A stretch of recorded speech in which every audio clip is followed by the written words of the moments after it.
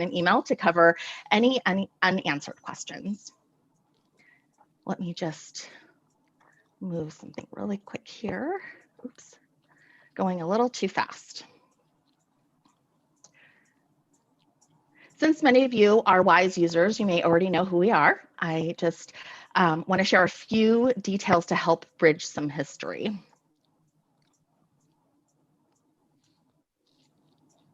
The foundation of Wyze comes from our founder's passion of building a great relationship with our users, a vision in making too good to be true products for people and building friendships with these people to help build a community of users who continue to inspire building great products here at Wyze.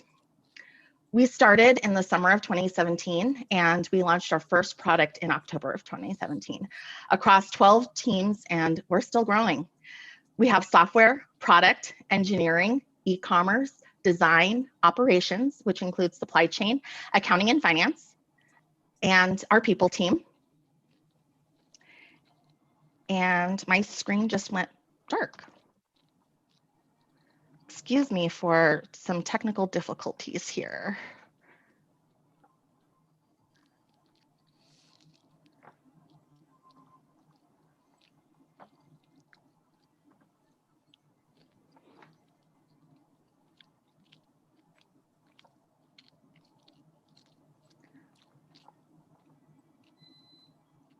Sorry about that. I'm going to ask if somebody else can drive the slides because it looks like my screen has just gone dark. So I am not able to see where I'm going. So I apologize for that. But I see from the Facebook live page that you're able to still view our slides.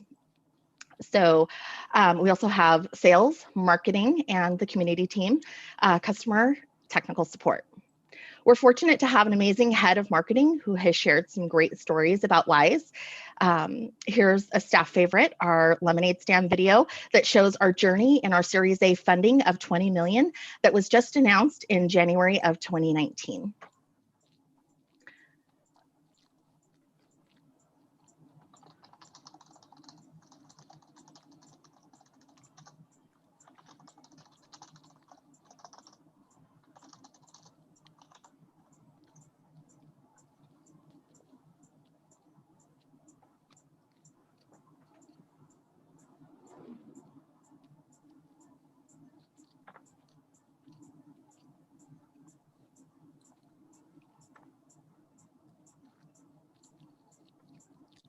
And it looks like we're back. So let me just go back here. Here's our lemonade stand video.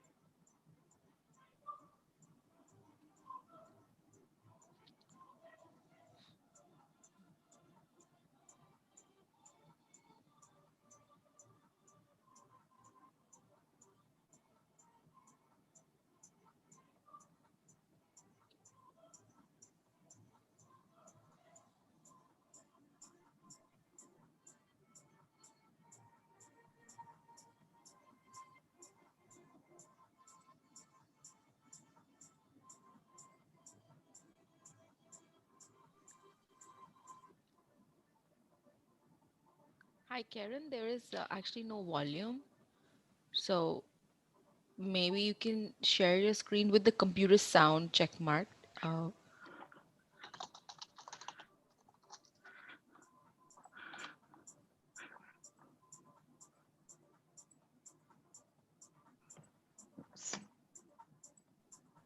Apologies, it looks like we had some audio issues, so we're gonna get our audio fixed really quick so that way everyone can hear the video.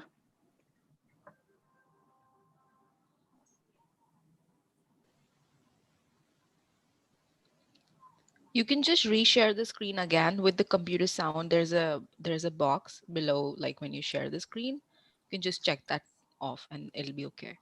Okay, thank you. Welcome. Just stop sharing and share again, I think. No problem, thank you, I really appreciate it. Let's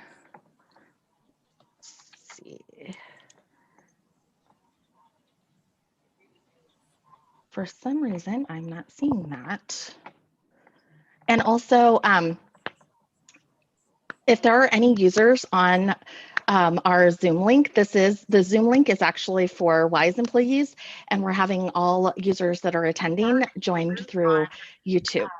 The Zoom link is actually for Wyze employees, and we're having all users that are attending joined through YouTube. The Zoom link is actually for Wyze employees.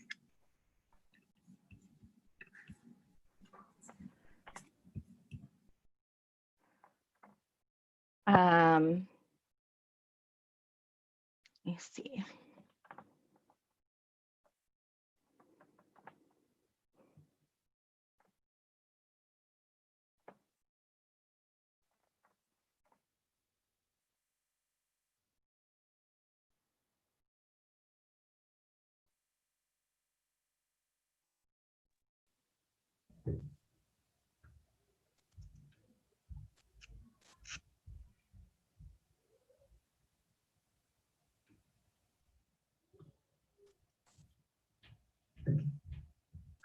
Can everyone hear the audio now?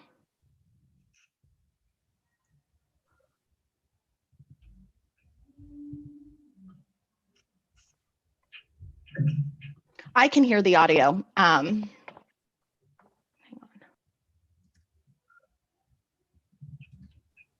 Yeah, it doesn't appear to be shared. I can hear the audio.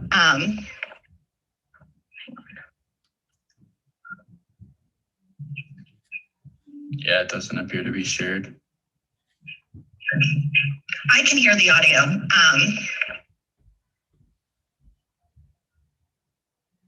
Shared. Yes, you know what we're gonna do is this is actually a great video that can be viewed on YouTube. It's and we'll share the lemonade stand link. It's a staff favorite, so I definitely recommend everyone taking a look at our video. So we will go ahead and skip the video. It's a story about our $20 million Series A in January 2019. And so sorry we weren't able to get the audio working on that. The office in our video is our second office. We moved across the street over a year ago, and we've grown out of that space. Due to COVID, we have all been socially distancing and working remote. In preparation to return to the office in the future when it's safe, we will be moving 3 blocks down to new office space, 3 times the size of our current space. In July of 2020, we closed an additional $15 million in financing led by our Series A investor, Norwest Venture Partners, with participation from American Family Ventures, Marcy Venture Partners, and Amino Capital. There are more great videos on our YouTube channel. Please feel free to check them out. There's some great stories about where we've been, where we are, and where we're going.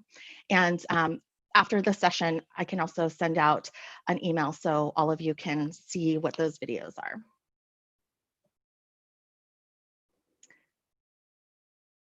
Here's a schedule of what we have going on for today. And we sent out an RSVP. So if you're interested in attending multiple events, feel free to do so. However, we do plan to be live till about 4:30. We also plan to give away some prizes during our last session. Feel free to join sessions you're interested in and leave sessions that you're not. This is our interview process. So our company is growing and we have over 30 opportunities available. These opportunities can be viewed at wyze.com/careers. If you don't see an opportunity, please click the Wyze Careers Open House option to apply. This way we can use our applicant tracking system to share your resume with hiring managers as opportunities become available. Our conversations usually start with our Wyze recruiter, myself, or my counterpart, Karen Rodriguez, whom you will meet later on in a session. We usually schedule 30 to 45 minutes to get to know you and to see if the opportunity is a good match to move to the next stage of our interview process. For technical roles, like our software engineer roles, the next step is usually our technical assessment, which is with a company called Carrot. We have 2 assessments. One is a 60-minute technical video interview to assess your technical skills. And there's also a series of coding questions and also troubleshooting questions. Our second assessment is our code challenge, where you'll be asked to set aside 2 hours of uninterrupted time to focus on the assessment. The second interview is a 60-minute video interview with someone from our interview team. This is a great opportunity to ask questions on for the team interview. Final interviews, also known as our full loop interview, usually starts off with a presentation to the interview team, followed by 3 to 4 60-minute one-on-one sessions. And that's our interview process.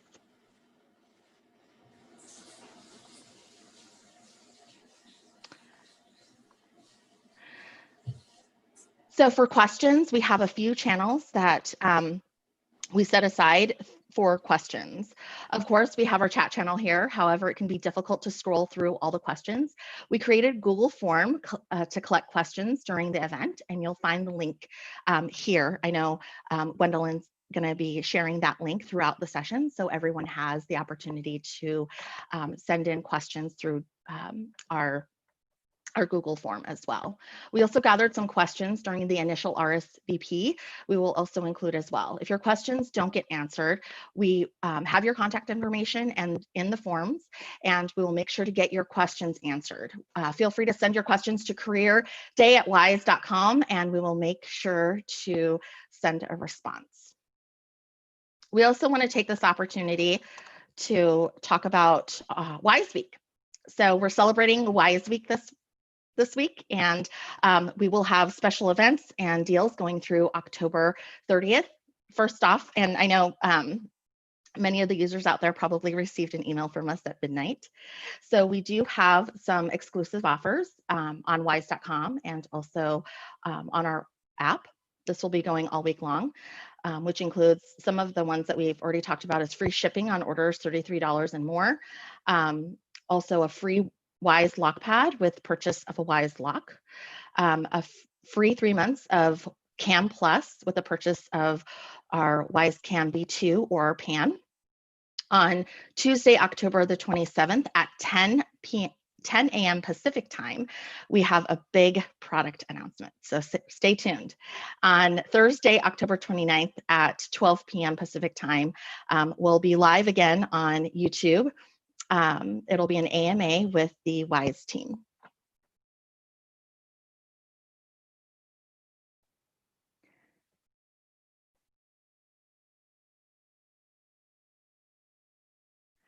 Apologies for the pause. I'm just checking our messages in a few channels here. So before we start, we have about 15 minutes. So before we start, I'm going to go through some general questions that were sent through. So there was a question that was asked, is working remote an option?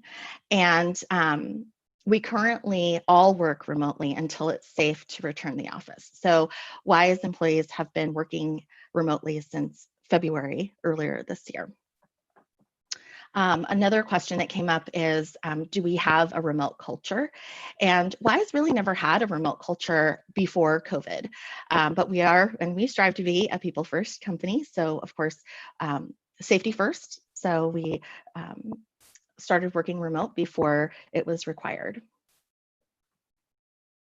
We've always been an in-person, in-office team.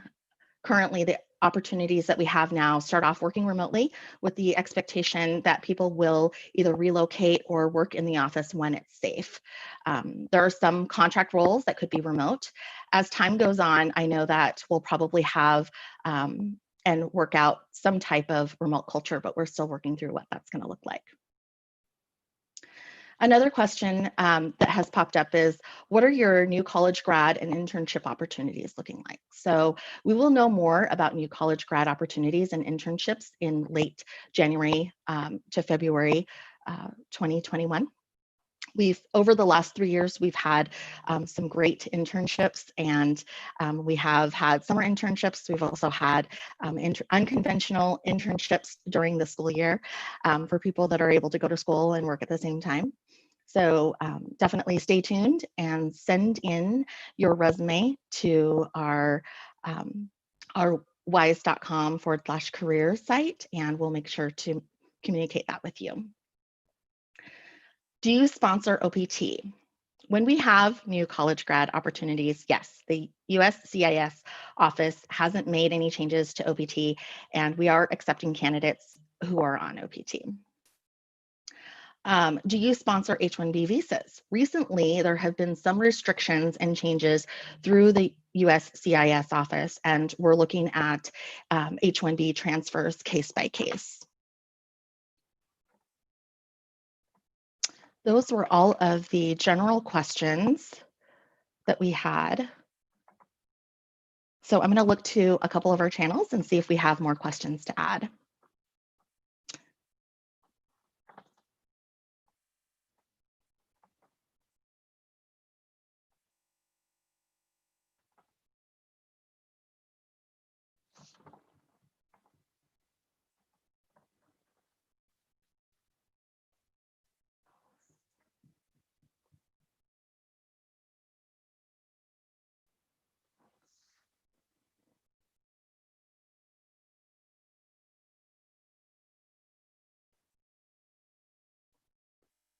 Someone had mentioned to restart our computers because we're going from Zoom to the YouTube link. The current YouTube link probably won't work. And so we don't want to disrupt the connection that we have. Lesson learned for our next live events that we connect through Zoom. So apologies for any delays or any issues that may occur.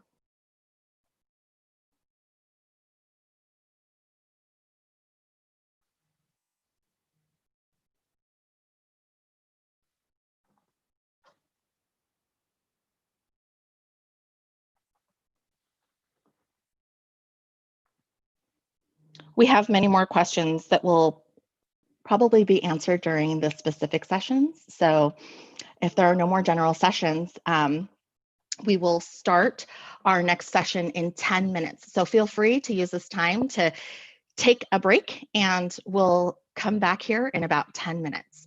So I'm going to go ahead and just mute myself.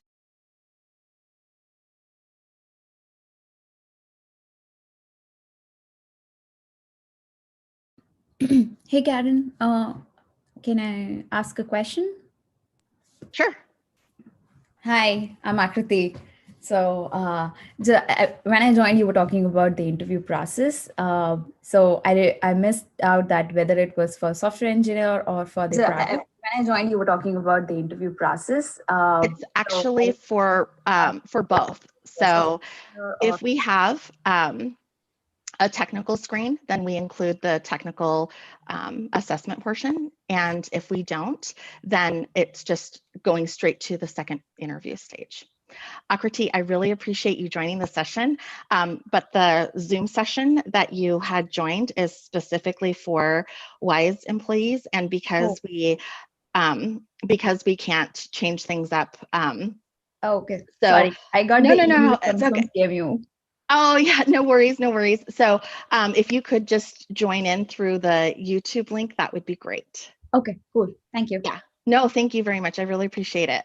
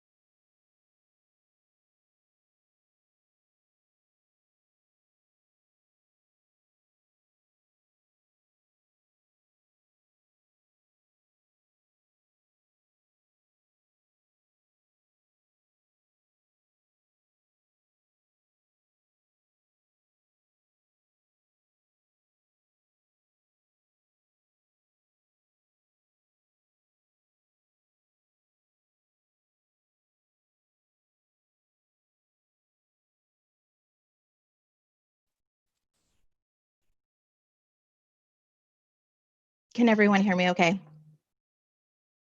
We're a few minutes away from our next session. So I'm just going to get this ready while we get everybody to join.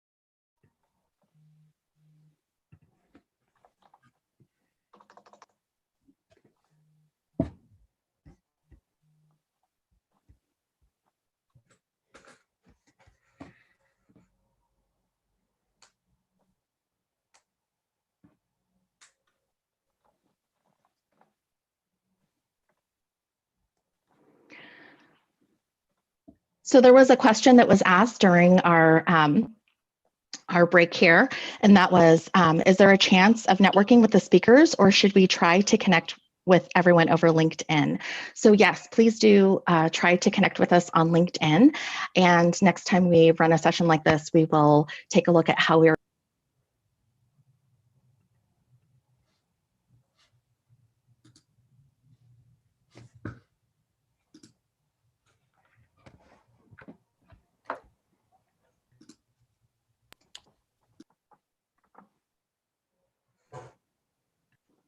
okay. We're about a minute away, and I see we have Scott, Logan, and Josiah here with us. So this is our marketing and sales team.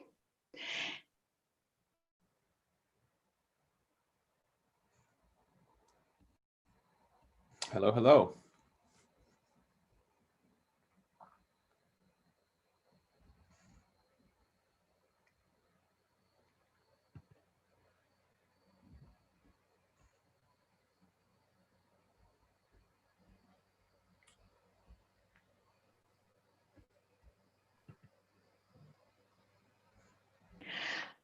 So Logan, if you want to go ahead and kick it off with introducing yourself, and then followed by Scott and Josiah, that would be great.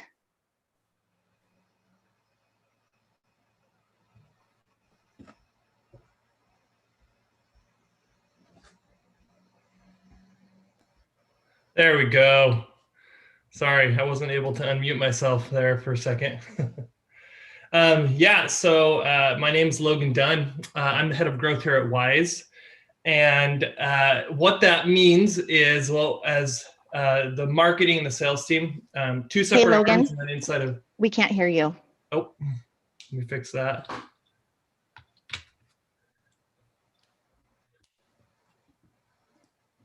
There you go. Can you hear me? Okay, go ahead and move to Scott. Oh, okay. Then keep going. Maybe it's just me. Okay. Scott, can you hear me? Yep. Okay. All right. Good. All right. So what I was saying is our marketing sales team, two arms. And then inside of marketing, we've divided into two arms, which is our new product marketing, which is led by Scott. And then me, I do the post-launch marketing, which is really a growth role and looking for what opportunities we have to continue to grow our product lines and to grow the company as well. I also handle our growth for our services business and how to help explain the benefits and value of CAM Plus and of our newly announced home monitoring service.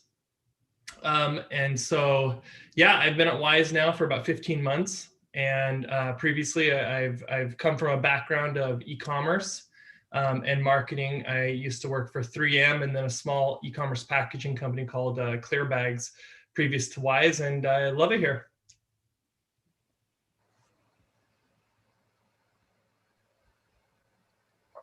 Shall I go next? Yes, please. Excellent. Thank you, Logan. So Logan is my counterpart on the marketing team. My name is Scott Wilson. I lead the product marketing side or the product launch side of Wyze. A little bit about myself. I am also a former Amazonian. That's what brought me out here from the Midwest. So out to Seattle back in 2014. I was with Amazon for a couple of years, and then I went over to REI to explore the outdoor side of my personality. That's where I did some digital marketing. And then back in 2017 is when I joined the Wyze team. So right when we were getting everything off the ground, introduced to the awesome folks at Wyze and joined the team, and always just kind of really had an affinity to marketing. And so that's what I've always done here at Wyze. Been really fortunate to go through all the different products that we've been launching. What a lot of what we do on my side of the team is we work super close with the product managers, the sales team. We try to understand the product messaging, the product positioning, how we're going to present it to the world. And then also we go out and try to make a compelling pitch with different photos, different videos, and just try to get ourselves excited as well as all the customers excited about the product that we're launching.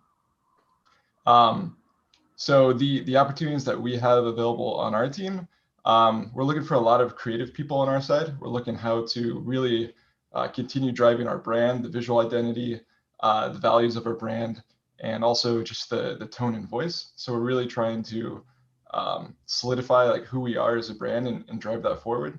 We're looking for people that really understand the customer and can empathize with them. So just being able to take a lot of different technical aspects, a lot of different features, and then transforming those into a message that is easy to understand for our customers. So all that to say, very creative people that can think outside the box, and people that can just grab something and run with it. Thank you, Scott. Josias. All right, I'll go ahead and get started here. Thank you everyone for joining the first virtual open house career event that we're having. It's definitely excited to be a part of this today, and thank you, Karen, for putting this together to be able to give an opportunity for people to get to know more about Wyze and what we do and how we do things here. Also, it's an exciting day. It's our third birthday, so super excited about that. Definitely a celebration. So who am I? I work as a retail sales account manager. My name is Josias.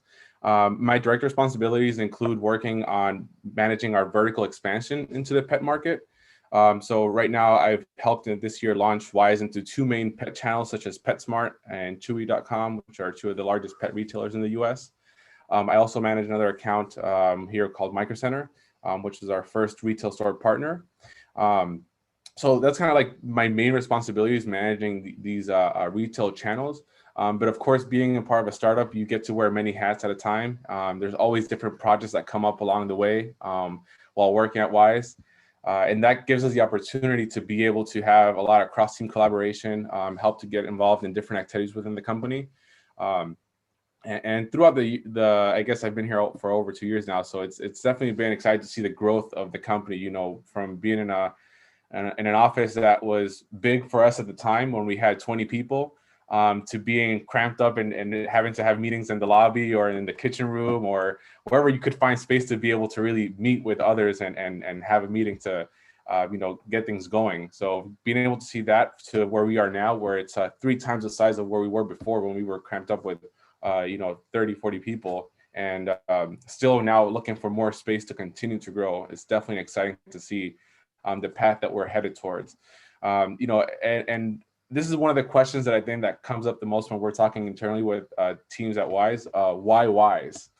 And the best way to put it, there's many opportunities out in the tech space to join growing companies. But I would say there's very few opportunities, even in a lifetime, to be part of a company that gets to be known for making history by changing the way that an industry works. And that's something that I truly believe Wyze is doing in our own way. We are pioneers of the smart tech revolution. We're getting to lead the way in making great products with amazing quality at an affordable price.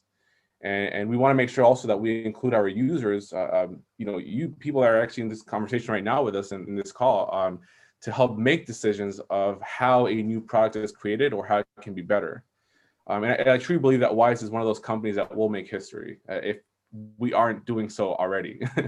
And we are small enough where your presence in our team will be felt and will make a difference by your contribution. But we're also growing fast enough where the time is now to be able to join a company that is changing the way that the tech world is as we know it. We want to have people that are dreamers, people that think big. We want to welcome people that want to make a difference in the world by helping us create that as we call it, and the term that we have coined, a too good to be true products and experiences. But those are too good to be true products and experiences that are actually that good. And that's what we aim for. So I guess I'll go talk a little bit about the team. So I work in the retail sales team, and we focus on amplifying the Wyze voice by getting our main products, our name, our brand, in front of as many people as possible in retail stores. So, we're fulfilling one of the main parts of our mission as a company, which is making smart tech accessible to everyone by helping put our products into places where people shop and have easy access to discover our brand. One of the things that I wanted to share is I love working with my team, and our sales leader, Will Stanton, he's the director of sales.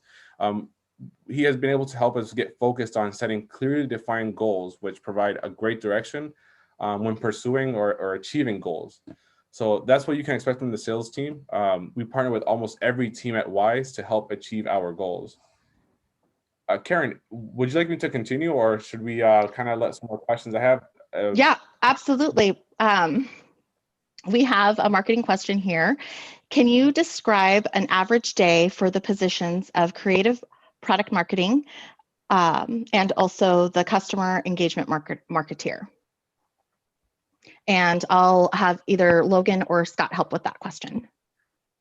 Yeah, I actually think that's a double whammy. So one side for me and one side for Logan. But I'll start off if Logan lets me, and then I'll pass it over to him. So for the creative product marketing side, I personally, I love the idea of having a bunch of technical specs and having this product in front of me, and then trying to figure out some way to form everything into a story. And at the end of the day, that's essentially what this role is. It has to do with a lot of different research. So maybe if there's a thermostat like we just launched, or if there's headphones, you grab a product and you want to go out into the market and start researching, what do people already like about headphones? What do people like about noise cancellation?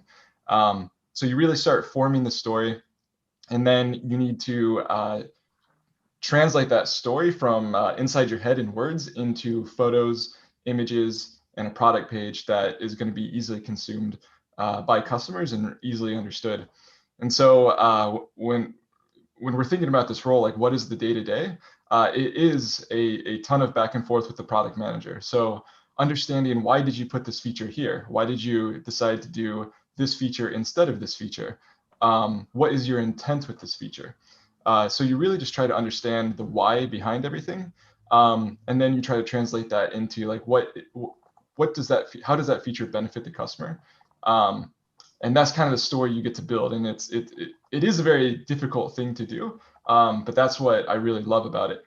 And then once you get that story, then you start trying to describe and decide how you want to tell that story. Do you want to tell it a very warm and friendly way that is super approachable? Or do you want this product to seem extremely bad and extremely tough and heroic? And so you try to do your best to try to make the copy fit that way. And then when you communicate to the customers, when you start writing the email, do you want it to be a very short and succinct email that drives curiosity? Or do you want to tell them everything right away, get them hyped up, and have people click into the product page? So it's when we're thinking about this role, it's and the day-to-day, it's really a lot of storyboarding in your head, but also with a lot of different partners across the scene, especially with Josias and his team on the sales side. It's essentially saying, if we're going to sell in Target and Home Depot and Micro Center, for example, those are three very different types of customers. And so they're probably going to be interested in three very different types of use cases. So you're constantly working with different people. You're always trying to understand which type of customer you're talking to. And then with the millions of customers that we have, it's essentially, it comes down to how can you make sure that it doesn't feel like you're talking to a couple million at once, but it more so feels like you're talking one-on-one with that specific customer. So that's from the creative product marketing side. And then Logan, do you want to jump into the engagement side?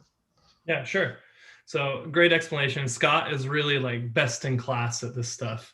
The stories that you see on the pages are written by Scott and team, and he does an amazing job at all of that. And this position, the creative product marketing manager, just works with Scott on on executing all of these go-to-market strategies for our products, which is awesome. Yeah, so the customer engagement marketer is, this role is really, so what we did is kind of like, we looked at what are the biggest growth areas and opportunities for Wyze. And as we are looking and thinking about that, one of the biggest things that we have an opportunity with is how to engage with you, our existing customers. And thinking about that specifically and kind of like what's the best way to engage with customers? When do we want to engage with them? Things like that. That kind of led to this position of, we really need help and support as in a customer engagement marketer. And the way I see the role of the day-to-day for the customer engagement marketer is really, there's two sides to this telling the customer journey. And what we have is we have kind of like a horizontal customer journey, which is how do our customers become aware of Wyze? How do they engage with Wyze? What are the communications they receive from Wyze? And how do we take them from the awareness of Wyze to an advocate of Wyze and to sharing Wyze with their friends and family? And a huge part of that, like Josias mentioned, is we create these products that are amazing, and the value that you get for the price that you pay is just outstanding. And so that's a huge lever that we base our entire business on as well. And then inside of each product, we have a vertical customer journey, which is like, what is the experience from awareness of that product to advocacy for that product? So whether it's the Wyze Cam or whether it's the Wyze Scale or the newly released thermostat, whatever it might be, how do we get customers aware of the products across the spectrum, which is part of that horizontal journey? And then how do we get them deeply engaged and involved with each product? And that's really the day-to-day of that customer engagement marketer, is thinking about these journeys and then looking at what the communication strategy is. And we want to figure out how to engage with our customers in the right time. And so it might be creating segments of our customers based on behavior. For example, is this a Wyze Cam customer who also owns a Wyze Scale? That might be a customer group, and what are the similarities between that customer group, and what is the message that this group might want? And then are there other people that kind of look like they could fit into this group, and can we present to them at the right moment a scale with the right specifications and things, which are talked about with Scott's team, right? All of these, whether it's with the retail team that Josias is on, or whether it's with this new product marketing, which Scott leads, it's like, how do we engage across team too to create this journey? Because awareness is not just, you can become aware of Wyze and its products in the Home Depot or in Micro Center, right? And so the customer engagement marketer role is really to segment customers, figure out when's the right moment to communicate with them, how to improve their customer journey. And so your day-to-day could encompass any of these aspects, but it's really focusing on that growth lever of the company, is engaging with our existing customers. Thank you, Logan. The next question I'm going to give to Josias, because I know that you've worked in multiple teams here at Wyze. How does Wyze and its leaders treat career development for its employees? That's a great one. Good question. So I guess I'll give a little bit of my experience, from working at Wyze. When I joined initially in 2018, I worked in the customer support team. So, my journey at Wyze started off in the support team, and I learned a ton from working directly with voicing or hearing customers' issues, concerns, being able to bring that back to our product team and help make changes to how our product is built. That was a part of my first, I guess, that's where I started at Wyze. But along the way, working even with Karen always focused on asking me, what am I looking for? How can she help me, carve my way into the position that I want to be in, or how can I grow better in the company? And that's something that is always front and center, I would say, of everyone that works at Wyze. How can you help the company grow better, and you continue to grow yourself as well? So I started off in the support team, and then within a year, I believe, I moved over to the retail sales team. We had the need of being able to help continue to expand our retail presence in stores, and we had one person managing the retail sales team at that time, which was Will. And then shortly after, like I said, about a year after I joined Wyze is when I transitioned over to the sales team. So I would say, definitely there's always opportunities for growth at Wyze. We're always finding different ways to help people be in the place that they want to be at the company, and that they can best help the company continue to grow. Sounds good. Thank you so much, Josias. And another question that we have, what's the latest with your affiliate marketing initiatives? We'll give that question to Scott. Yeah, so probably not too long of an answer for this one. We currently are not expanding the affiliate initiatives to any of the different products that we have within our portfolio. That was essentially like a one-time thing we were trying to do with the Wyze and Response program that we did. And we do not currently have any plans to expand that beyond that. Thank you. Another question that we have is, how are you incorporating content marketing and thought leadership into your campaigns? I can take that. So this is actually something that we are thinking about, and we realize we need to do more, and whoever just asked that question should probably apply. Because that's honestly something that I think is very, very important, right? If you think about it, it's like that's kind of an awareness driving campaign when you think about it, right? Because it's like, how can we just participate in thought leadership in smart home or other areas? And we have talked about ideas like we do an annual study, and how can we share the things we learn about the smart home industry in that annual study, but also just like common issues and frustrations with smart home. And we've got a lot of industry knowledge. I mean, the people that work at Wyze, like I've never worked with a smarter group of people. I mean, we've got people with years and years of experience in the technical side and integrations. We've got people who are like the most techie people I've ever met. Like some of the computer setups for at home blow my mind, right? And I mean, we could probably, like, we've got a wealth of knowledge that we could share with, with the community. And so I think that is something that's very important, something we are looking into. And if we do it, it would probably be in partnership with our Wyze Commerce team, which will be speaking a little bit later, right? Because it might be blog content, it might be participating in other places. But I agree, that's something we need to do. And it's, one thing at a time, I guess, is the reason why we haven't started doing too much of it yet.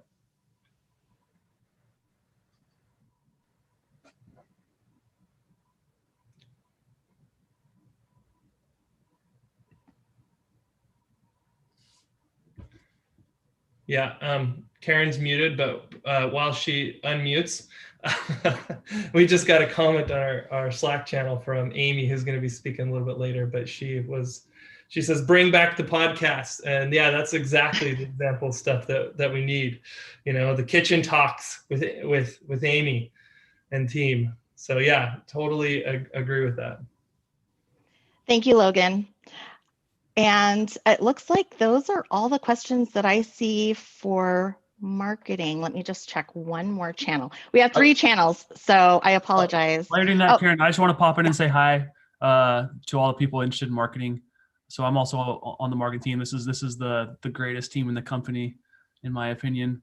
A world-class set of marketers, and we're really excited that we are finally adding to our team. We haven't had a lot of open marketing roles since the beginning. Like, this is pretty much the team we've had. We've added Logan. So we are finally adding to our team, where it's much welcomed and excited to do that. So I encourage everyone to apply, and looking forward to building the next phase of the world-class team at Wyze. So anyway, I just want to say hi real quick while the marketing team was presenting. Thank you, Dave. That was our head of marketing and co-founder, Dave Crosby, whom you'll see during our founders session. So thank you so much for that. So we do have another question here. How are you incorporating content marketing and thought leadership into your campaigns? Oh wait. Logan just answered that one. Sorry. I do see twice. Another one if yeah, go ahead, Scott. If you don't have it, so I do see one. This one is this is a loaded one, but it's how's the research that you do after the product is complete different than the product design team did to understand the customer needs? Do you compare if both teams get the same results? Yeah, this could probably be more of a discussion than just an answer. The short answer is so the marketing team takes a ton of what the product design and the product management team did to create the product the way it is. So when they're working with the customers, when they're doing alpha tests, beta tests, they are really working like daily with different customers, and they're understanding their different needs. Really what we're trying to do is we're trying to understand in like how customers actually communicate their feelings for those different features that they love. We're also trying to convey how they prioritize all the different features that the product design and the product market or the product management team has created. So, you know, the thermostat has like 100 different awesome features, and you know, to some people they may be equally awesome. To other people, controlling remotely or the schedules are the top two things that they really look for in a thermostat. And so we try to marry both together. So we understand why the features were chosen, what the features are doing, and the benefits, and then we try to see like how are actual customers talking about it to their friends and family. So when they're away from the product management team, when they're away from the product designers, it's kind of a cool lens to look into how are customers reviewing different thermostats, and how are reviewers like on YouTube or The Verge or TechCrunch or CNET actually talking about these things. And we really just try to get snippets from natural language. And so a lot of the time, ideally, they're one for one, so they match up really well. There are some times where we do discover stuff within the research phase where we're like, hey, actually, we think we should prioritize this above something else. So yeah, they complement each other quite a bit, but there also are a ton of similarities. I'm also happy to expand on that in a different conversation if you want to message me on LinkedIn or get a hold of me, because it's a super exciting thing to discuss, but I think it deserves more than just like 2 or 3 minutes. Thank you, Scott. So I think we have time for 1 or 2 more questions. And I think this one is probably for Josias. Is retail sales the right channel for Wyze? The retailer markup is significant and the right of return costly. Do you really need the customer? Actually, for this question, I think we're going to take this one offline, because I think this one has to do with, I think we're trying to keep all of the questions for non-career related to a separate session. And I can respond and send these questions to the different teams so we can respond to you directly. Another question is, does your team create personas when they work with understanding and sharing with engineers how to a customer might think or view a product workflow? Who wants to take this one? I can take that. Yeah, Logan, yep. Yeah, so the answer is yes. We actually have our customer personas created. We've created 4 customer personas. And the challenge with customer personas is, how do you get everyone in the company on board and using the customer personas? But we have actually created customer personas based on our annual study that we conduct, which those who have participated in that, thank you. It's something that's super important to our company. And as we get that feedback, we actually analyze the responses of those that submit, and we create personas from it. Where do people like to shop? And how many devices they own and things like that. And we learn this information as it's volunteered by those that submit into the study that we do. And we have created, like I said, them into personas. And like Josias and I, just the other day, we had a chat about personas and how our persona would apply to the retail sales channels that he's working in and where the overlap might be. So yeah, we definitely do that. And we're working on continually, I guess, internally marketing those personas throughout the organization so that it gets used everywhere. Thank you, Logan.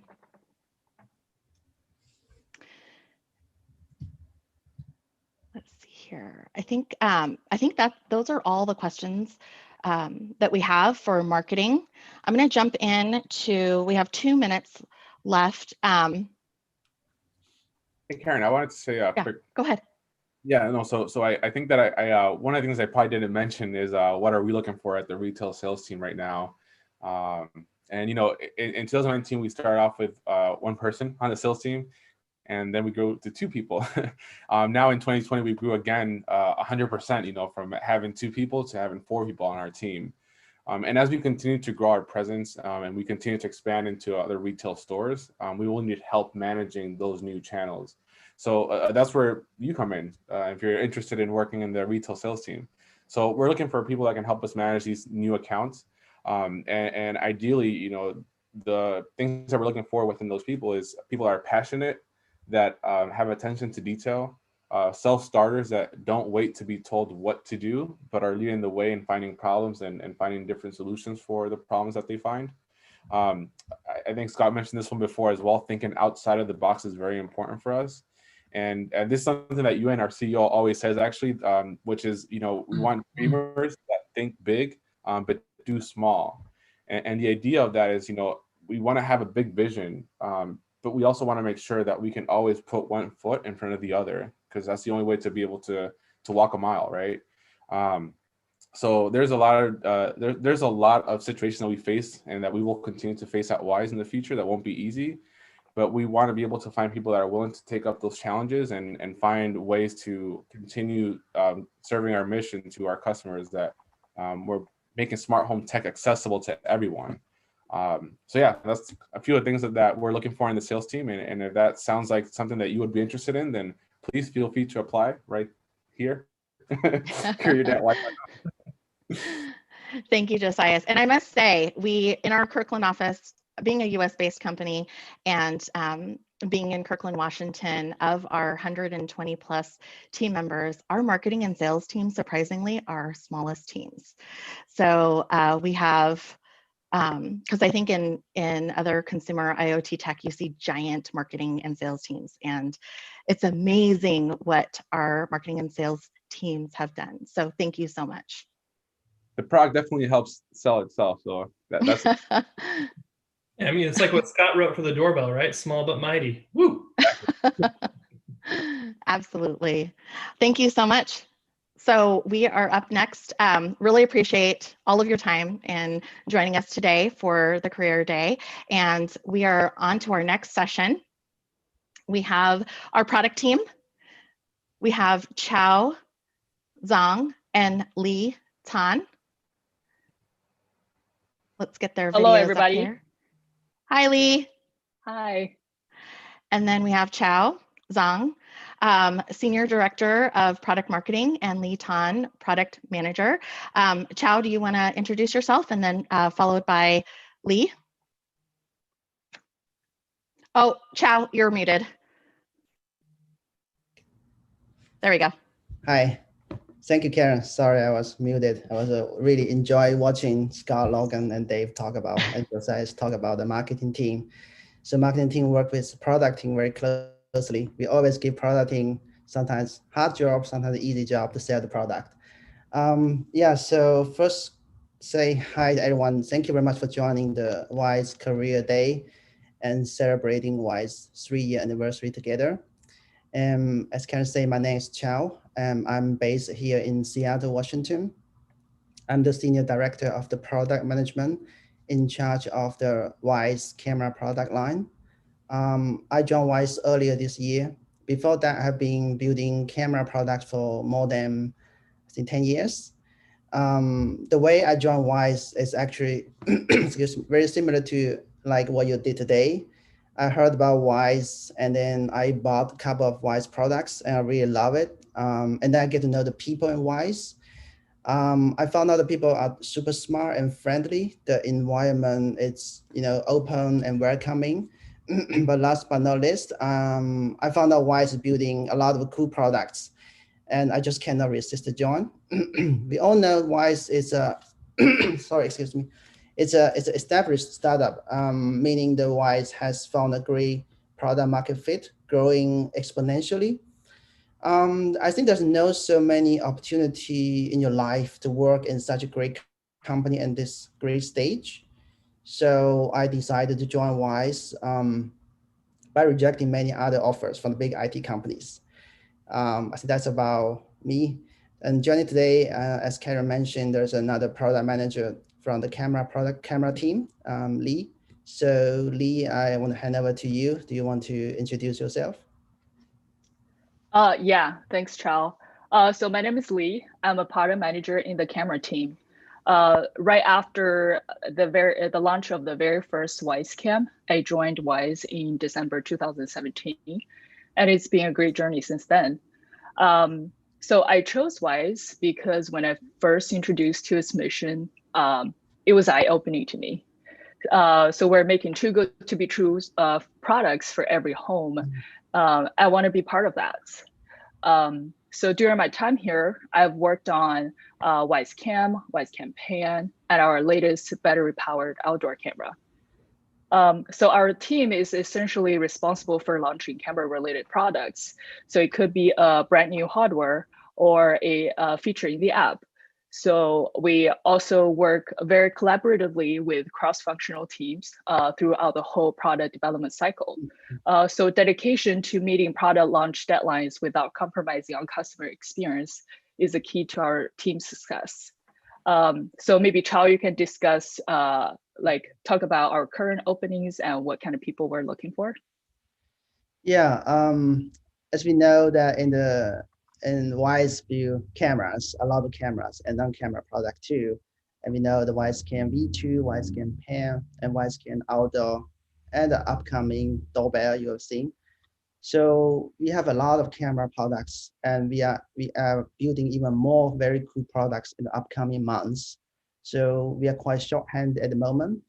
We are looking for a great product manager to join us. A person who are passionate about IoT devices, in particular camera products, who's very obsessed about user experience, focus meticulous on details, at the same time have the grand vision in mind. We value forward thinking, original thinking, and of course hardworking as well. As a product manager in Wyze, you will take a very customer-centric approach to champion product features. And very luckily, we have a huge user base, and we can find a lot of valuable information by doing interviews, surveys, working with the marketing team we already met, and identify the pain points, and more importantly, understand the reason behind that. Why do they think that is a pain point, and how do we solve that? Oftentimes, what users tell us is not really, the best solution, and we should aggregate all the information and come up with some great ideas. And we always have great conversations internally. The ideas bounce back and forth in the product team, outside product team. When the ideas are formed, then the product will be defined. So you will write a cohesive documentation, product required documents. And oftentimes we will, of course, test out those ideas with the help of the community team, with the marketing team. And the moment we define the product, then it's about execution. We need to really, in full speed, launching that. Time is in essence. So you would then work very hard across different teams, get everything involved. You have a lot of meetings, but most important, you have one laser focus goal is to bring the product to the market. In this whole journey, you work with engineering team, you work with sales team, marketing team, community team, and logistic team. Some are here, some are remote. Of course, we have a partner as well. We always look for great partners. Once the product is out of the door, launched, it's actually not the end. It's actually the fun begins. Now you can see your assumption. Is it correct? Is the feature useful? Is the product easy to use? Then you would take this feedback, go back to the product development team and refine, improve, iterate. And this is how we build good products. If you can't really tinker and change in this iteration, it's okay. We make mistakes. We can build next generations. So I think always going forward, have the original thinking. It's very important. This is indeed a very challenging job, but it's super rewarding. as you can see. If you don't have a lot experience building, that's also fine. We all learn, we all grow. I think learning is another very important attribute we are looking for as well. Yeah, overall, I think we are looking for a great product manager like Lee. Chao, thank you so much for sharing that. We have a question here. How can one gain experience in product management given their current role company does not provide opportunities to gain such experience? That's a good question. I can start first. I mean, Lee can maybe add later. I think it depends on what's your current role, but I think no matter where you are at this moment, as a product manager, need to first imagine yourself as a product manager in an open situation. What would you do? And if your company allows you to do more than what you are doing today, then you can try to take a smaller responsibility, let it be a definition or marketing or sales, whatever you feel comfortable and you feel you would do. Always thinking, imagine what would you do at this time, and you can see whether you're doing the right thing. You can compare to what the product manager is doing, and learning really very important. Get yourself prepared, and we value as I said, the original and forward thinking, and those things doesn't come in one day. It comes in long time of experience building, either it's learning or practicing. Yeah, I would say take baby step, and if you could, and maybe you can take an internship. It really depends on where you are today in your role. If you can expand out and be more responsible, take accountability, those are things that we are looking for. And maybe you even grow in your own company, become a more responsible product manager, just like how Josiah's can move around, grow here as well. That's my take on that. And Lee, do you want to add some of your thoughts? Yeah, so I think Chao make a very good like explanation on how to grow in this role. So I think what's important is that you like first understand the problem, and you think of this problem as if you are the user, and then try to think of a perfect solution for this problem. And then I know there are many like online courses for product management as well. So if you're interested, you can definitely check it out. And you can always start with a like a entry-level product manager, and then you can shadow a more experienced product manager. You can get tons of experience there. Yeah, I just want to say, I want to add one more point that actually Lee went through the same process. I think so. Inside Wyze, we have a lot of opportunities for growth. And as Lee mentioned, you can enter as entry level, and then you can, as even maybe a product engineer, and later you can transition, to the product team. We always welcoming, people from our own company as well. We have, growth opportunity inside. Yeah. Thank you, Chao. Thank you, Lee.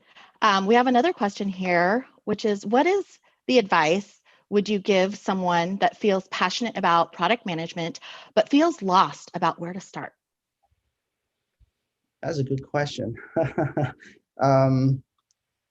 I think it's, I will answer first. So things really, you have to find things you like, things you love, things you're passionate about. You want to build things you even yourself find it, exciting about. And there are a lot of things you can do. I mean, for your future career growth, maybe you pick something that's really have uprising opportunities. I'm not saying that don't go to buy a mining machine, but I'm saying that look at what's the trend. So what is growing? Is it like IoT? Is it like AI? Is something software or hardware? What's your interest? There's a lot of new technology coming. So pick an industry and that you like, and you want to go very deep. You can study about it, and you can learn about the trend, and you can learn some online course as well. But really focus on the fundamentals. There are a lot of resources available online, and if you I mean, I know some university offer product management course, and if you are not taking the university course, then there's online course.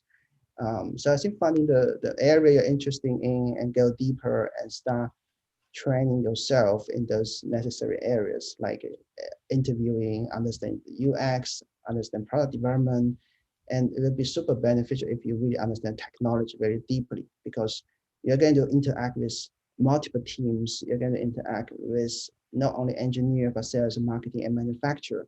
So try to be, well-rounded and possible, as much as possible. Yeah. Thank you. Lee, did you want to add to that? Yeah, so I think it's common to like get lost in the beginning, but I would suggest you find what you're passionate about, apply to what companies you are interested in, and just start. If you could get into the position, I think it would be super helpful if you're training at the spot. I think it's a bit different if you look outside the window, but if you're actually doing the job, you will get a better understanding of what we're doing. Thank you, Lee. And we actually have an opportunity on the product team for camera. Chao, do you want to talk a little bit about the product manager role that you currently have open for camera? Yes, thank you, Karen. Yes, we have one positioning opening right now. It's a focus on the camera products. As you already know, we have the Wyze Cam V2 and the PAM, and we're building many more cool products. So if you are a product manager, or if you have product management experience, and if you are very passionate about IoT devices, or especially if you have experience building camera products or building IoT devices, that will be super beneficial.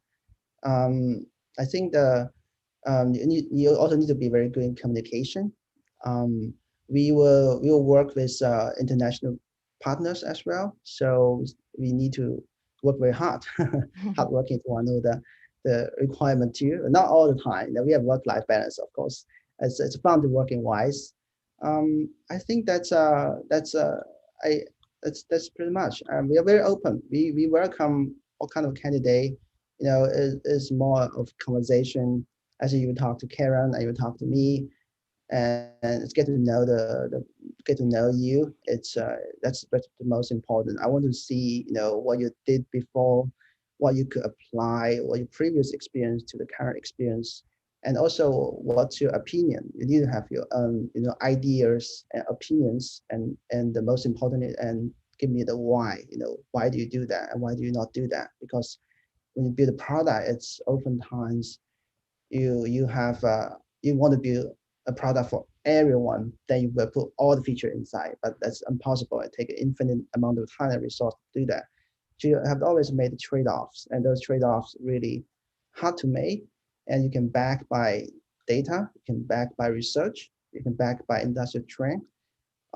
So means that you need to be learning, watching, and following the trend, and even go ahead of the curve all the time. And new technology rising often, and you need to be also understanding what's the new things coming up. We very look at competitors, so we want to be ahead of them. So we also like they look at us. I think that's all. We are looking for great product managers. Yeah. Thank you so much, Chao. So share with us, what are the top 3 things that you look for in someone when you're interviewing for the product manager camera opportunity? The top 3. I think the first one, it's a product sense. So product sense actually covers a lot. It's like I think it's really what I said before. How do you define a product? How do you start this? Did you start from user? Did you start from technology? And what's your feeling about certain products? I always ask you opinions on existing products, or if you do the same, what would you do? So the first is product sense.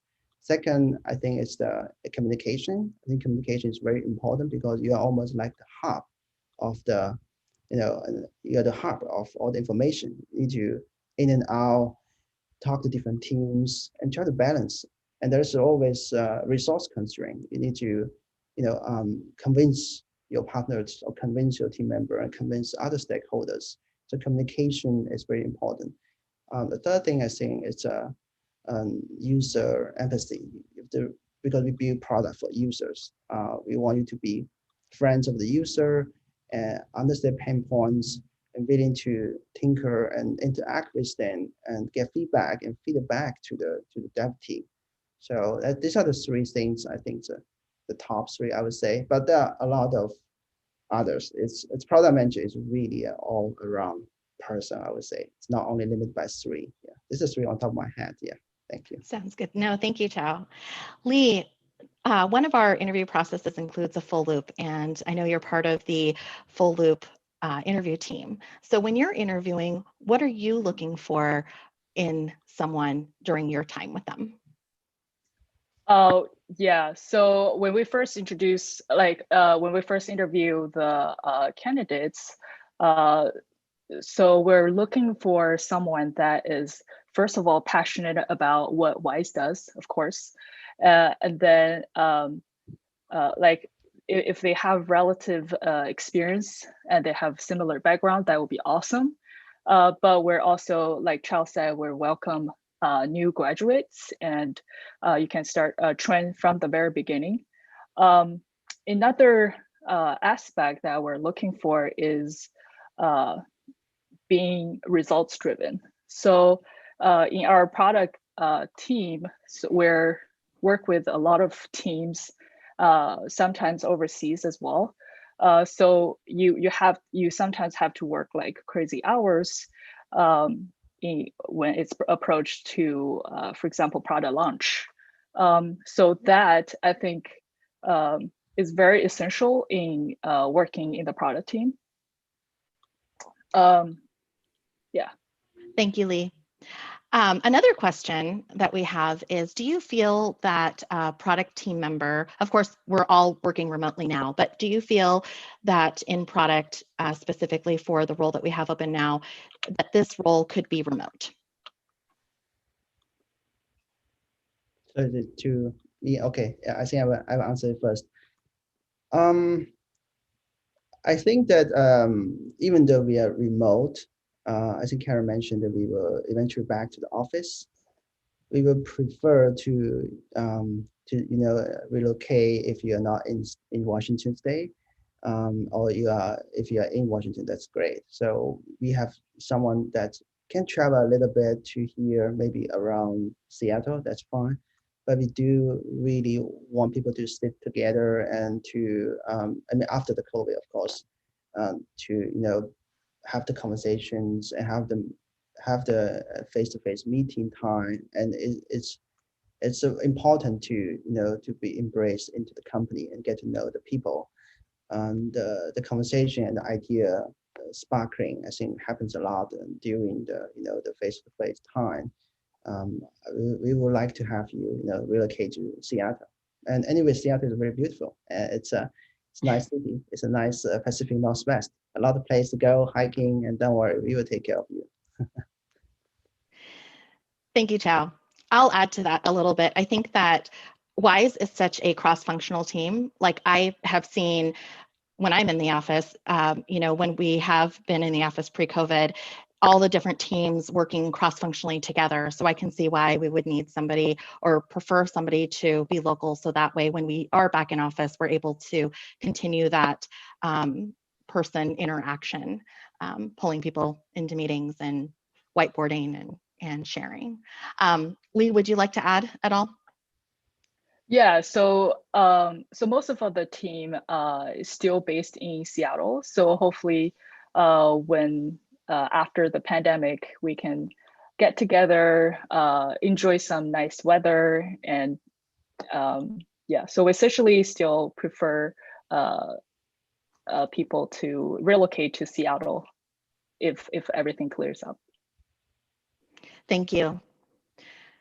Chao and Lee, thank you so much for joining us today. We have about a little less than 10 minutes left, and those were all the questions that I saw for the product team specifically focused on camera. We have a lot of questions that are product related, and I'm going to ask everyone join us for the AMA that's going to be coming up next week, because definitely we want to try and share as much information as possible during this time about Wyze and careers opportunities, what it's like to work here at Wyze. So we'll make sure to share your questions with everyone on the team and get your questions answered that are non-career related in either the AMA upcoming next week or in emails. So Chow and Lee, feel free to stay on until 11. I'm going to go through some general questions, or you can hop off. Thank you so much for your time. Awesome. Thank you, Karen. You're welcome. Thanks. So we have a couple general questions that I'm going to go ahead and answer during our last few minutes before we start our next session. Let's see here. I had them right here. Apologies for the delay.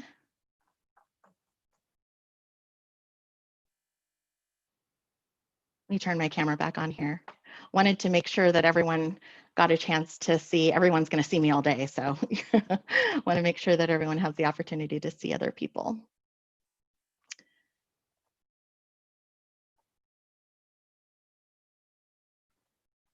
So some general questions that we have. Let's see here.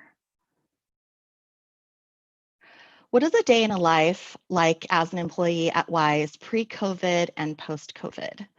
Actually, this could, you know, if Chow and Lee want to share what their thoughts are on this question, feel free to join in. So, you know, I think from a recruiting perspective and being in the office and seeing all the different people that we have pre-COVID, very much Wyze is a culture of working as a team, co-collaborating. I see people just, you know, walk up to somebody's desk and be like, hey, can we powwow really quick? And, you know, conference rooms will get filled up and whiteboarding will happen. And so very much Wyze has always been a culture of working as a team together. I see product working with product design, marketing, sales, supply chain. So there's so many different teams that work very, very closely together. Now that we are all working remote, we have a lot of Zoom meetings. I think, you know, everyone still has a lot of meetings. It just looks a little differently. Whiteboarding looks a little differently.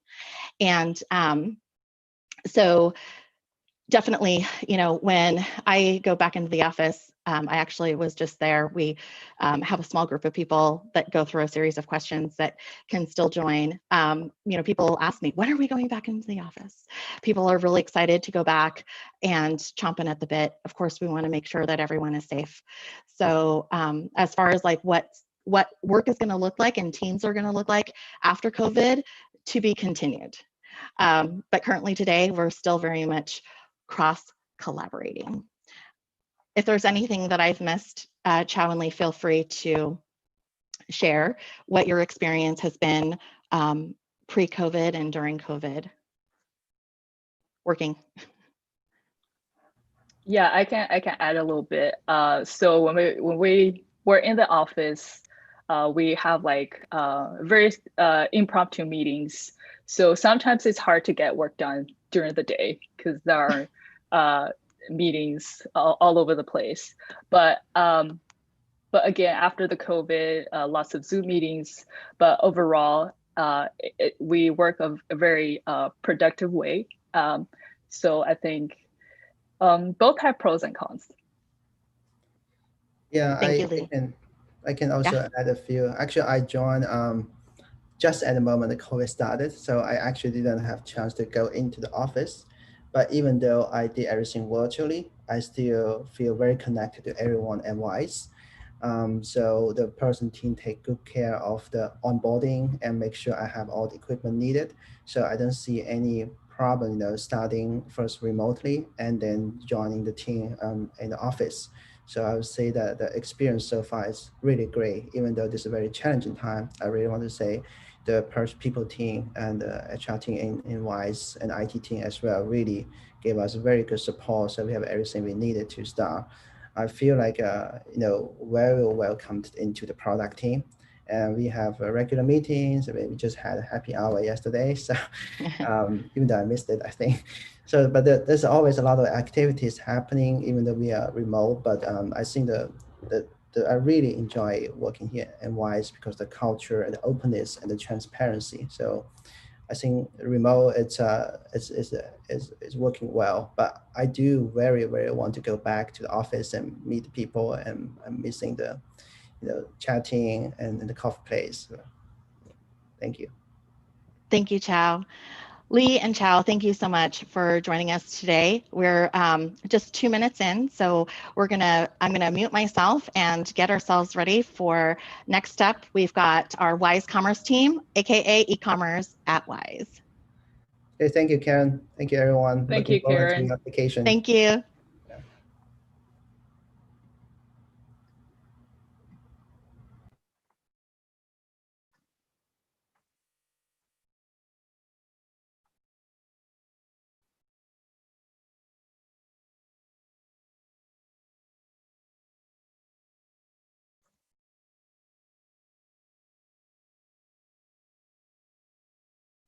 Okay, everyone can see. Next up, we've got our Wyze Commerce team, and we're going to get everybody situated here momentarily. Our two presenters for Wyze Commerce will be joining us.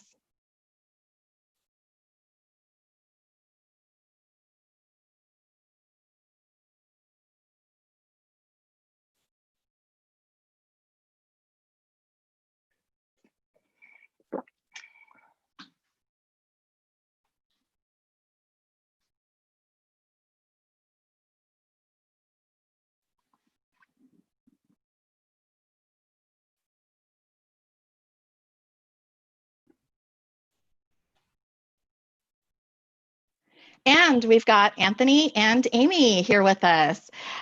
So Anthony is our Senior E-commerce Dev Manager, and Amy is our Director of E-commerce and PGM. So I'm going to go ahead and hand it over to them, and I will see everyone soon. Thanks, Karen. Are you actually going to drive the slides for us since Yes. you're screen sharing? Okay. Sure. We have a few slides that we added since we weren't really sure what the format would be. Absolutely. Do both of you want to go ahead and introduce yourselves? Absolutely. Go ahead. Amy, I'll let you go first if you want to take it away. Okay, cool. I'm like still trying to figure out what screen to look at because I have my like desktop here, my laptop here. So I'll try to figure it out. So hi, everyone. My name is Amy Xu, and I'm the Director of E-commerce here at Wyze. I'm here with my partner in crime, Anthony, and we're going to be spending the next 30 minutes talking about our team, what we do at Wyze, and why you should join us. So I've been at Wyze since the beginning, and before my Wyze life, I was actually at Amazon, where I met the co-founders, and so that's kind of how I knew about Wyze. And then, yeah, I've worn a lot of different hats here at Wyze, and in the past year and a half, Anthony and I have partnered together to form this Wyze Commerce team. So actually, Anthony, do you want to introduce yourself first, and then we can talk about like what Wyze Commerce is? Yeah, definitely. Well, first of all, thank you everybody for taking time on your Saturday to be here. I think that's really great, and we're really honored to have you here today. So yeah, my name's Anthony. Like Amy said, we're kind of a team that partners to do everything commerce at Wyze. So my team in particular, we have developers, very talented developers, and just as equally talented designers. So everything that you see on Wyze.com, services.wyze.com is all under my team. Over the last about 2 years, we've gone through a big digital transformation. So we'll talk a little bit about that and where that's taking us going forward, because I think that's a pretty interesting story. But I'm going to stop there. I'll let Amy start, and then we'll kind of get into it. Yeah, I was going to give more like a background of like what Wyze Commerce is and why we're called Wyze Commerce. So what Wyze Commerce is we are the direct consumer arm of Wyze. So as of right now, what that is our end-to-end shopping experiences on Wyze.com and the Wyze app. And the reason we call ourselves Wyze Commerce now instead of e-commerce is that we actually had this Think Big session earlier in the year with our teams. And our grand vision is that we ultimately want to blend shopping and commerce with the rest of the like Wyze AI and IoT experience. So that, for example, down the road, like if the sensors in your fridge detect that your milk is running low, we'll automatically in the background order that milk for you. Or if your water leak sensor detects that there's a water leak in your house, we can order a plumber for you. So that's kind of why we're called Wyze Commerce now.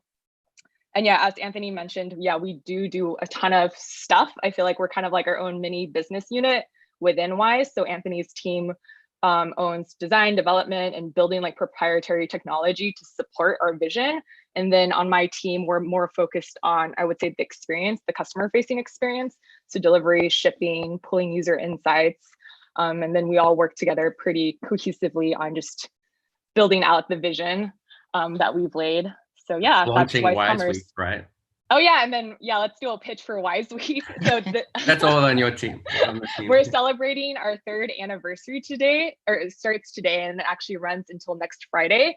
So Wyze Cam is turning 3, and then we actually have a exciting product announcement to announce on Tuesday. That's a hint of what it might be coming. But yeah, we also have 3 other promotions running right now. So we have a free shipping on orders over $33, which is pretty exciting because we have a shipping cost that we usually charge. And then we're running a free keypad with purchase of a lock, and then free Cam Plus with purchase of a Wyze Cam or a pan. So yeah. Yeah, we have a lot of fun with promotions. So if Yeah. anyone wants to look at wyze.com, you can kind of see that we take things seriously, but we're not like corporate type of like strict in the box. There's a lot of thinking outside the box, which I think is really unique and cool to our team. But did you want to jump to the next slide, Amy? Yeah, sure. So yeah, I think one of the factors that like really excites me about working on Wyze Commerce, and then I think just being in this e-commerce space in general, is just this rocket ship growth that we've seen since our launch in 2017. So yeah, I think this is 60x growth in our revenue. So 2020 has been pretty unprecedented for us because of the COVID-19 pandemic. And then also just like all these product launches that we've been working on that you've probably noticed. So yeah, it's just crazy growth. And I think it will just continue to go from here. Did you want to add anything, Anthony? Yeah, no, I think you're right. It's been a rocket ship of a year. I think it shows the importance of e-commerce. And I think the good takeaway from this is like e-commerce is not going anywhere, and COVID accelerated kind of the adoption of e-commerce, but it's not going back. I think once a lot of people who traditionally didn't shop online have seen how convenient it is, I think that we've converted all those people. So I think it's definitely been an interesting year. A lot of product launches, and then having the platform that we built to support this has been huge for this year. So definitely not going anywhere. I think even next year it's going to be, we're going to keep going up over time. Yeah, I think this year kind of showed the importance and value of having our own e-commerce channel, because it's like Amazon, Home Depot, they weren't really placing that many orders because of COVID. And so we had to pivot really quickly to launching products and even launching that Wyze and Response program through our own e-commerce. So yeah, I think, it's been a pretty good year for us. Yeah, that's a very good point. The being able to like pivot and change on, literally with like a few days notice, whereas if traditional retail, you have to go through a lot of gates and things like that. So I think that's a very good point. So next we can kind of talk about what's next. So we talked a little bit, we've changed platforms, we've done all this cool stuff, and now we're looking like what comes next. So traditionally, in getting to the point that we're at today, we've had to do a lot of sprinting, and that's naturally in a startup, right? You need to get things up and done. Next year is really going to be about honing in on everything. So the first part is expanding to Canada, which I think a lot of people will be excited about. I think for Amy and I think since a product launched last year, when a lot of Canadian customers are like, please sell to Canada, we're like, okay, we can do this. And at face value, it seems very simple. But once you start getting into the weeds of like how the products didn't get there, all the law requirements and stuff like that, it gets piles up pretty quickly, right? Yeah, and then COVID threw a wrench because our plan was that we wanted to do like a grand tour of all of these fulfillment partners in Canada, and then that didn't happen. Yeah, so finally we'll be in Canada soon. I think that'll be I'm not going to make any promises. I think we've thrown out some dates, but it'll be soon. And then obviously we have a new Wyze rebranding. We're going to redesigning the website. And that's, like I said, so before we've really had to sprint and do things on the fly. I think we have a very good team now that we can actually approach things and really look at it from the brand and how we can help customers, have a better experience. And part of that from the technology side is progressive web app. So I won't get too technical with it. If you're technically inclined or you kind of are interested in where technology is going from e-commerce, definitely look up progressive web app. Things like Twitter are using it now in the wild. So that'll help us a lot as far as speed. And again, it's all about customer experience, because we really want to have people have a pleasant experience and not, no frustrations, least frustrations possible. Another part of our business, obviously, that I kind of alluded to earlier is Wyze services. So we'll be expanding our service offering into kind of other realms than we've had before.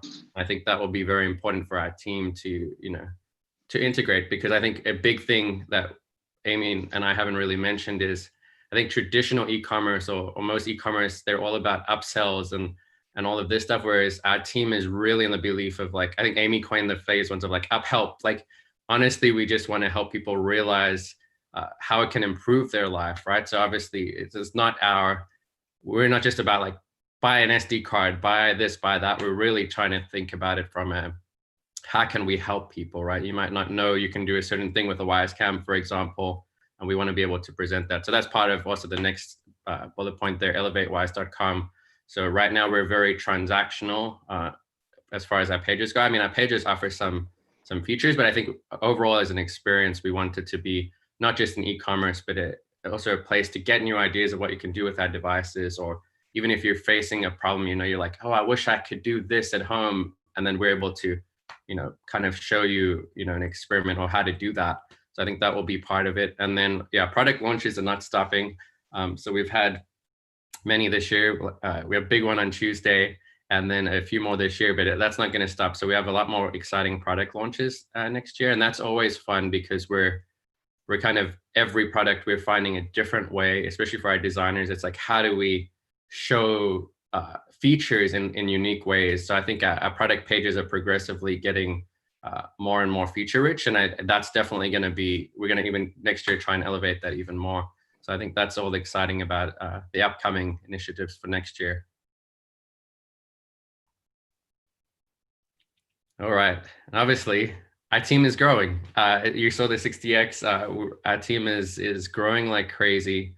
We have a few current openings as well as some future openings. So on my team, right now we have front-end engineer position open. If you go to wyze.com/careers, you can see the listing for that one. If you're on the technical side, if you're a designer, we're also seeking a senior UX designer or product designer.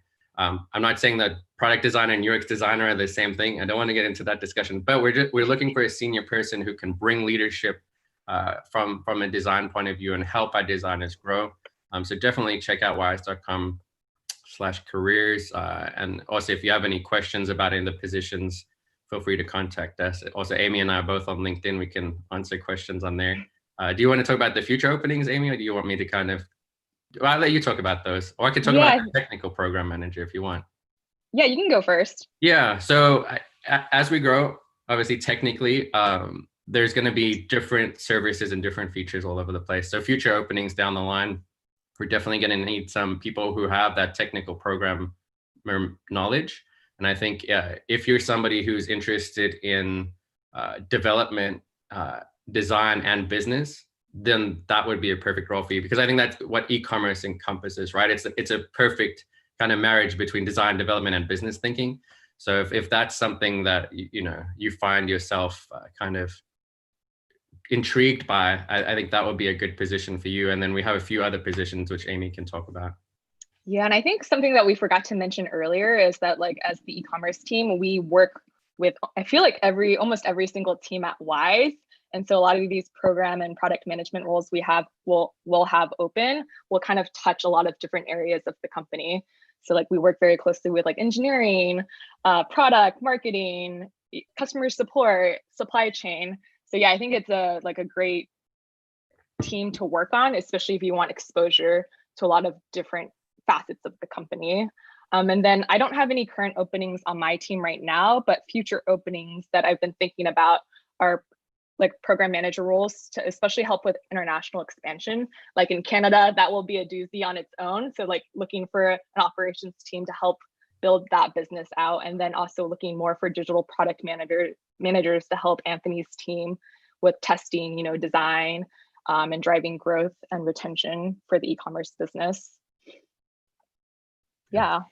That's great. Thank you. Yeah, and then if you want to connect with us on LinkedIn, we're always open to answer any questions.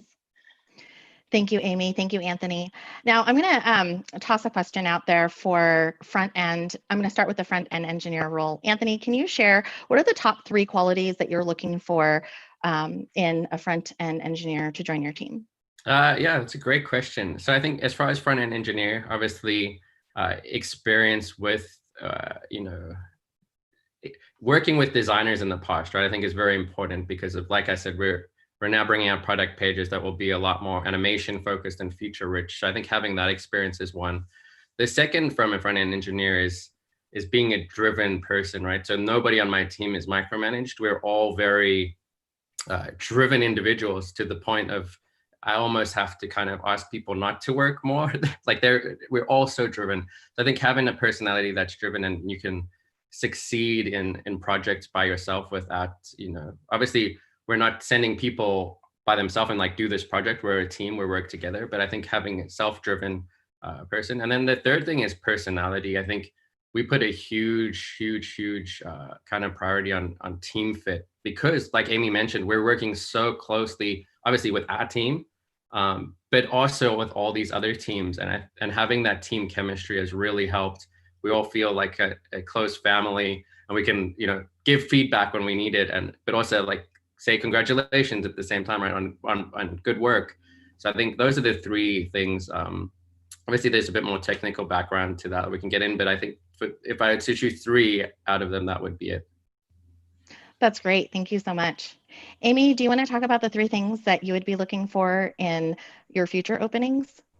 Yeah, that's actually a really good question. So I feel like I don't look at previous experience as much because I feel like that's actually kind of burned me before at Wyze, because it's like Wyze is a startup, right? And it's like a startup is a very different work environment than where people might have historically worked before. So I think the 2 things I look for, number 1 is curiosity and the thirst to just learn. And the second I would say is scrappiness, like being very resourceful, because a lot of things, for example, like when I worked at Amazon, we had all these beautiful systems and tools and platforms built for you to, you know, take advantage of. But here at Wyze, we really don't have that much stuff built out right now. So it's a lot of trying to figure out like, oh, how do I get the data that I want? How do I accomplish this task or project?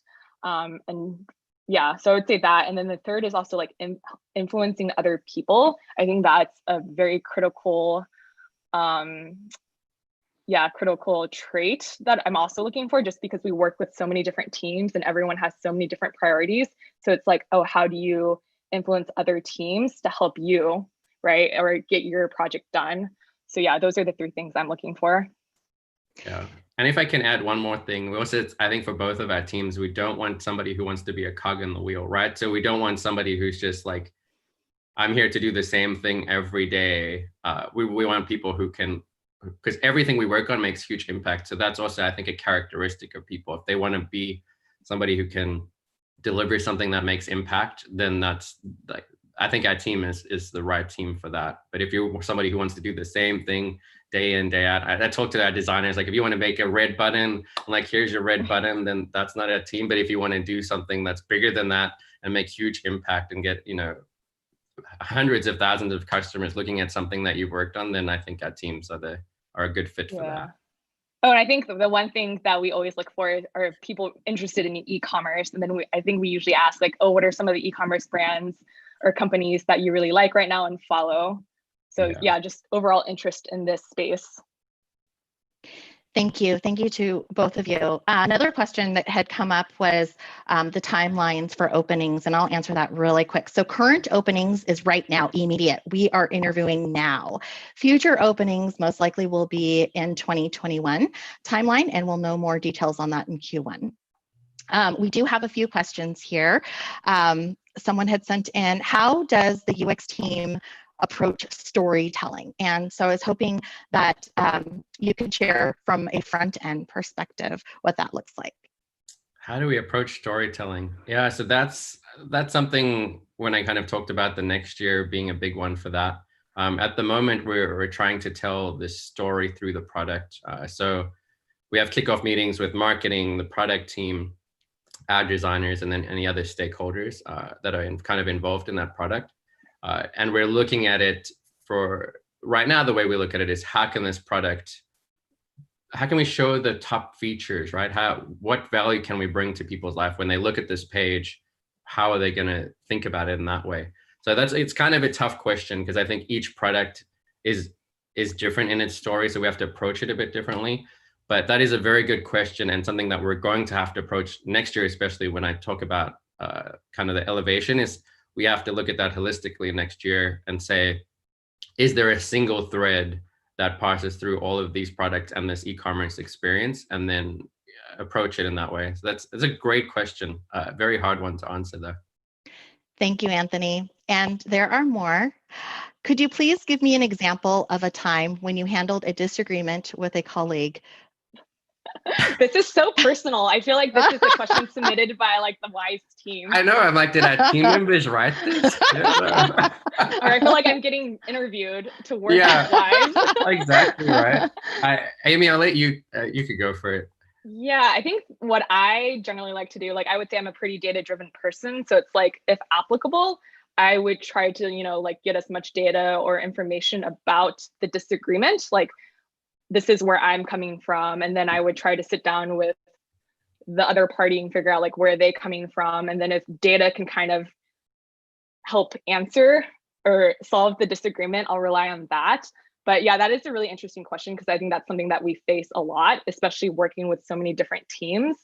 So some of the ways that we kind of resolve disagreements, for example, is like, if it's disagreements about like, oh, what should the page say? What should the website look like? We are running more A/B testing with all the different variations and options that people want.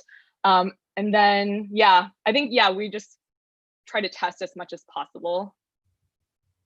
Thank you. That's great. Anthony, do you want to answer? Why are you gonna put me on the spot? No, I think my heart is palpitating. I know. I'm like, who asked this question? No, I think there's always, when you have a bunch of passionate people, you're always going to have disagreements, and that's something that I think if you're not having disagreements, then you're probably not trying to do anything innovative or outside the box. So I think what Amy said is true. We try and use data. There's going to be times when there's disagreements and there is no answer. Like, I mean, it really could come down to two things and there is no answer. And I think a lot of times we will try something. So I think we're not afraid, especially from the product page, like, let's try something. If it fails, I think for me, what I try and tell our team is, if something fails, that's fine. Like, as long as we learn and we can kind of take that knowledge and apply it to something, the next one, then that's great. Because I do think if we didn't have disagreements or we didn't do something wrong, I know there's a lot of people who say that. I really do believe it, because then we're cogs in the wheel and not doing anything. So yeah, I think, and as far as managing disagreements, I think it's always good to hear the other person out, because sometimes there's disagreements just because of different language, right? So it might be not talking like languages and like English, etc. I'm talking about designers might have a certain kind of language that they're using, developers might have it, business might have that. And I think sometimes there is a bit of people are saying the same thing often, and that can, that's sometimes when I get involved in the middle a little bit to kind of do the translation on both sides. But like I said, if disagreements aren't happening, I think your team or company is probably not trying to push the limit. Yeah, completely agree. Yeah, and then something else I just wanted to add to that is, like, I think Wyze is really unique in the sense that, like, we're not cutthroat, right? Like, everyone at Wyze is working on the same goals, the same vision. And it's like, yeah, I think we might disagree over these like short term or like very minor things. But then I think in the end, we all kind of unify on the fact that it's like we are all working on the same goal, right? And so I think people are able to overlook the disagreements because of that. And I really appreciate that. Also, sorry to anyone that I've ever disagreed with. Well, both of you are wonderful to work with. I've worked with both of you together as a team and also individually, and both of you are great. So thank you so much for that really tough question. Another question is, could you explain the dynamics between UX researchers, designers, product managers, and engineers? Oh my goodness. These questions are great. I like that they're challenging questions. It was just describe the relationship. Is that what the first part was? The dynamics. The dynamics. So in our team, like I said, we're very close. We have designers and developers. The relationship there is, I mean, I'm not gonna boast, but it's an amazing relationship. I've worked previously in a lot of companies that had teams that were siloed, right? So you have your design team, your development team. That creates a lot of bottlenecks and not working for the same team goal. But at our team, really, because we're integrated and everybody is approaching the same goal, I have never seen designers and developers get along so well as they do here at Wyze on our team. So I think as far as the relationship with that, it's really great. PM wise, we have PMs from our product team that we work closely with. Same thing. It all comes down to what Amy mentioned, same goal, right? So nobody is really like trying to accomplish something in left field while the other team is trying to accomplish something in right field. So I think the dynamic is really good. Communication is open. I think our developers are learning a lot about design. Our designers are learning a lot about engineering. And I think as far as career growth in those two realms, that's where the future is, right? Technology and design, that is the future of everything digital, really. I think nowadays, you can't have one without the other. You can have, you have something that looks amazing, that crashes every time you click it, you're not going to use it. You have something that's amazing and works every time, but it looks like, I insert your word here, you're not going to use it either. So I think that marriage, that's important, and that's great for career growth. So I think our teams on both sides are learning that, and then working with PMs to that relationship is kind of helping career growth in a way of learning how to manage projects, right? So I had designers and developers are kind of PMs in their own way. Obviously, we're trying to assign ownership of various projects to them.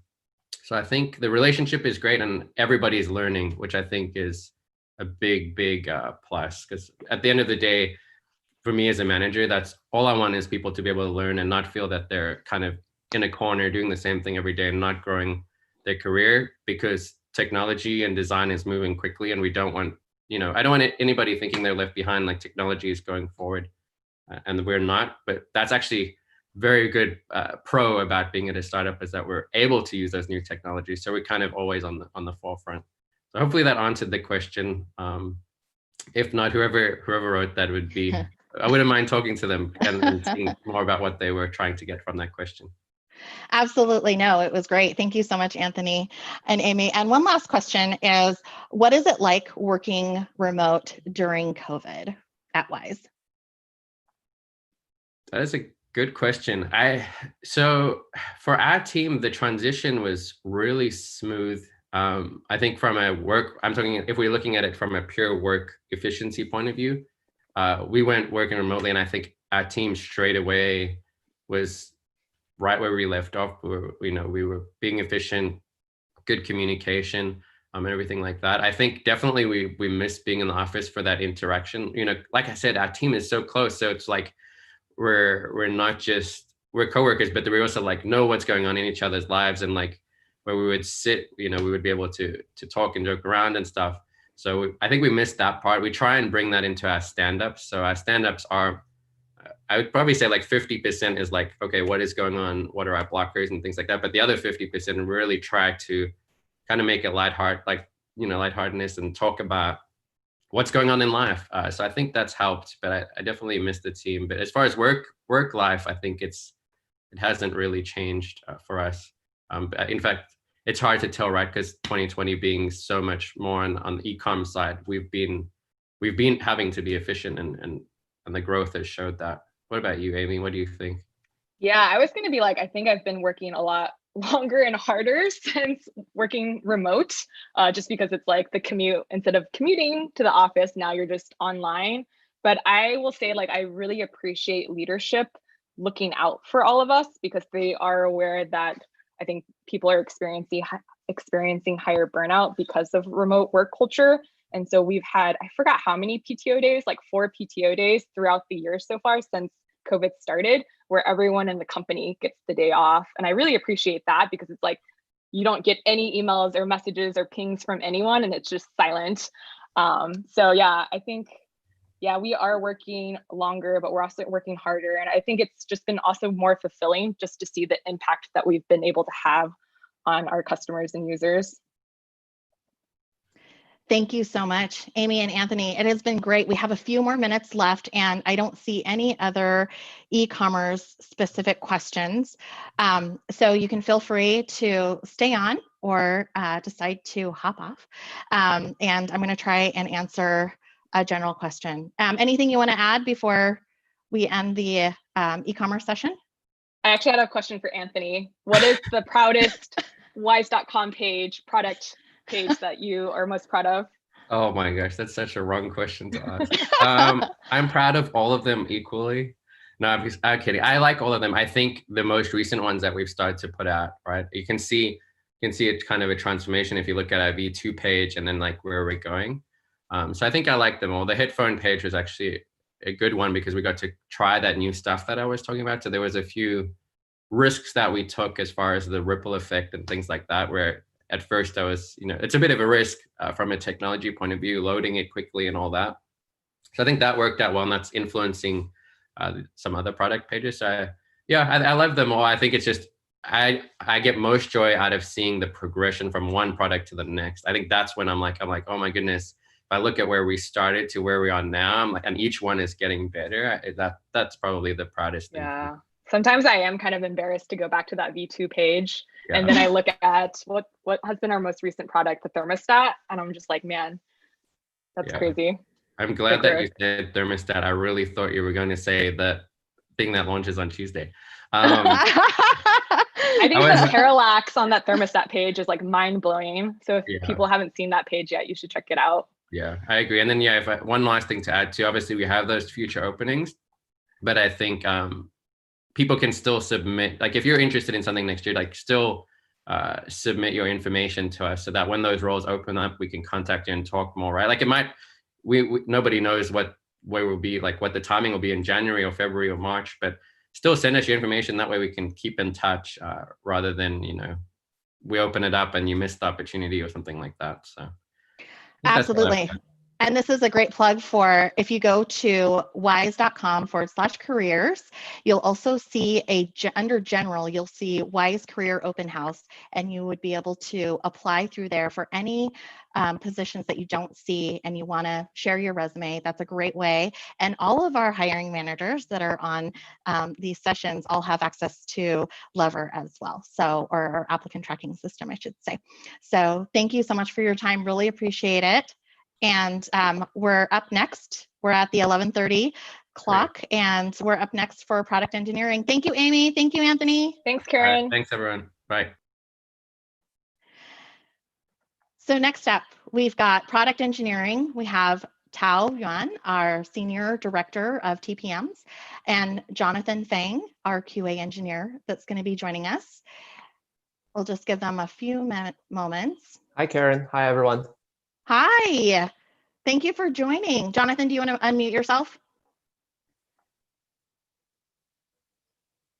Okay, so sorry, you're so on time. It's like it's perfectly on time. That's okay, no worries.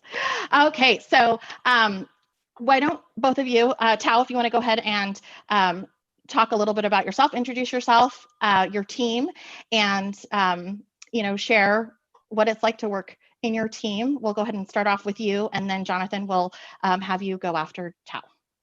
Sure. So hi, everyone. My name is Tao Yuan. I'm very glad to be here. I am the Senior Director of Technical Program Management team, and I joined Wyze since September 2017. I'm one of the few team members who have been involved in all Wyze products since Wyze V1. Actually, today is definitely a special day for Wyze, and it also reminded me 3 years ago when we first launched V1 that all of us are super excited and also nervous about the product launch. And at that time, we were a very junior team, and we're trying to look for the product to into the market. And then, well, look at 3 years later where we are at for Wyze. I'm super glad and proud of ourselves. So I chose Wyze because I share the same philosophy with as Wyze. So I always want to build great products for customers with the best available price. And this is exactly what Wyze is championing for the too good to be true philosophy. And I also love working with all the Wyze people here. The people are so great. They're hardworking. They're so passionate in what they're trying to do. And then we work together to help each other, and then working together make us better as a team. And then we work together to fulfill our dream. So that's why I chose Wyze. So for our team, that we are the software team. I lead the product engineering team, and then to work together with our dev team to build software products. So we are one of the fast growing team in Wyze. And then I don't know how many of you were with Wyze since 3 years ago. At that time, we have one single device, which is WyzeCam V1. But right now we have 10 plus devices working inside our Wyze app. And also we have multiple services supported already. So this is great improvement, and there are lots of hard work to make it happen. And for our team, our team is in pretty much the software pipeline from the beginning to the end. So we started with software releases like preparing, and then we go with the software design. And then mostly my team owns the platform level software design, and then software QA, which will be Jonathan will talk more about it. And then we have the post-release for product engineering, and also we have the software engineering. So I will pause myself here and then give it to Jonathan to introduce himself. Hello, I'm Jonathan. I'm the QA engineer for Wyze. I joined the company about almost 2 years now, so a year and a half. I was really excited. The way I found out about Wyze was actually, I love playing with new gadgets, and smart home is a very new industry. And I was looking for a home camera, so I went on Amazon, and number one selling till this day, it's still the Wyze V2 cam, and I purchased one, and I was very intrigued with the software and then the hardware also as well, and how low price and affordable it is. So looked it up online, and turns out I was already living in Redmond, in Seattle, and then found out Wyze was actually right in Kirkland. So I reached out to actually the CEO directly, and also Amy actually, and then asked them, like, hey, I'm interested in joining the company, and they brought me in. And I think one thing that really excited me outside was just talking to the people, especially, Karen.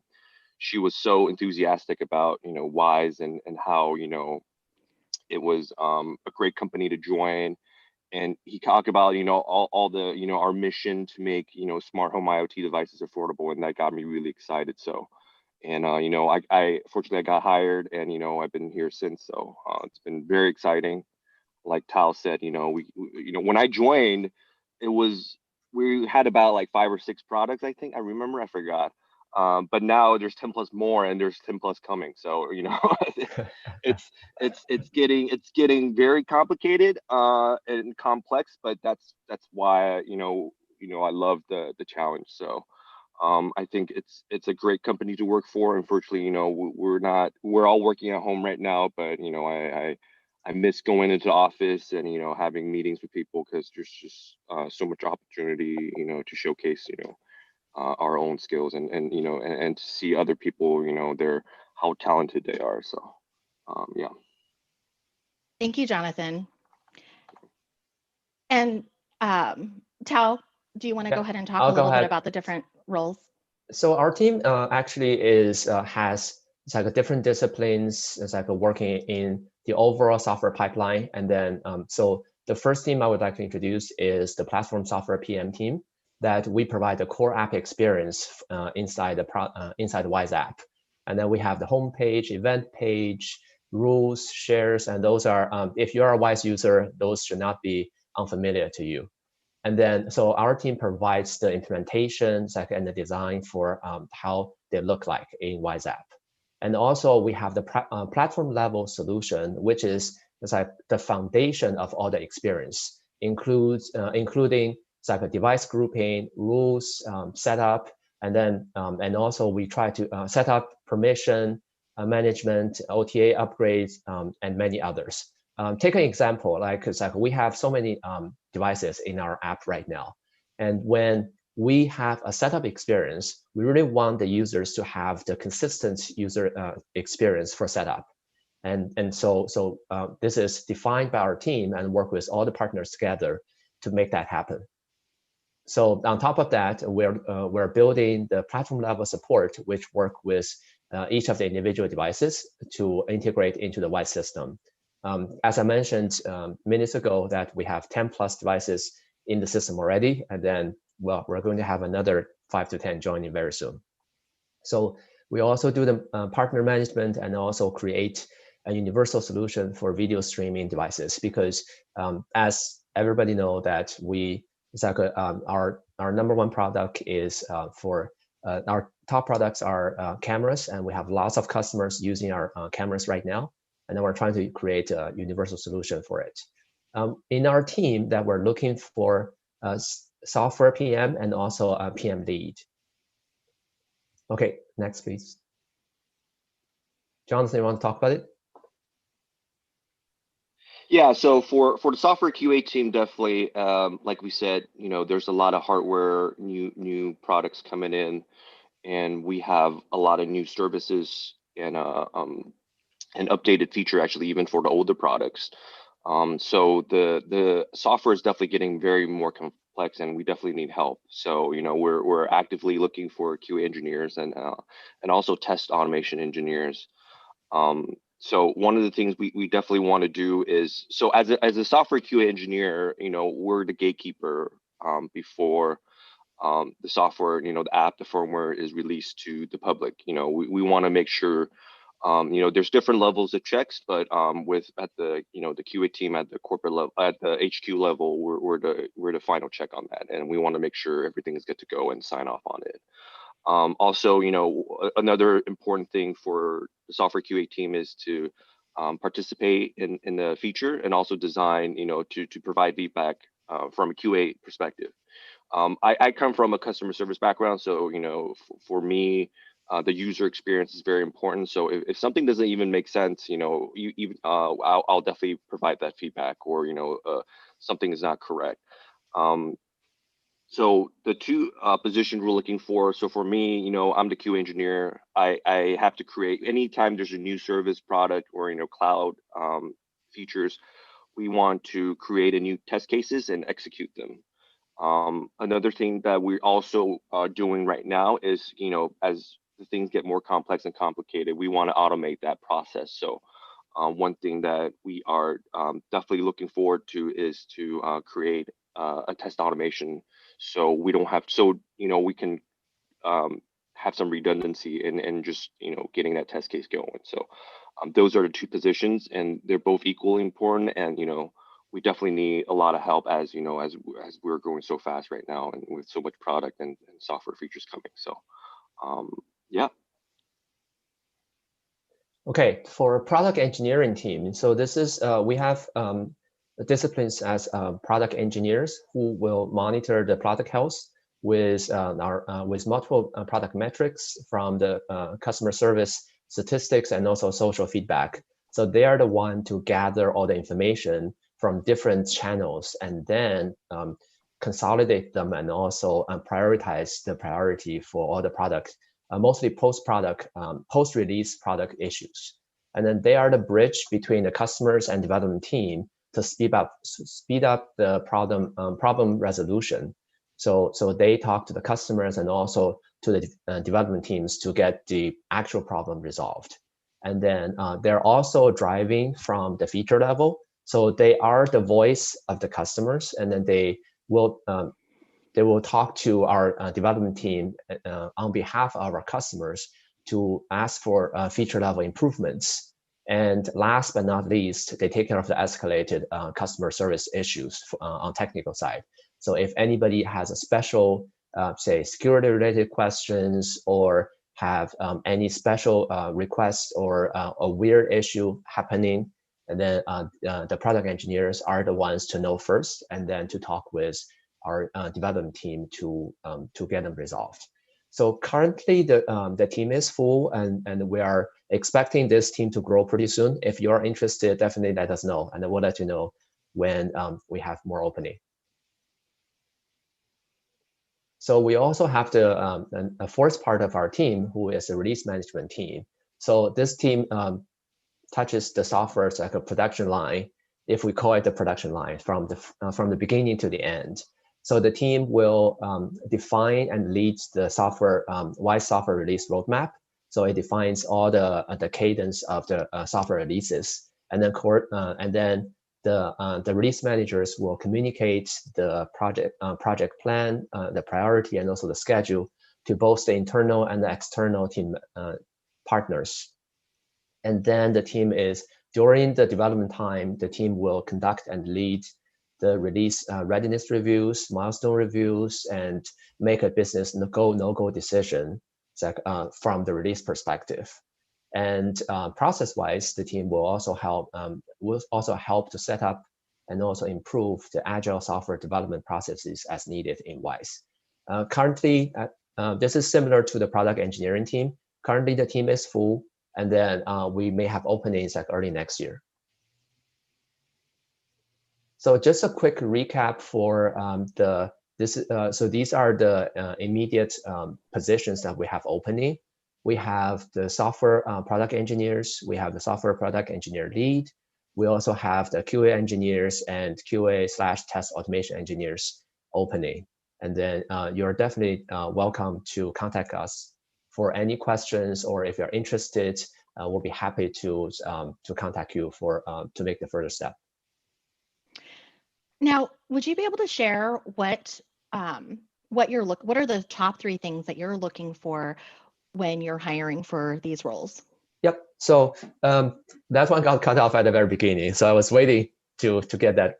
So the first thing I would like to look is looking for the candidates who are passionate in software development, because I believe that it's like people with passion will will contribute a lot more to the product, whatever he or she is working on. And then so that's the first thing, is passionate. The second one is the person will need to be a fast learner and very adaptive, because in our software development, especially in Wyze, we grow so fast, and it's thinking about 3 years ago where we were, and then thinking about now, it's totally different. So so the person and every team member needs to learn new things every day, and then we need to be very adaptive and then in this fast changing environment. So this is the second one. And then the third one is I'm a full believer of teamwork. So it's I would like to have the candidates to work together in the team, and then we work together as a team and so we work better as a team than individual. Thank you, Tao. A lot of the 3 that you had shared are definitely great attributes to have. Are there any, I know we have the technical requirements already listed on our job site, but I was curious if you want to just share, are the soft skills more important over technical skills, or are they about equal for your team? I think the technical skills are, at least they're equal. I'll put a little bit edge up for the technical skills. And then the reason is that the software, I think software development needs some, I think definitely need technical part.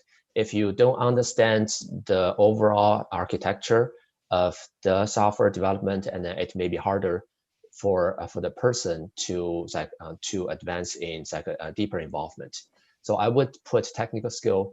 I would like to have the candidate have some experience of software development, and it could be years of experience in some big company, small company, or some projects working as in college, and then for software development, that'll be fine too.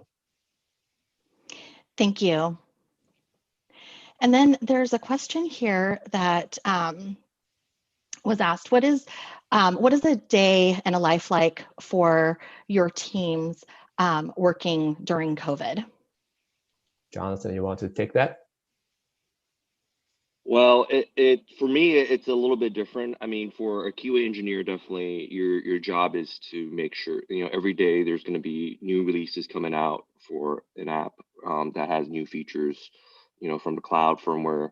My job is to go through, test cases that's already established and test them and make sure and find the results and provide that feedback back to the release manager and also to the product manager for each product. But another thing that you have to do is, because there is new products and features coming out, you have to create those new test cases yourself. So one thing definitely, so a lot of just repetitive tasks, but also I think going back to what we're looking for is also someone that can think outside the box and do sometimes, because testing gets really repetitive, you also want to do something that's test something that's a little bit different, so we can also make sure that the end user gets the right results. So but that's basically my day. But I think also for me, it's I want to learn more, like what Tao said. So actually I've been working also as a PM for the Wyze Lock. So and I'm very grateful for Wyze providing that opportunity. And I think that's what's great about this company is, if you want to learn more, they provide the opportunity for you. So and that's what I'm grateful for. Yeah. Jonathan, thank you so much. And actually, this leads into the next question. How does Wyze and its leaders treat career development for its employees? Well, I'll take that if you don't Sure. mind. Yeah, no worries.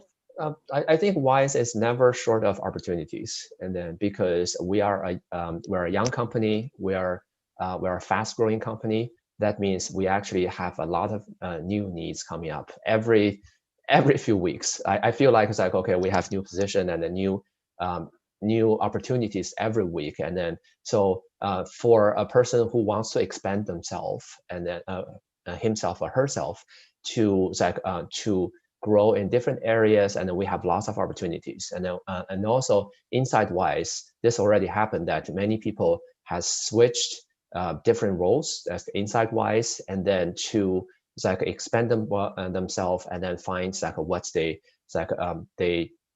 can try, and then they eventually they're good at. So I never doubt that Wyze will be a very close end and then to block people's growth. Another question we have. Oh, go ahead. Oh, Was there sorry. No. anything? Yeah.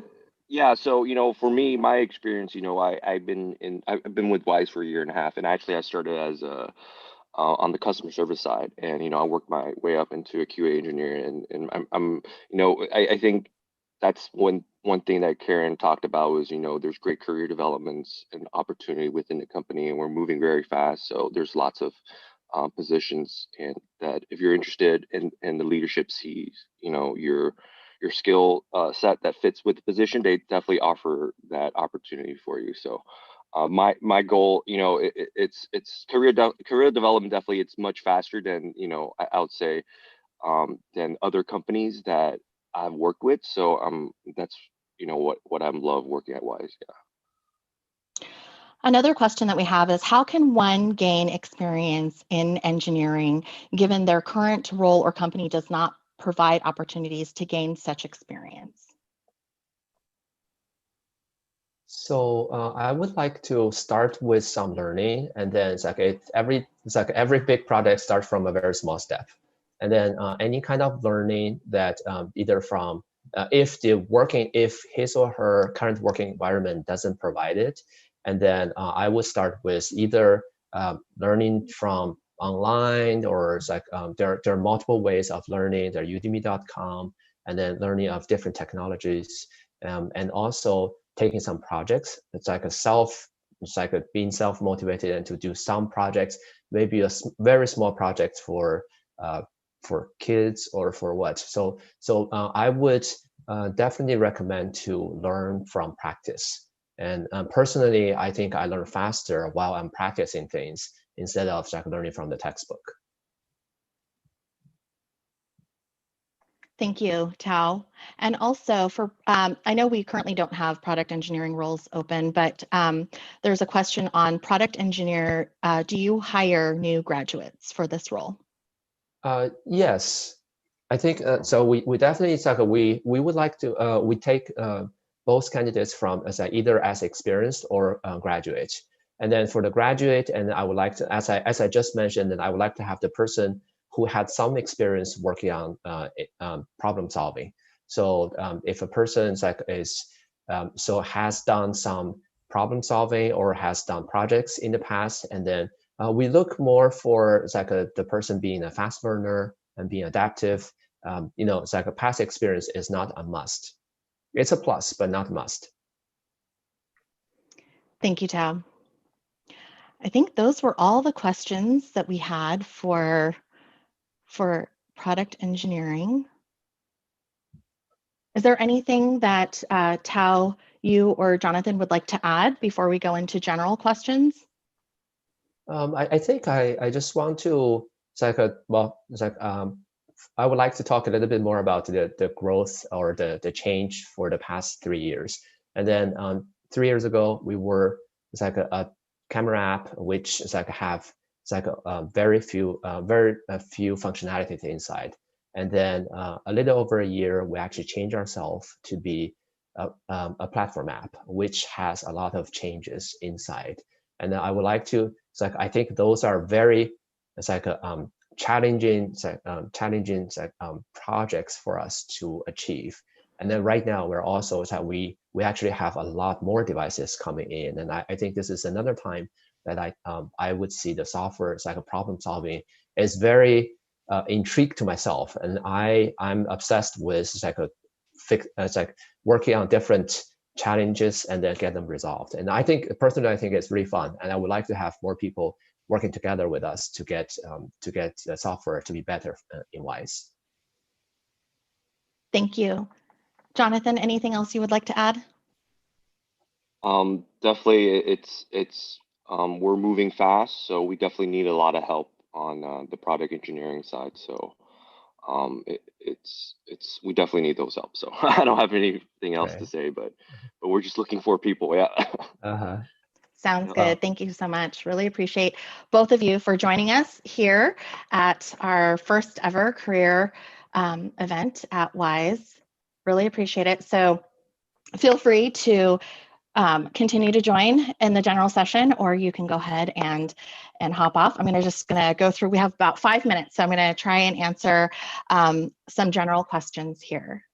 So cool. Tao and Jonathan, thank you again. Really appreciate your time. And I know everyone here has really appreciated your time as well. So I know a lot of people have asked, how do you network? Bye. A lot of people have asked, how do you network with the folks here at Wyze that have participated in this event? LinkedIn, all of us, I believe, are on LinkedIn. So feel free to go on LinkedIn and type in our names, or you can type in Wyze, and then it should show you all of the Wyze employees that are listed, and you can connect with us there and have conversations. And oh, yes. Oh, yeah. So I can actually speak to that because, one way I reached out, I got hired was I reached out directly on LinkedIn. So I was fortunate enough to find, the CEO, Ying, and then Ying told me to contact you, and you told me to come into the office, and that's, at the end, I got hired. So definitely be proactive, and that's one thing, you have to be proactive. A lot of people think, oh, LinkedIn, it's kind of weird messaging people, but we're looking for help, and a lot of times it's tough to get that connection going. So you just have to be proactive and reached out. So and Karen definitely has been great at reaching out to people that has responded. So yeah. Thank you, Jonathan. Really appreciate that. So yeah, LinkedIn, connect with us and we'll start conversations. We'll also add this as something next time that we can try and have some breakout sessions as well. I would just like to, I know this question keeps coming up. So a lot of people that may not have attended an earlier session has asked, if we sponsor H-1B. And right at this very moment, we did sponsor H-1B, but right at this very moment, the USCIS office have made some changes. So as of right now, we are on hold until further notice, until those, until everything changes. So let me see here. We are just a few minutes away. So I'm going to get our next session ready. Feel free, if you're still online, feel free to grab a beverage, take a bio break while we get the next session up and running. Thank you all for joining us on our YouTube Live.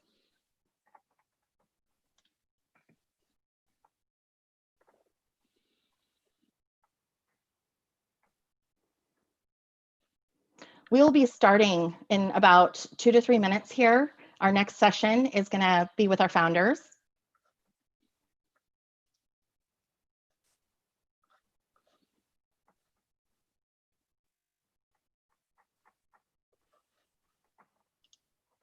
And also, just a friendly reminder, career day at wyze.com. Feel free to send questions there. If we don't get your question answered right away during the live session, we will make sure to respond to your email communication and get your question answered.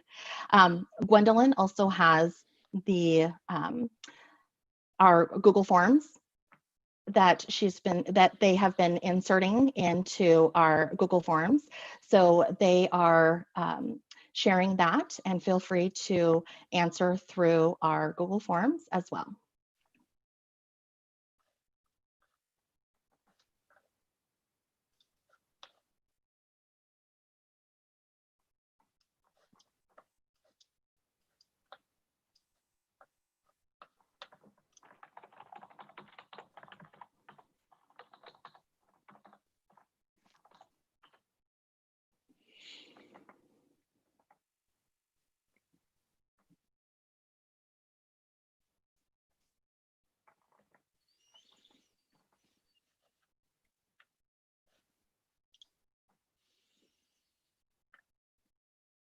And we're about 1 minute away. So I'm going to go ahead and have our founders here. If you want to go ahead and share your video, I'll go ahead and.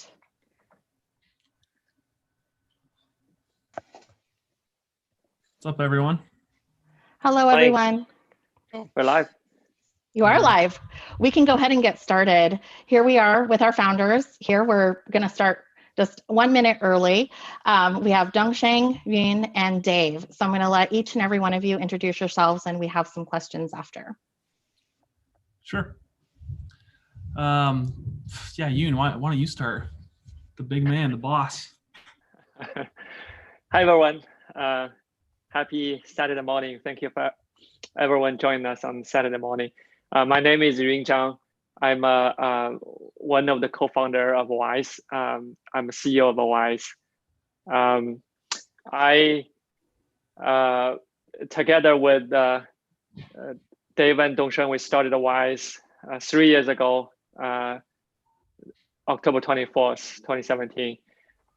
Prior to Wyze, 3 of us also working together, startup, our own startup working together in the consumer drone space. So we work a lot on consumer drones. And then before that, all of us work at Amazon. I work in the Amazon retail business, work for different retail categories. And that has been a amazing journey with everyone in past 3 years at Wyze. Nice to meet you, everyone. Okay, who wants to go next? Yes, you go ahead. Okay, I'll do next. So my name is Dongsheng. Nice to meet everyone, and thanks for taking the Saturday noon or morning. Probably a lot of you are morning already. So with us, appreciate it. So I think we had to kind of describe a little bit of history. Myself is also coming from Amazon before Wyze. So I worked in the book team as well as electronic team. Learned a lot from Amazon, and having a lot of fun with at Wyze. Again, I think it's a completely different environment. Looking forward to chat more about the questions later on. Cool. And I'm Dave Crosby. I run marketing at Wyze. I worked at Amazon as well. I was on their musical instruments team. So I was the guy, if you ever bought like a guitar or a keyboard or recording equipment off of Amazon, I was one of the guys behind the scenes making all that happen. I have a huge passion for music and for media. I am in my spare time a YouTuber with my daughter and family. We run a YouTube account. So I've always loved making music and media and kind of the storytelling. And so I think we've tried our best to take kind of a unique approach in the storytelling and the marketing at Wyze to just kind of further some of our founding values. So yeah, that's me. Just happy to be here, and please apply to our marketing positions. For the first time in a very long time, we actually have open roles on the marketing team. So I'm here to try to get some resumes on that one. Thank you We all. actually have a very small marketing team. Yeah, that's the thing. Like we have a very small marketing team. It's been almost the same size since the beginning. So. It's a time to grow the marketing team. Also, we have lots of the company is growing very fast with the huge support from all these multiple meetings of users. We want to take this opportunity to appreciate the support since the beginning. Again, today is a very special day for Wyze. It's Wyze 3 years old birthday. Today, Wyze is turning 3 years old. I want to thank you, everyone, supporting us. And we are growing very fast, so we have many openings. We actually did not stop hiring. We continued hiring during the first half a year 2020 during this pandemic. We still grow, still hire. Then we had this idea of using Wyze birthday and have this online career session, bring all our people, including founders, in front of all users. So everyone can see us, can know us, have a better understanding of us, and everyone know who we are, what we are doing, and what kind of people we're looking for. So that's how we set this up on Wyze birthday. We said it in the email, but I mean, typically being in Seattle, we get a lot of applications from Amazon and Microsoft and people around town. But we thought it'd be cool to actually reach out to Wyze users across the country and get applications from people that are actually using our current products. Yeah. So that was the purpose of this, and hopefully we can get some actual Wyze users to make the jump to Wyze employees. Yeah, because passion is always the number one, right? People ask about how we hiring people. I think passion is the number one. It's all passion driven. And the users with us, we have this mission of democratize smart home space. I want to democratize together with you. Again, passion is the number one. And this actually leads into a great first question that we have. In terms of your culture, what are the top 3 things that are important to your team? Oh man, okay, I can take this one. This kind of takes me back. So I remember being in a room with Dongsheng and Yuyin back when we were a really, really small company, just trying to figure out some of like, what are our values? What are the things that we believe in? And the main question at that time was, how much should we charge for our camera? We had this camera and we were getting like industry experts to give us advice, and the kind of consensus advice that we got was we should charge $40 for this camera. And Yuyin was the main driver of this, but we kind of collectively had this like, what if we just did something completely different? What if we started a business that was just so obsessed with customers that we would sell things for basically cost? And this whole term of like being friends with customers, if our customer was one of our best friends and they were sitting here in the room and we were going to give them this product, like what would we sell it to them? To what price would we choose? And if they were a friend to us, what would they pay us? And this whole idea of like being friends with your customers was born. And that's the foundation that our entire business has been built on since then. With every single product launch, with every product feature, with every interaction that we try to have with our customers, we try to imagine that customer being in the room with us. So when we talk about the things that we look for, number one is being friends with customers. Are you a person that can be friends with customers, that you can make sacrifices to choose customers over short-term profits? Are you a friendly person? Are you someone that can, I think like humility, but there's a big piece of humility. Like we're not out to like make it huge or anything. Like we really want to develop a relationship with users and be friends with them. And so that kind of personality and mindset is the number one thing that we need. Number two, in our early days, when we first launched WyzeCam, one of the very first articles that anyone ever wrote about us, and when we were a complete no-name, but it was an article in CNET.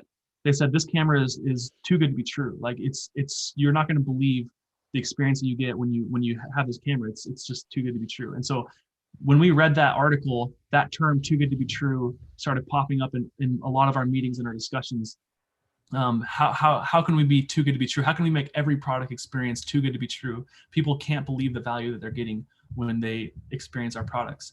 And that kind of attitude is not just a product centric feature. It's something that we've taken to our employees as well. Can we exceed expectations? Are you the kind of person that'll under promise and over deliver?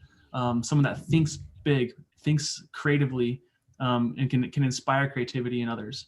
So just that culture of being too good to be true, and try to always create that experience, not only for customers, but also internal employees. And then the third thing I would say is authenticity. I think with a lot of our marketing and a lot of the way that we talk to our customers, we try to be just as authentic as we possibly can. One of my favorite comments on one of our YouTube videos, someone said, "This feels like just a bunch of normal people making cool products." Like that's the whole feeling that we want. We want to be completely truthful all the time. We want to be totally transparent. We're just a bunch of normal people in this office here in Kirkland, Washington, trying to do cool stuff. And that whole mindset of being authentic, there's no fakeness to the people at all. I think those are kind of the three of our core principles that we look for. But you guys can add to that.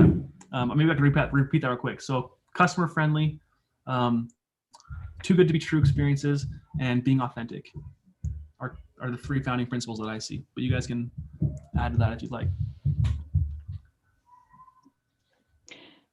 Yun Dongsheng. Oh, go ahead. We do have.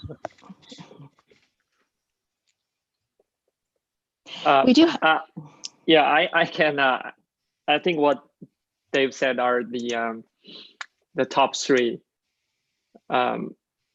Culture we are building. Also, we are looking for people agree with these three things. Now, again, the three things are too good to be true, obsessed with it, too good to be true, and then be friends with users, and then be honest. That's the true part of us. Which is a foundation to build the trust, which is the trust is the foundation of our whole business. Now, too good to be true, obsessed with too good to be true. I think that's a combination of a few things. People, probably you all know Dave, Dongsheng, and myself, and we have almost 25% of people in Kirkland, or Wyze people in Kirkland, almost 25% came from Amazon. So we agree with Amazon customer obsession. However, we have our different interpretation of be customer centric. Here at Wyze, too good to be true combine a lot of values, such as Dave mentioned, think big. When we think about too good to be true, we think really big. Previous team, Wyze e-commerce team, talk about their growth. If you look at that growth, that growth is off chart. If we look back, Wyze past 3 years, our growth, we need a lot of imagination to think the growth, to think the impact we can create to normal people, to think the change we can make with a lot of normal people. So that's the think big part of too good to be true. And also the challenge part of too good to be true, how we can continue to improve the product experience, product features. For example, we did a AI on Edge on the $20 camera. That's too good to be true. How we can continue to push our boundaries, continue to exceed the user expectation again and again. That's another part of too good to be true. So too good to be true is a combination of many values. Also, Dave mentioned we are normal people doing abnormal things, which is a key part of why. So we, three of us here, 100 employees, 100 plus employees at Kirkland, and 4+ million users in US, all abnormal people. Together, we are doing abnormal things. We're creating big impact to normal people's life. That's another key part of the Wyze culture. Thank you. Next question. Does Wyze plan on opening an office in the Bay Area once you begin returning to the office? Thank you. Next question. Does Wyze plan on opening an office in the Bay Area once you begin? I mean, I don't know who wants to answer that, but I would say not at this time. We're pretty stoked on Seattle at the moment, and plan to stay here for the long term, unless Ewing has some secret plans. But Seattle's our home base. Virtually, I mean, we because of pandemic now we think we actually can work remotely. I think we will enter into a hybrid working mode, which is we have this office in Kirkland. We together, but also we can work with the people technically all over the country, all over the world, technically. Because of pandemic, I think it's proved the collaboration, virtual collaboration works. And this is a great lead into the next question, which is, it's two parts. How has Wyze adopted to COVID? And the second part to that question is, any shifts you've made in the manner in which your teams work or how the company operates? Absolutely. I think just like everyone else, it's been a huge change for the way that our company operates. And we've all been working from home since March. We're all getting pretty familiar with Zoom calls. I think that's probably the biggest just physical change, but that's not unique to what else is going on in the world. What else, you mean, Dongsheng? I think I would say I mean I think not talking too much about organizational change, all that stuff. I do think working from home kind of opened up a lot of new way of thinking, collaboration for us. Like the previously, with people in your office, with the amount of time you spend on commute, and also juggling between timelines, and working from home actually opened up a lot of new way of collaborating. In my opinion, I learned, but at the same time, I also miss the time when we're in the same room and whiteboarding. Is that's the effective of meeting is a little bit harder on the remote working side.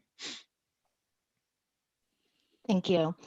This next question actually can be, it's for the founders, but it also can be answered on the recruiting end as well. And that's, what's your take on diversity in the workplace? Are there any strategic initiatives that you have in place to recruit diverse talent? I can take this one.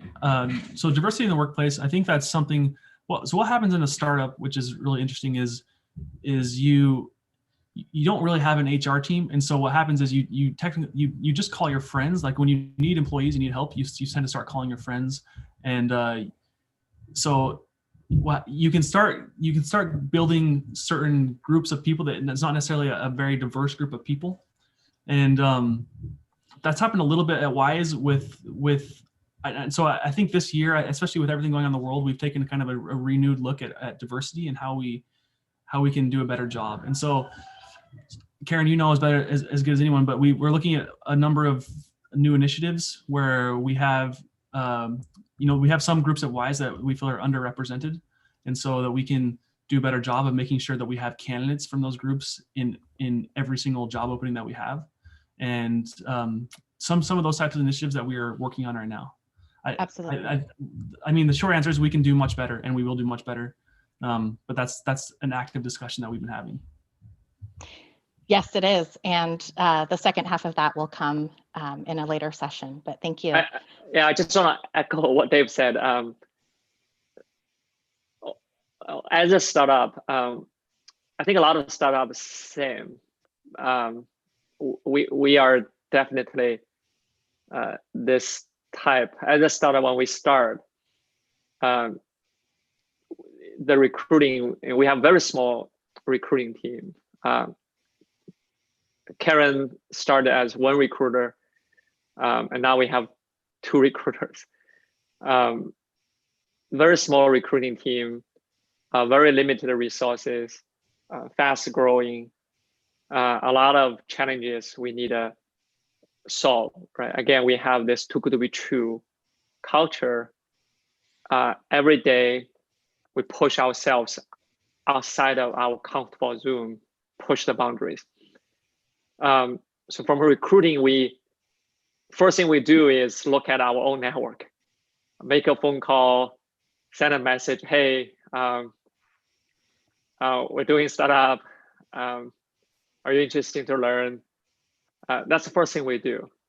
So it works. It absolutely works. But now we need to look more into diversity.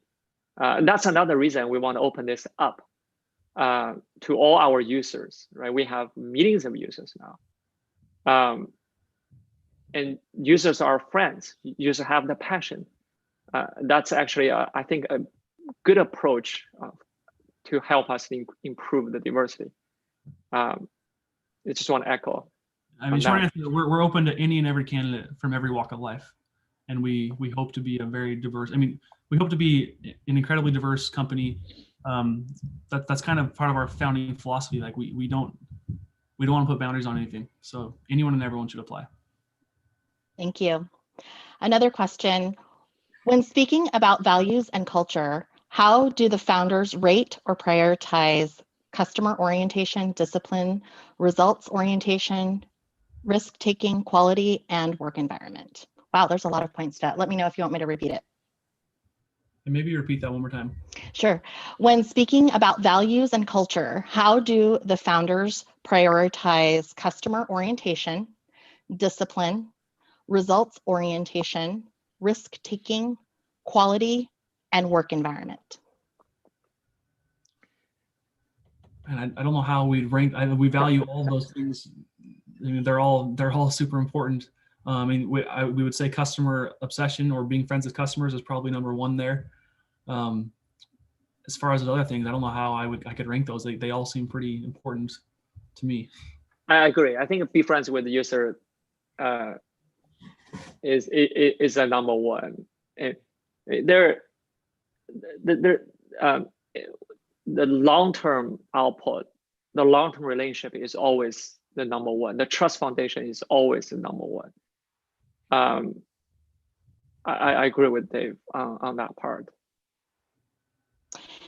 Another question from our users. What's the main goal for Wyze in the future, and how can we help it grow? That's a great question. So, I mean, yeah, we can say a lot of things here, but our mission is and has always been to make great technology accessible to everyone. So we want to put this great technology in everyone's hands and democratize technology. And that's a huge goal, and it's kind of a vague goal, but the way that we've done that is we've made great technology and we put it at a price that anyone can get. You know, a $20 camera, or the prices on all our products is extremely low. How users can help by having a low price, I mean, we have a small marketing team. We have extremely low marketing budgets.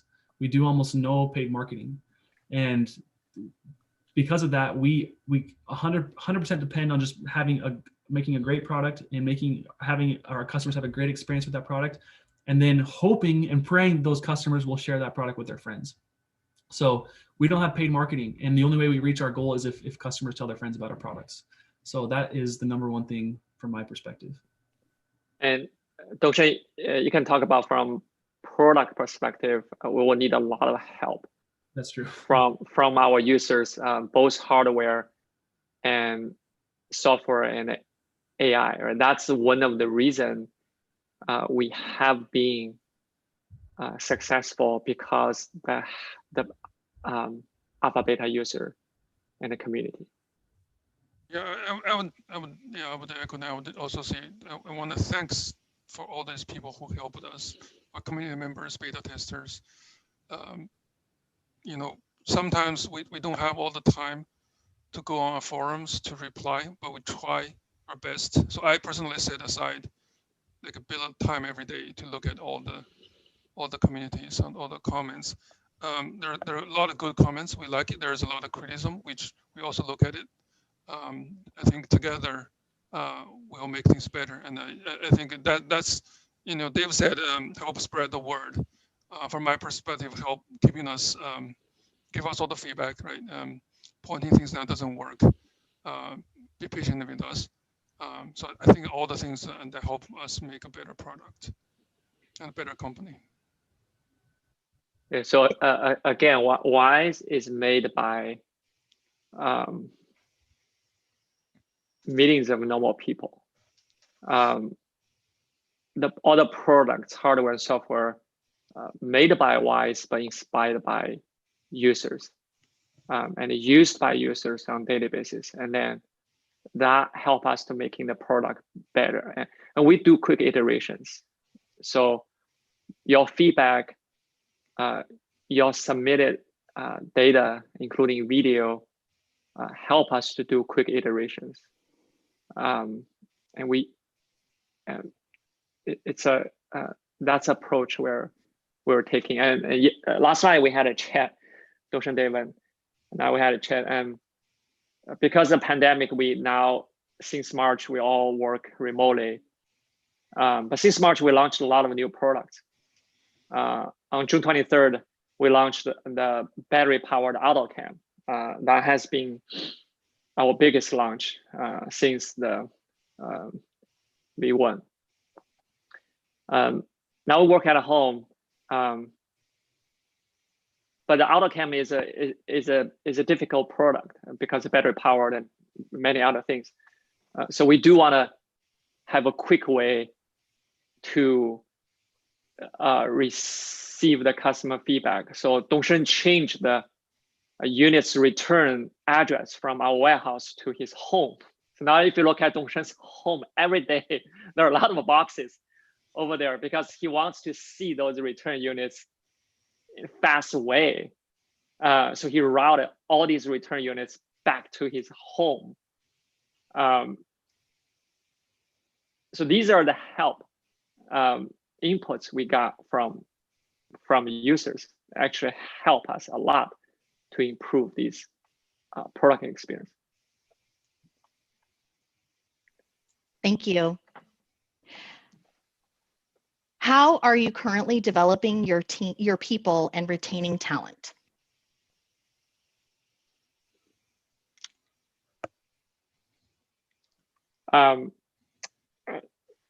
We can all talk about.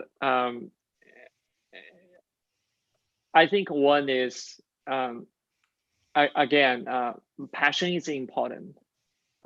Growth is important. Every day, if we feel the passion, every day, if we see the opportunity, I think everyone will be very motivated to work with, again, millions of users here to democratize smart home.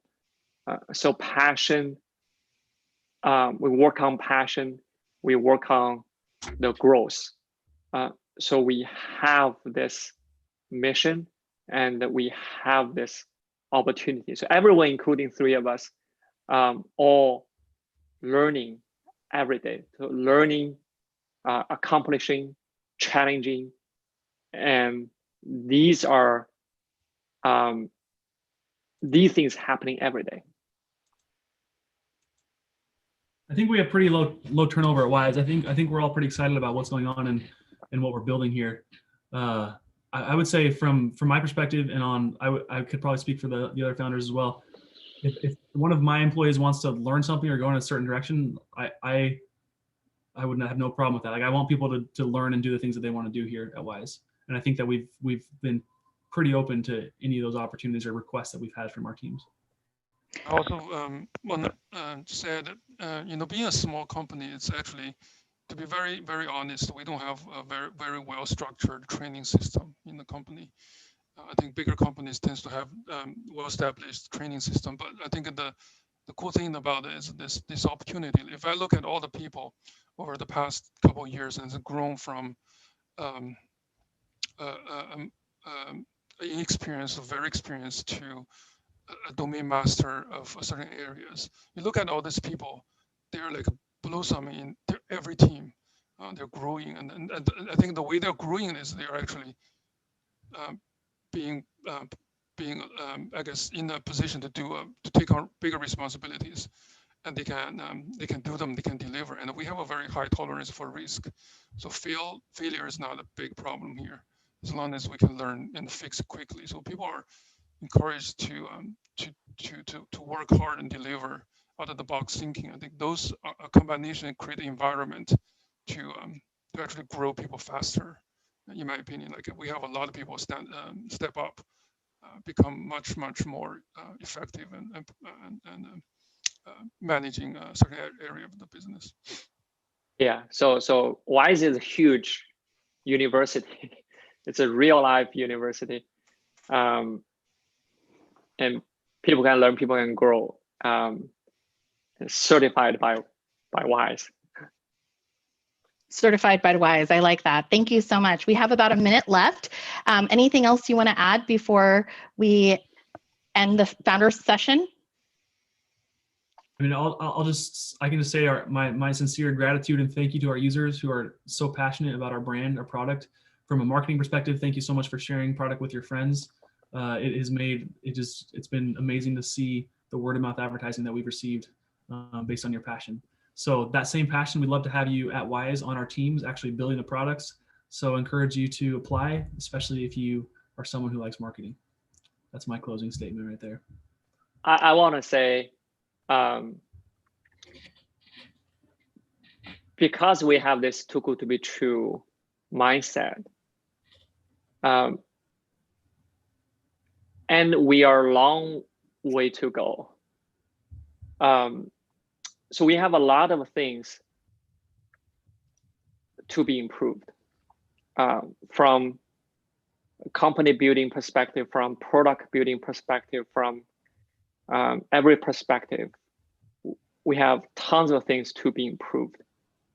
I want to appreciate all the users' patience with us and the high tolerance with us. But because we have this too good to be true mindset, we always, every day, we want to challenge, we want to push. We want to go out of the boundary. As Dongsheng said, we make mistakes, but we taking risks, we think big. I just want to say thank you and hope you continue to support us. Think big, taking risk, push out the boundaries. And we'll make a lot of mistakes, but we continue to learn, continue to, but we always, too good to be true and be friends with the user. That's always the number one thing. But that's the identity of us. Think big, taking risk, moving fast, learn fast, challenge ourselves. That's always the identity. this is the Wyze.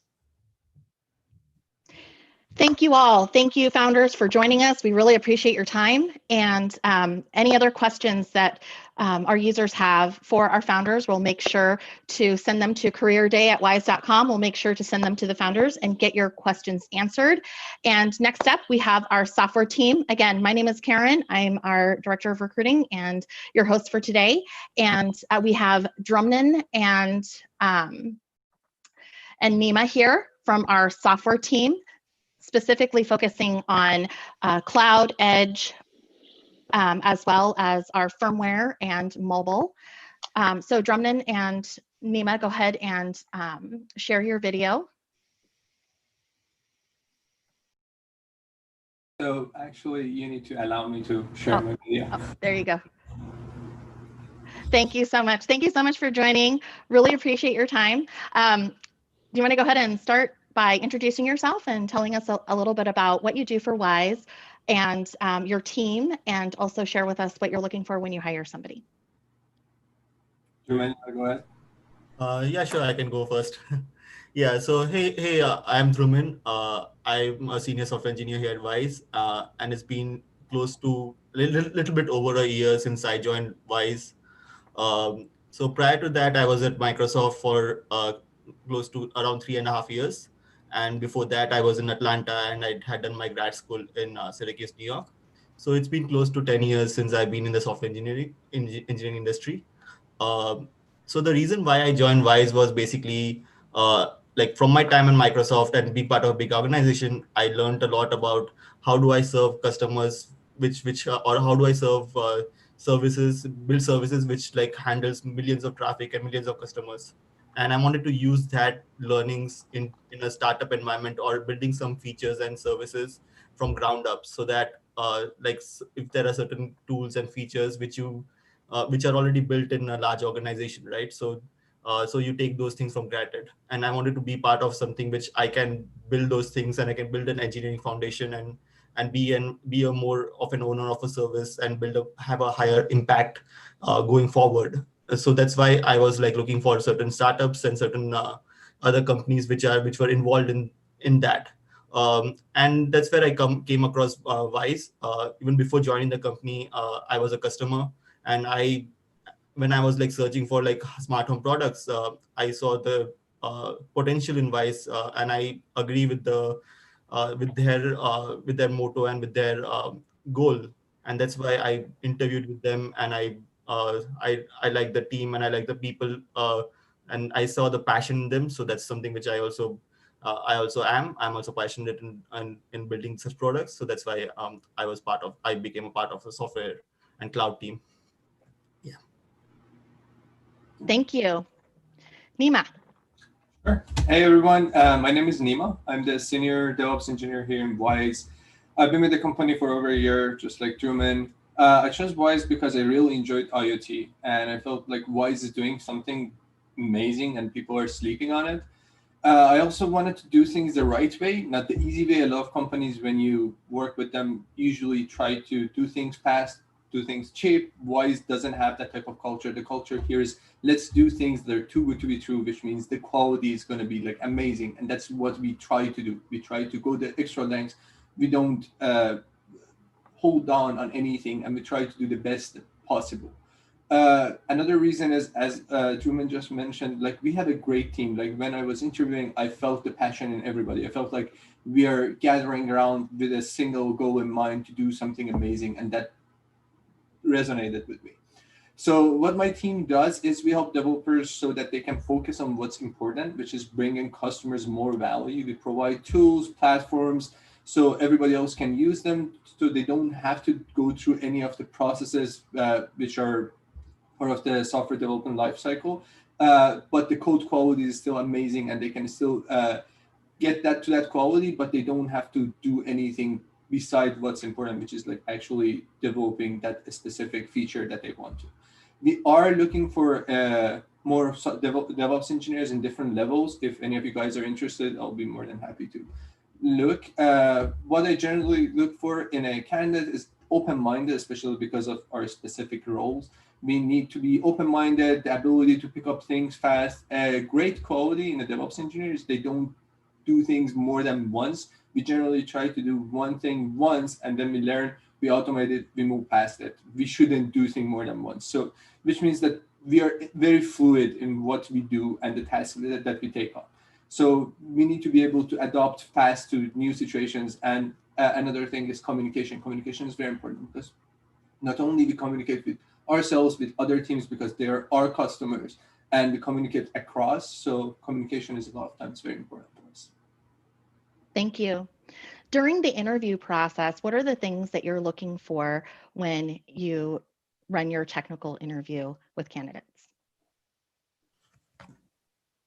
Okay, let me start with my my process, and then Nima can add on to it. So basically, like for I am a cloud backend engineer, so of course, like there'll be different process for involved with if you are hiring mobile engineers or firmware or anyone, there are different levels in software engineering. So if you are hiring a new grad or like a mid-level software engineer or senior level software engineer, so there are different things that we look for every level of every experience level.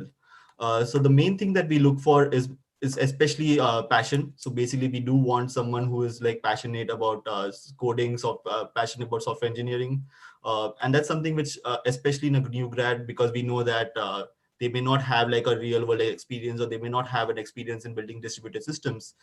So there we do want to know if that person is really passionate of learning new things, because as far as like in technical environment or in a software engineering background, things keep changing every year or every month also. So some tools or some languages or some features which was built which was prominent 2 to 3 years back may not be that relevant right now.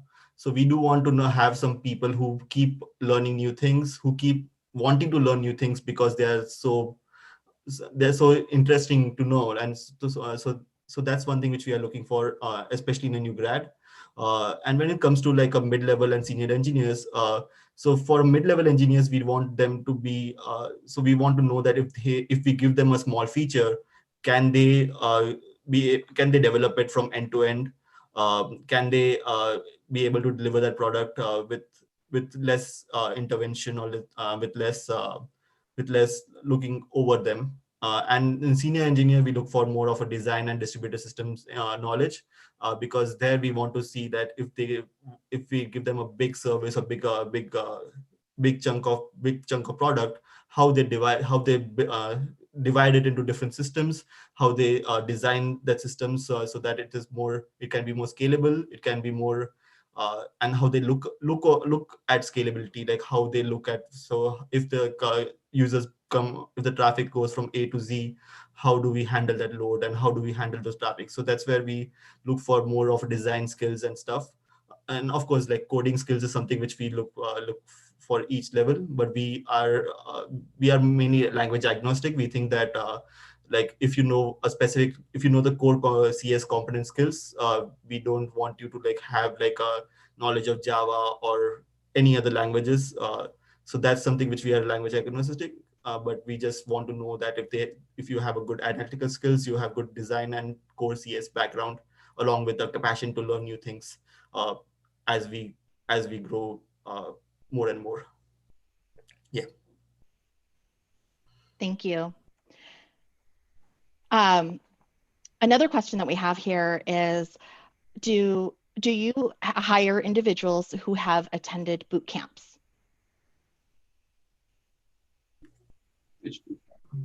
Boot camps like software boot camps, or like if someone doesn't have a foundation in computer science, are boot camps an option? Right. Yeah, so I got the question. That's something which, so we like kind of get candidates after the initial screening. So I don't know, actually, I don't think we have that, but maybe. Oh, so I can help answer this question.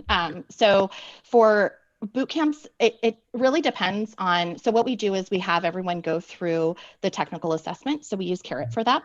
So if gone through boot camp and you're able to complete our assessment, then definitely. So it really comes down to the technical assessment, and we can talk more about that later, or I can share some more information with the user that sent us that question a little bit later. Can I actually add on top of that, Karen, if you don't mind? Go ahead. From our perspective, when we do our interviews, we don't really care about where you come from, what's your background. There's nothing. We are just sitting here talking. As long as you can answer the question, as long as we see the passion in you, as Truman was mentioning, as long as we can see you have like a good understanding of the subject that we are talking about. And we, of course, nobody's going to be perfect. We don't expect you to be perfect in everything. We do expect you to be able to learn things rather fast, but we don't expect you to do it. So there's no like differentiation. Thank you, Nima. So what is the typical day for software teams?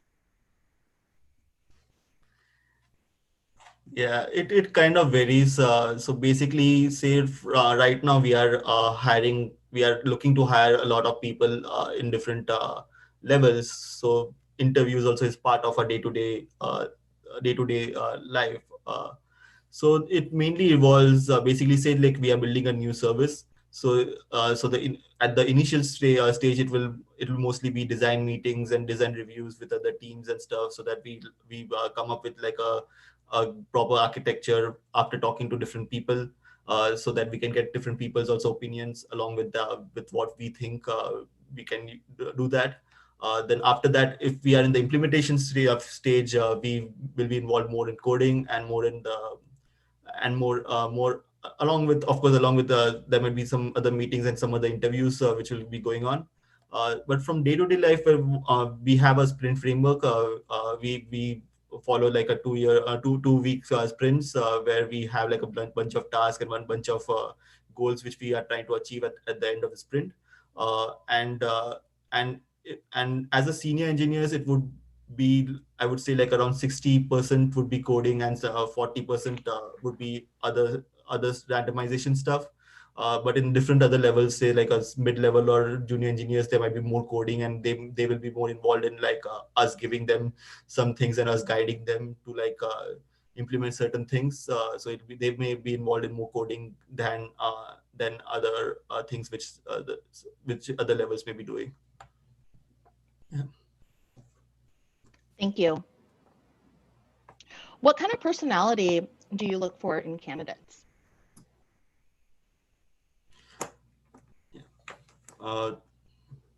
So as far as personality is concerned, so mainly we just look for like, of course we would look for someone who is friendly and who is able to communicate their thoughts thoughts to us. That's one main thing. Apart from that, what we mainly look for is basically so we know that everyone comes from different background and different experience levels, and they may not have experience in IoT, but we want to know like how they are how experienced they are in their field, or what they had done before in previous jobs, or even as a new grad, they may be what they had done in their education level. So that's one thing we look for. Apart from that, yeah, like I don't have like a specific template on what I look for in the candidate. It's mainly like as we said initially, like we do want to see that the person is like curious and eager to learn new things. The person is is also like evolving with the improved trends, or like in software engineering, the trends keeps changing from time to time. So we want to know that the person is evolving with that trend. Like we don't want someone who's still stuck in a trend, or stuck in some certain practices or certain things which were relevant a few years back.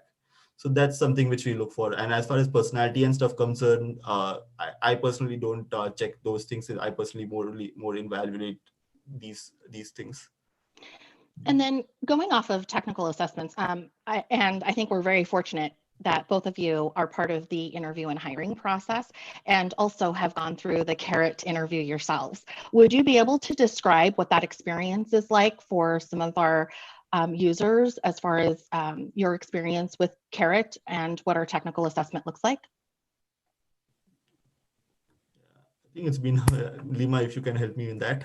Yeah, definitely. So it's so the thing is, if you're as passionate as we are about what we do, sometimes it doesn't feel like an interview. It's more like a discussion. Like what we do is we do like a phone interview or two, and then we go through like a process of like a, we call it on-site interview, which is going to be a couple of hours of interviews with different people, and we have like a one meeting in the beginning which you gather around and talk with like everybody who's here going to be interviewing you, right? But that process is more like a discussion. Like every time that you go into an interview, you think of it as like a very friendly discussion, which was my own experience, right? Like I went into an interview and I actually talked over one of my interviews, like the first one. I remember Anthony, you guys are probably going to see him. I actually talked over his time. Like he was supposed to interview for an hour, but I was talking so much that he actually didn't get to ask me questions. No problem whatsoever. He was very interested. So I actually later on apologized to him, but it was like very friendly. Like the next process, you're talking, like you're trying to understand each other. What's your passion? Where are you coming from? What's your dream? If this was yours, how would you have done it differently? And that's something that I got to discuss with everybody before I moved to Wyze, which was very amazing. It was like that's why I felt the need to be part of this team, because I felt their passion. I felt what they were talking about. Like, Yeah, and adding to that, like technical assessment and Carrot, like of course, I think technical assessment is mainly involved with data structures and algorithms, things around that, and even the coding skills, like even coding interviews, there will be at least one coding.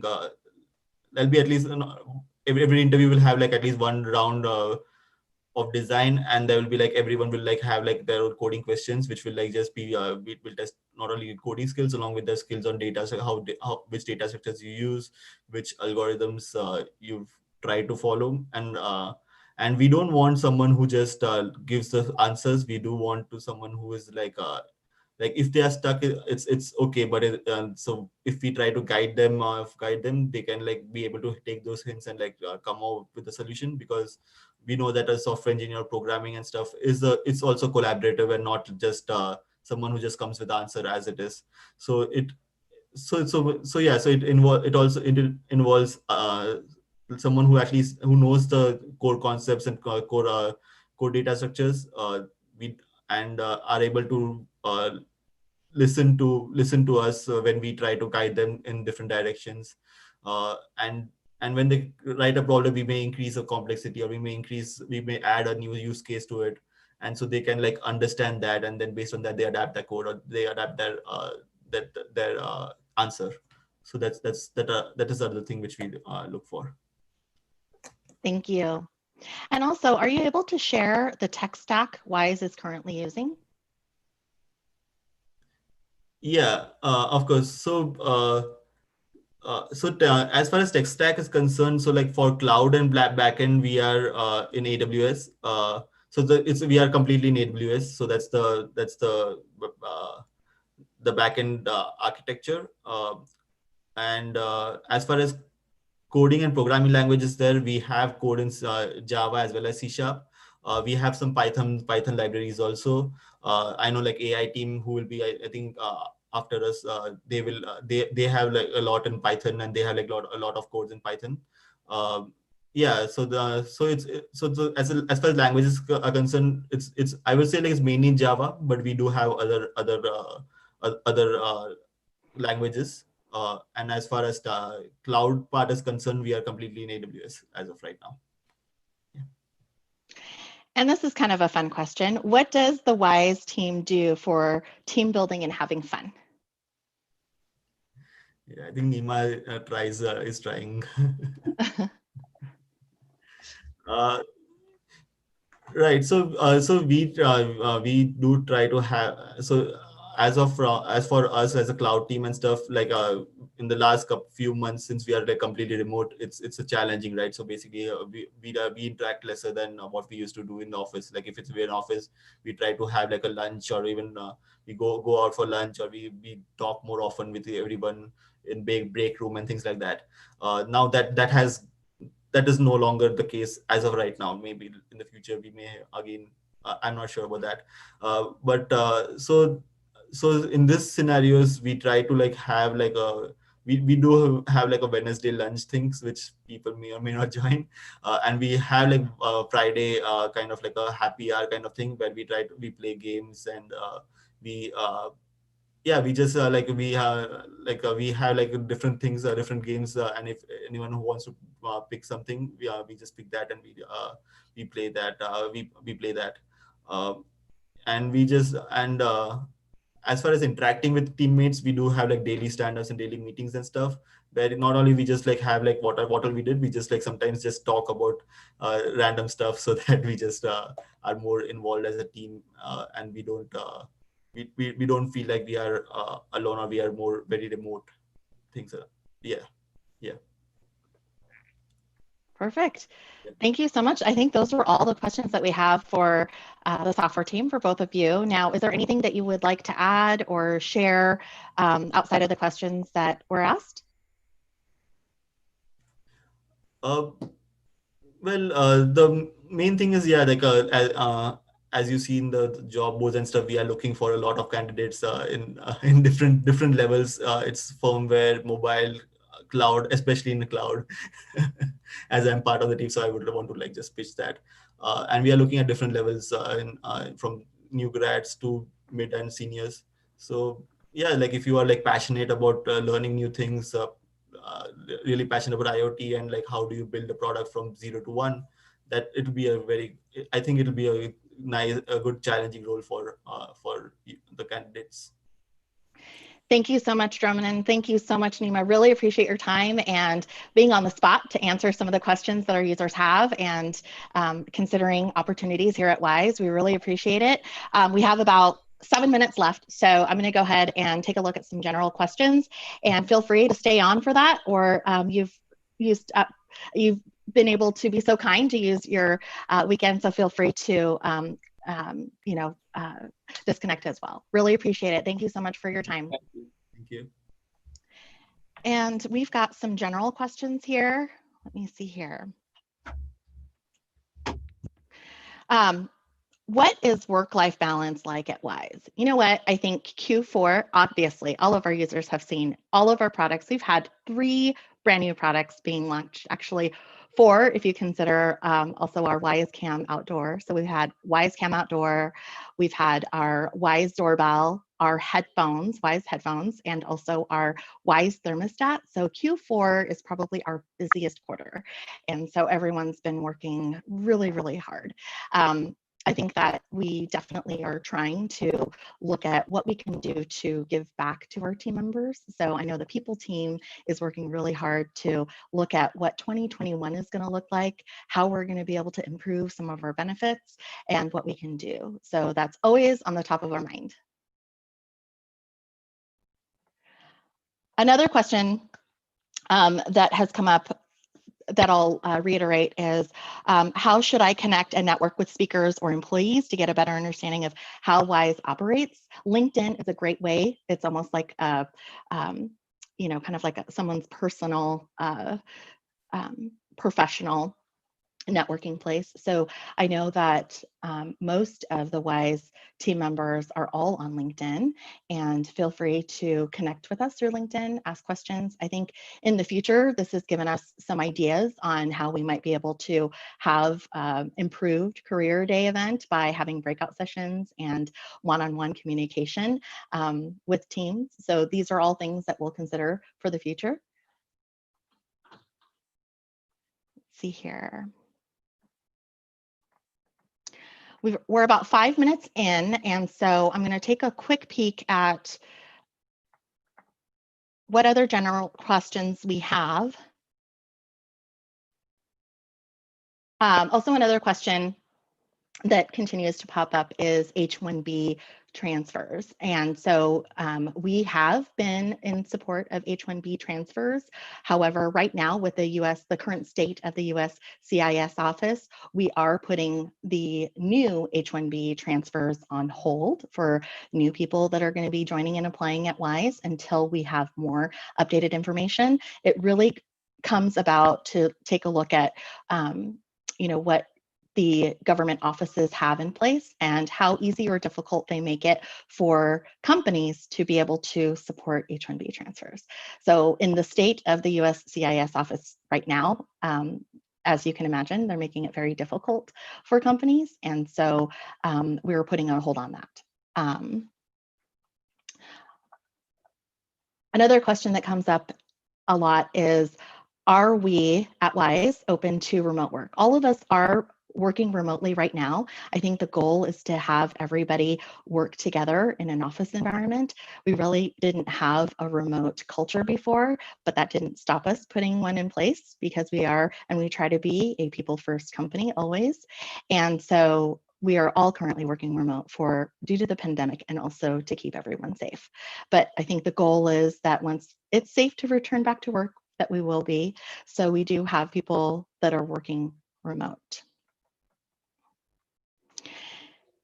And we have just about 2 to 3 minutes left. So I'm going to go ahead and get us ready for that. Again, if you have questions that didn't get answered, feel free to email careerday@wyze.com. We'll make sure to get your questions answered for you, as well as if you want to check out our opportunities, our current opportunities that we have open, please go to wyze.com/careers and send in your resume. If there's an opportunity that you don't see, feel free to click on the general tab, should have a Wyze Career Day apply option. And that really gives us the opportunity to share your resume, take a look at other opportunities that might be coming down the pipe.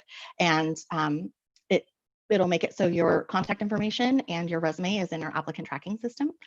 So we'll get that ready. Thank you so much. We're going to go into a quick 2-minute intermission before we start our next session. The next session is our operations team, which includes our VP of Finance and Accounting, our Senior Recruiting Manager, and also our Senior Director of Supply Chain Operations.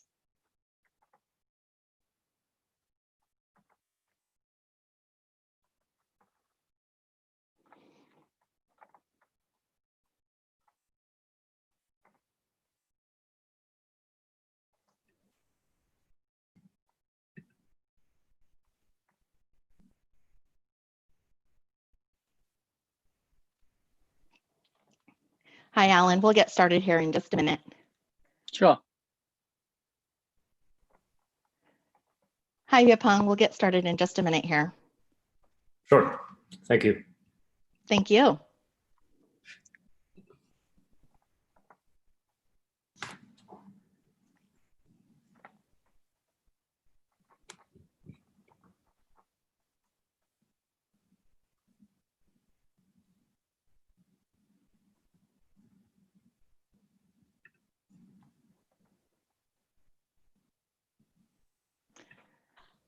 Okay, we're going to go ahead and get started. I'm going to do a quick introduction about myself, just in case there are people that are hopping in that have not heard the introduction. I'm just going to do a quick one. My name is Karen Neff, and I am our Director of Recruiting. I'm one of 2 recruiters here at Wyze, and you have joined the operations section and session here at Wyze. Today is our 3rd year anniversary here at Wyze. The first day 3 years ago that we launched our $20 market disrupting camera. So happy birthday to Wyze.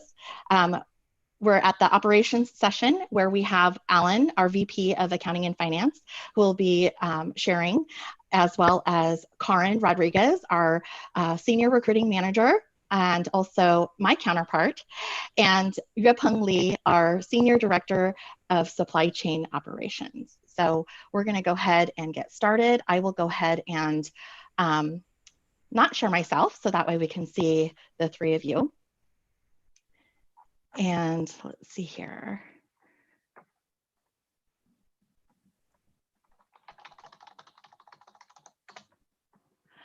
Alan, do you want to go ahead and lead us off and introduce yourself? Yeah, thank you, Karen. Hi, hi everyone. Thank you for joining our Career Day broadcasting. This is Alan Tang. I'm the VP of Finance and Accounting at Wyze. I have been at the company for over a year now.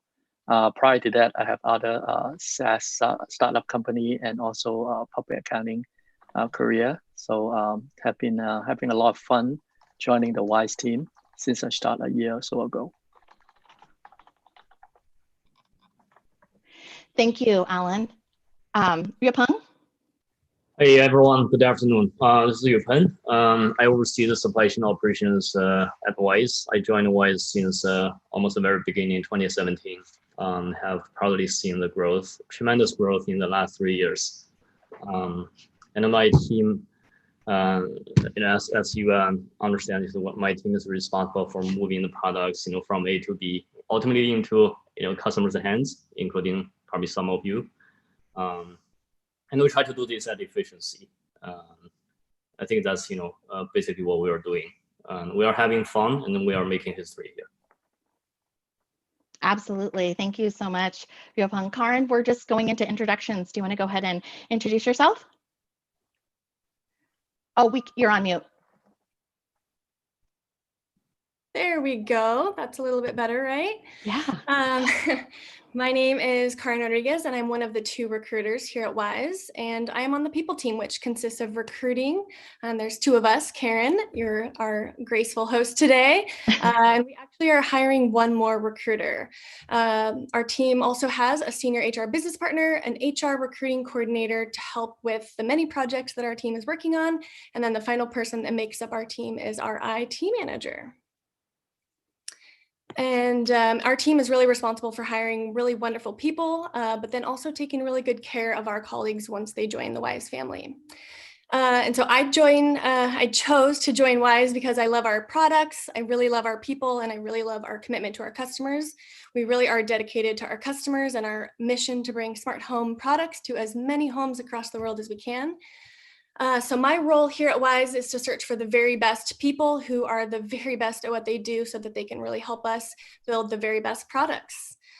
I don't know, do I want to go into sort of the high level overview of our hiring philosophy and the recruiting process, or should I hold on that now? No, go ahead. Okay, so our hiring philosophy is really, really simple. It's really just about hiring the best people so that we can make those products for our customers. Really, at the end of the day, the goal is to have our customers saying, this is just too good to be true. So candidates come to us from a variety of ways. Our careers page, LinkedIn, our networks, referrals, university events, just to name a few. So we start our process with a recruiter call just to get to know the candidate better, learn a little bit more about their background, share the Wyze story and our mission with them.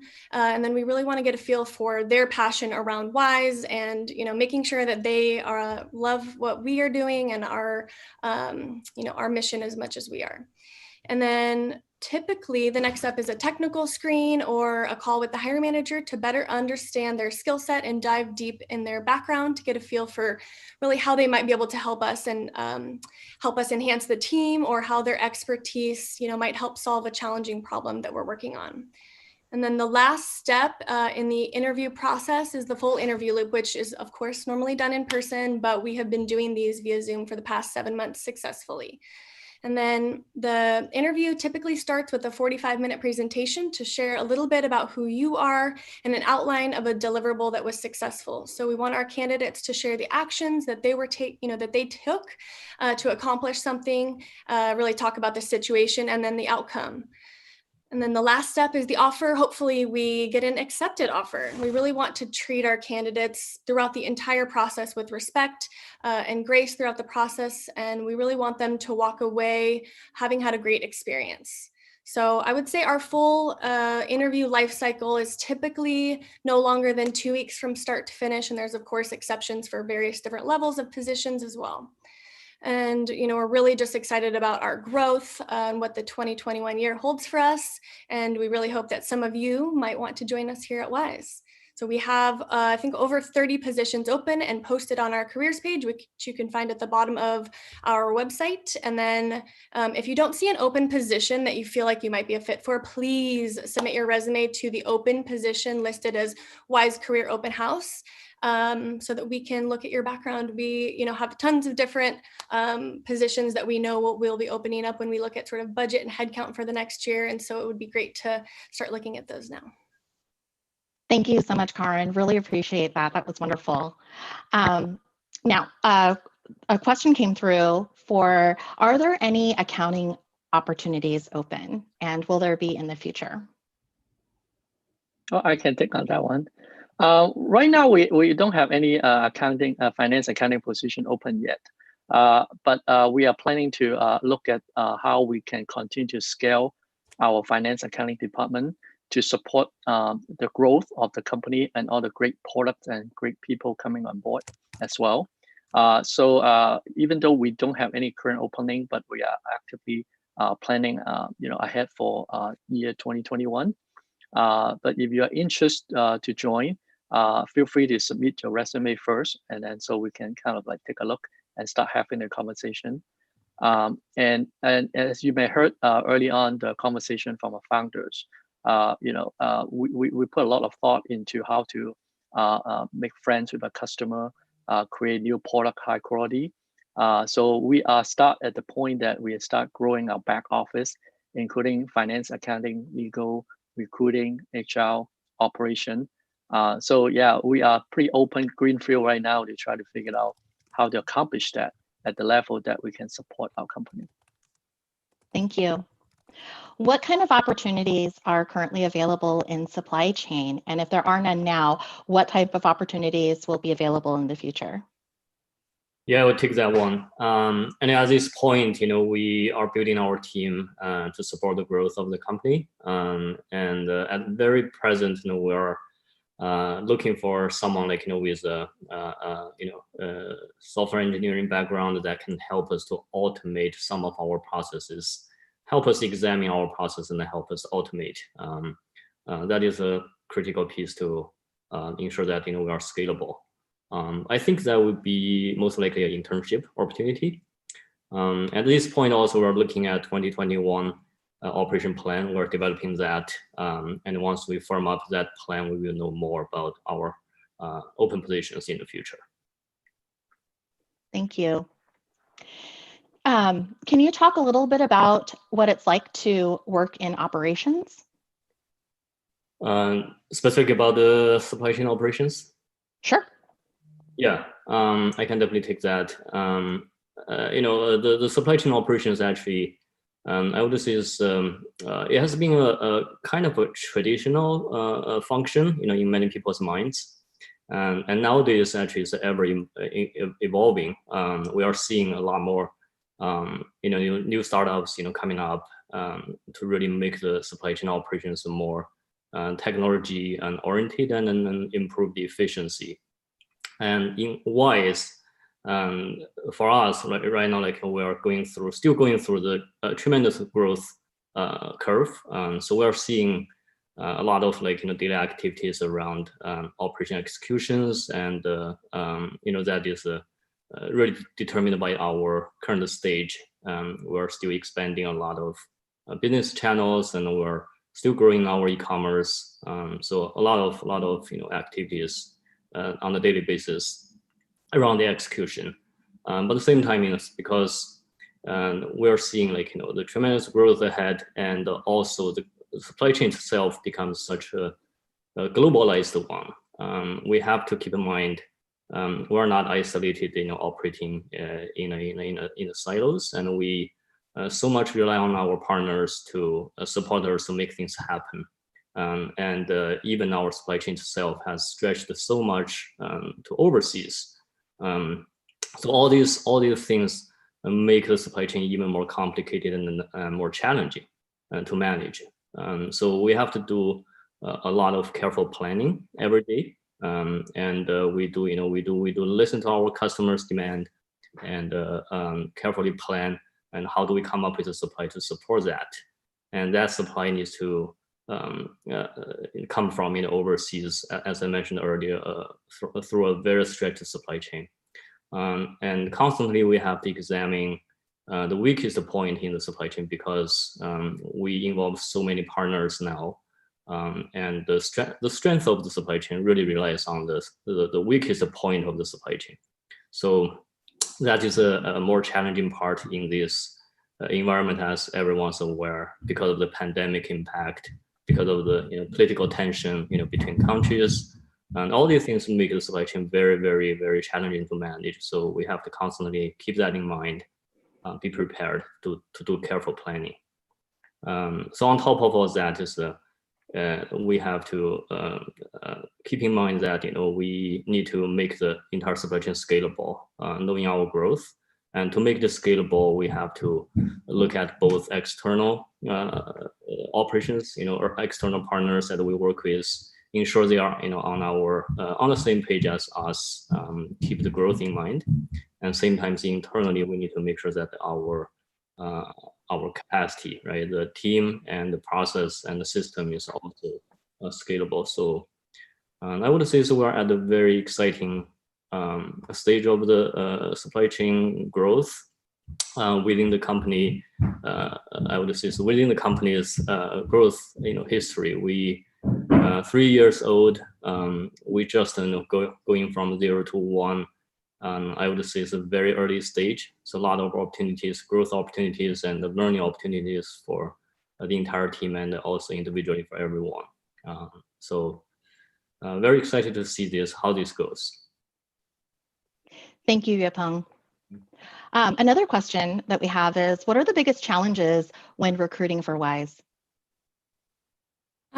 That's a great question. And Karen, I'll give my answer, and then I'd love to hear, what you think too. I think, something that's really important for us is to make sure that the people that we hire are really, really excited about what we're doing. It's not just, looking on a resume and saying, do they have the skill set that we need? We really also want them to be on board with, really what it is that we're doing, and how, I think that having that empathy and that passion really helps us create the best products and really kind of create that connection with our customers. And so, there's a lot of different things, right, about being organized and really making sure that we're working really, speedily. We've got great competitors in the Seattle area. So there's a lot of different things, but I think that making sure that people love Wyze as much as we do, and sort of having that it's a hard stop for us. If someone's like, I don't really care, we really, really do want people to love what we're doing.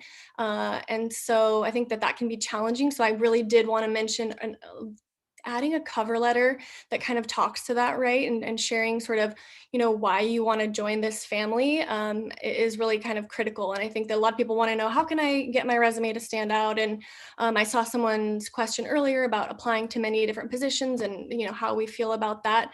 Absolutely. And I think putting that in a cover letter and telling us about, why you want to be here so badly, and really, how you think that you could bring a lot to what we're doing here, I think would be great. So I think it's really about making sure that we don't make that trade-off and just add people to add people.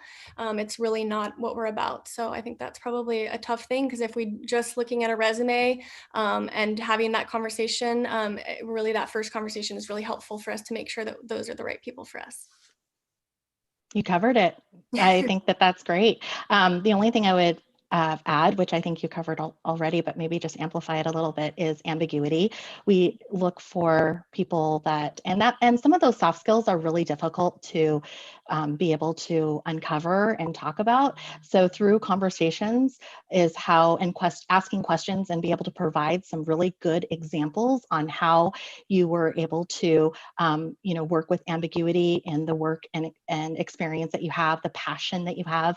We hear throughout this entire session, I think that, one thing that we hear one session at a time is the passion that people have for disrupting the marketplace, specifically in consumer IoT. I think that we have a very special place here, because there are other companies out there, but there are very few that have the footprint that we have, which is here. We're a US-based company, and we're based here in Seattle. We're surrounded by software companies. And, when I ask candidates the question, how many companies do you know that build products and have this consumer IoT passion and have both hardware and software? How many of them are based here in the US and have teams here that continue to build and continue to grow and support based here in the US? I think we have like 120 plus team members and growing. So it's very exciting. Let's see here. Another question is, do you give on-the-job training, or is this hiring only for special skilled workers?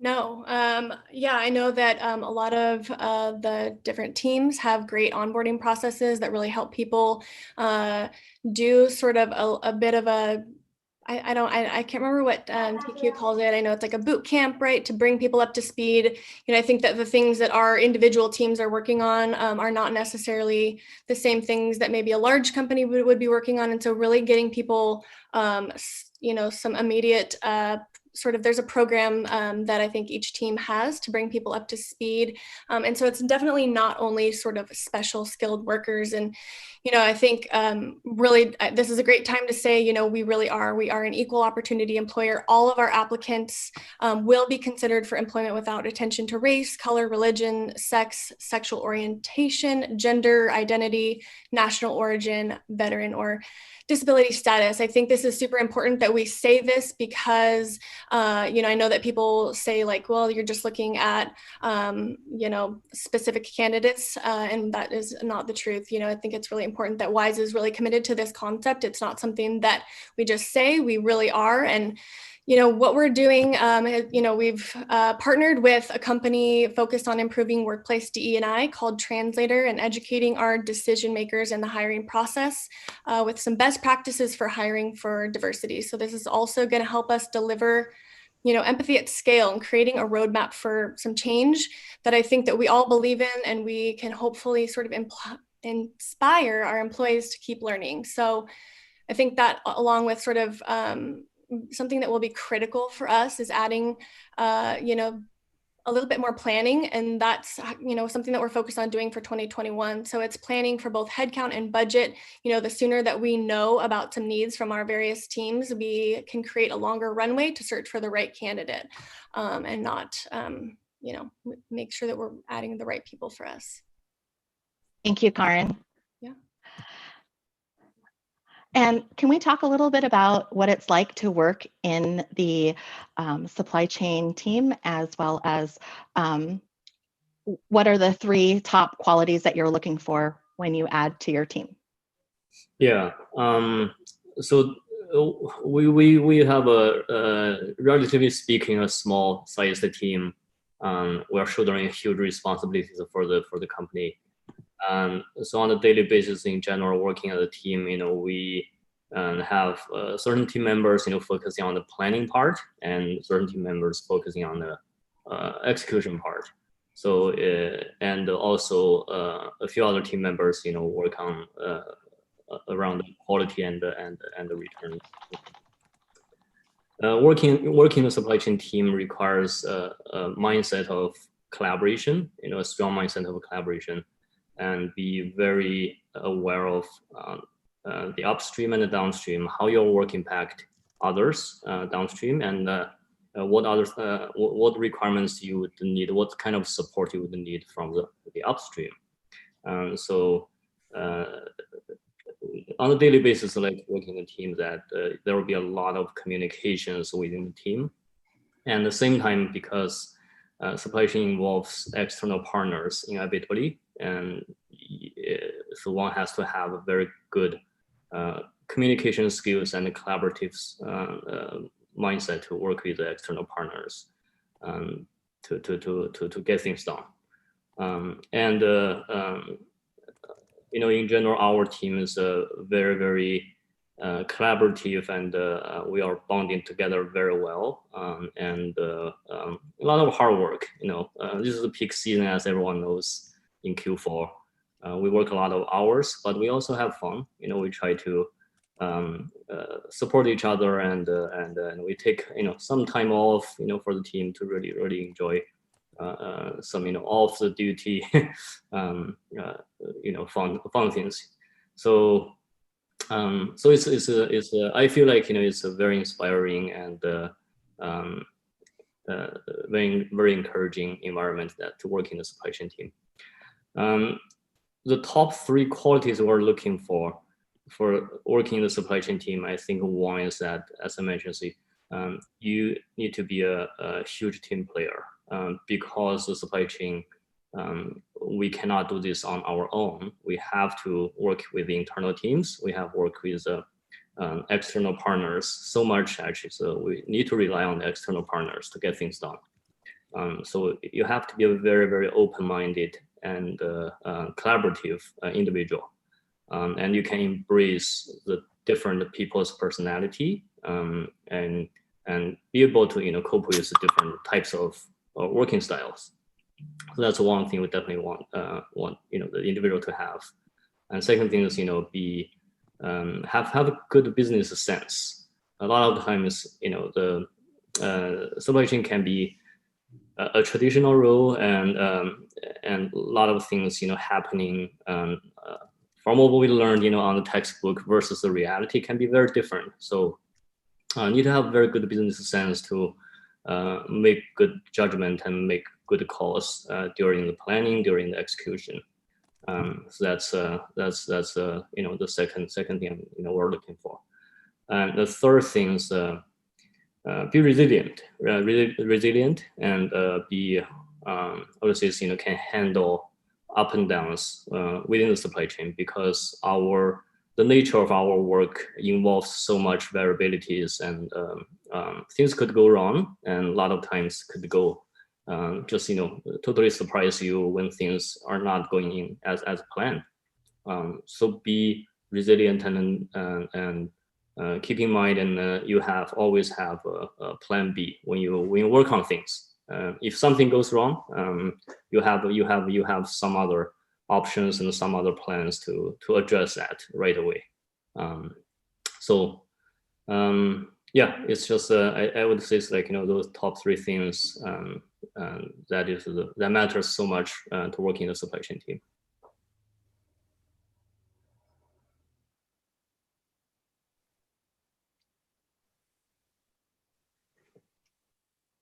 Did I answer all your questions? I think so. Karen, you're on mute. Yes. Thank you so much. Really appreciate that. Another question is, I recently applied. It did. Thank you. Oh, am I still muted?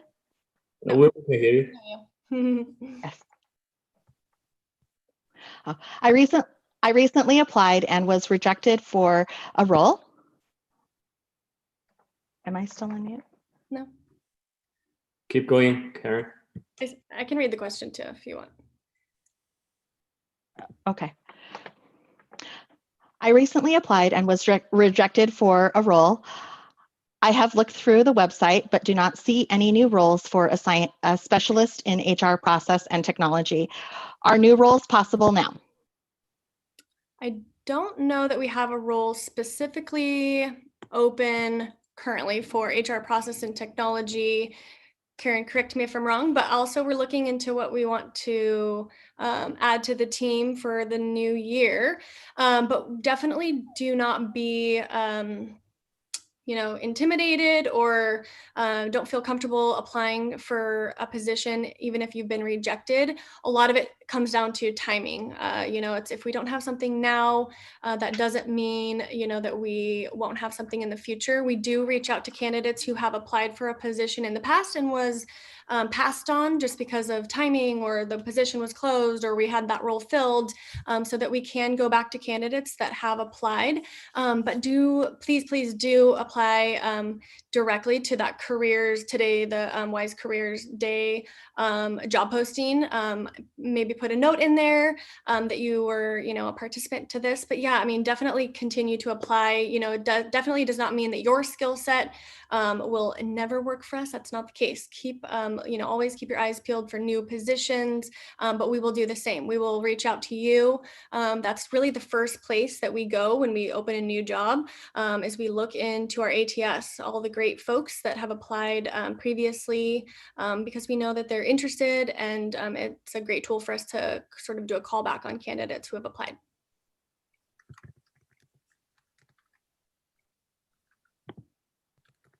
Next question. How do you let's see here, create a sustainability environment considerations in supply chain, considering it is one of the critical cause of climate change? Yeah, very, very good question. And honestly, this is a very, very big question as well.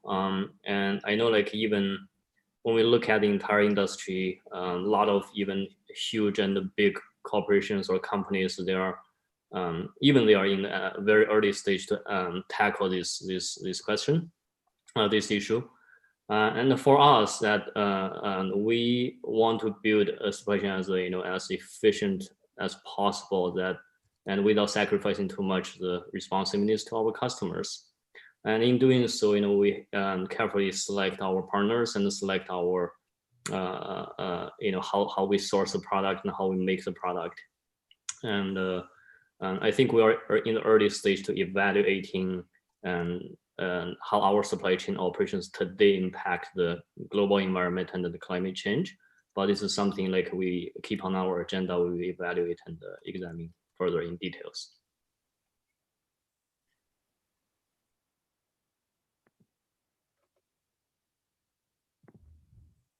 Thank you, Yapeng. And that concludes all the questions that I see for our operations team. We have about 3 minutes left before we start our next session.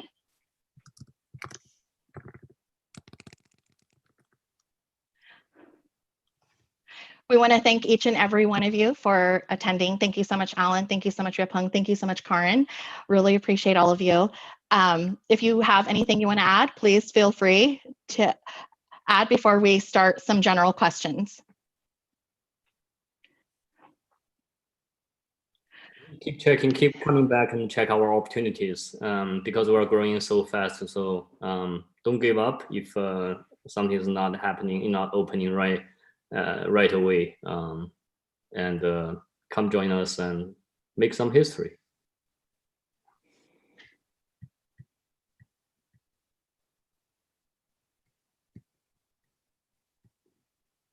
Absolutely, thank you.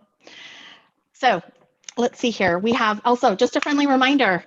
If you have not had a chance to have your questions answered, please go to careerday@wyze.com and careerday@wyze.com as an email address to be able to send us your questions. And then you can always take a look at our current active opportunities at wyze.com/careers. And if you don't see an opportunity open, please feel free to select the general session and apply through there. All of our hiring managers have access to our applicant tracking system. And we have about 1 minute left, so we're going to get ready for our next session. Thank you so much. Next up, we have our software team.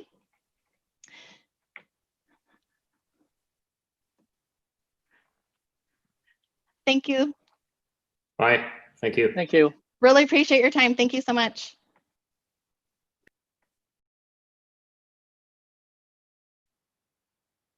Bye-bye.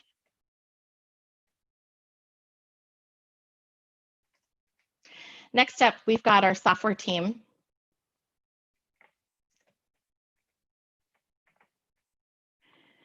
And we just have a few more minutes. We're just 1 more minute as we have folks join us. In this session, we have our software team, Lin Chen, who is our senior principal scientist, Kang Hui, our software engineer for AI, and also Kevin Liu, research scientist too. And just another introduction for me, for those of you who are just joining us today. My name is Karen, and I'm one of the recruiters here at Wyze. Thank you so much for attending this session. Our next session at 1:30 is our software team, specifically in machine learning and AI.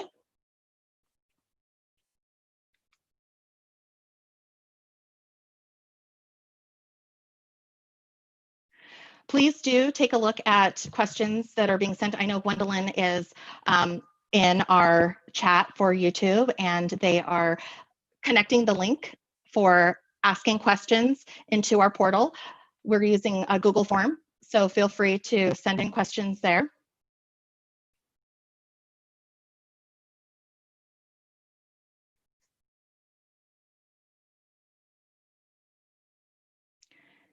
And we'll just wait a few more minutes as we get 2 more people to join us.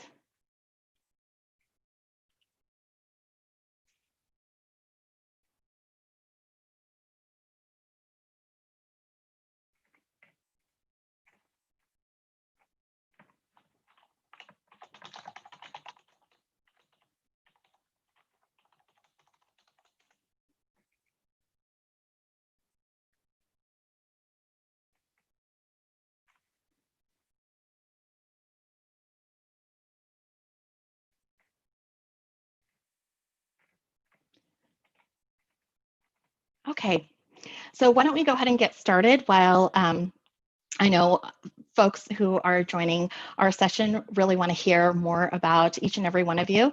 So Kevin, do you want to go ahead and start and introduce yourself? Sure. Thanks, Karen, for organizing this. And hello, everyone. Thanks for coming to our career open house. My name is Kevin Liu. I'm a research scientist in the AI team. So before joining the Wyze, I finished my PhD program at University of Washington in Industrial and System Engineering department. And also I got my master's degree in statistics department. Program at University. I kind of hear some, but my major responsibility at Wyze is to conduct audio-related research and design audio-related product to better serve our customers. So I did my internship at Wyze before deciding to join the company. There are several reasons that make me make this decision. First of all, is the company itself. So building a product that can serve for many customers is my dream. So I always wanted to build a product that can utilize my knowledge and make it beneficial to a lot of people. So Wyze is a great opportunity to realize my dream. So as I know, there are millions of people using our products and services. The second reason is the team. I really enjoy working here when I was doing my internship at Wyze. People are very nice here. They always share their experience and be very open to ask questions, to communicate with. So in addition, I think the team is always eager to learn new stuff. I'm also very encouraged to be creative as I work as a research scientist here, which I think is very important and meaningful to me. So besides work, I love hiking and playing basketball. I'm looking forward to meeting you after you join the team. Thank you.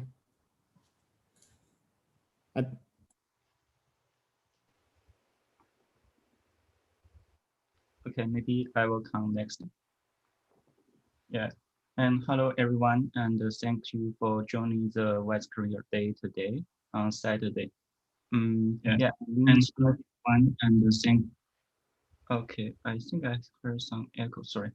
I'm an intern and senior principal scientist at Wyze, and yeah, actually, the reason I'm joining Wyze is that Wyze is a very young company, and I see it's growing very fast. And I'm also working on AI, as an AI can make a difference and to bring make the devices smart, and which is also the vision of the company to provide make great technology accessible to everyone. And also, as my team here is to build different AI technologies to make the product smart, and including from software engineering and like the cloud computing, cloud AI, edge AI, and also computer vision, like the object detection, person detection, face recognition. So we're working on all kinds of features which can provide convenience to users. And okay, so yes, yeah, that's pretty much from my side. Yeah.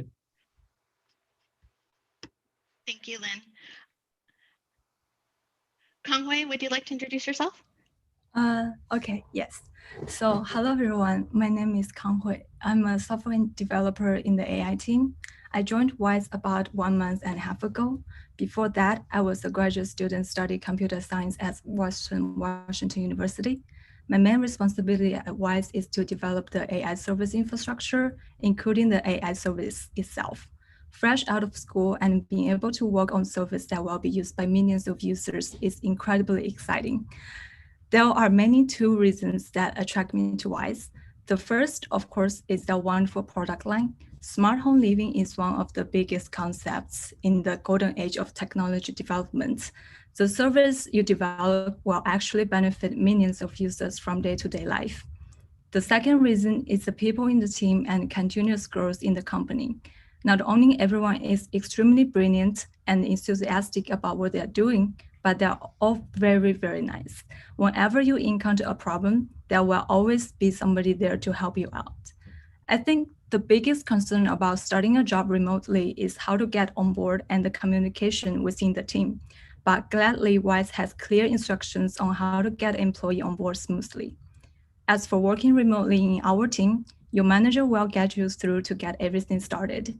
We also have group channel where you can post your questions and get feedback instantly. You can also schedule one-to-one meetings on your colleague Google Calendar to discuss any problem that you encounter during work, or simply ping them with messages and sharing screens with either Zoom call or Slack call. In our AI team, we have reading group session where everyone sharing new technologies they have learned recently. We also have happy hour every Friday where our team will play games like Dota and Among Us, or sometimes we just simply chatting with each other, talking about life and memes. The only sad part is that I haven't been able to see my amazing coworkers in person yet, so I can't wait for that. After all, I'm 1.5 months in Wyze and I'm loving my job. It's a combination of working, learning, and having fun while making an impact on the world. Thank you. Thank you, Kanghui. Thank you, Karen. So we have a presentation here. Who wants to go ahead and start? Lynn, this was what we have included.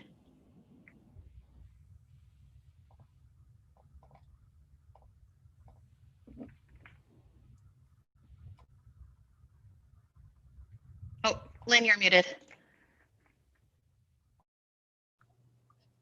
Oh, okay, sorry. I will start again. Cool. Okay, so yeah, for AI team here, we are working on different directions, including computer vision and the audio, sound, and machine learning and edge AI and beyond.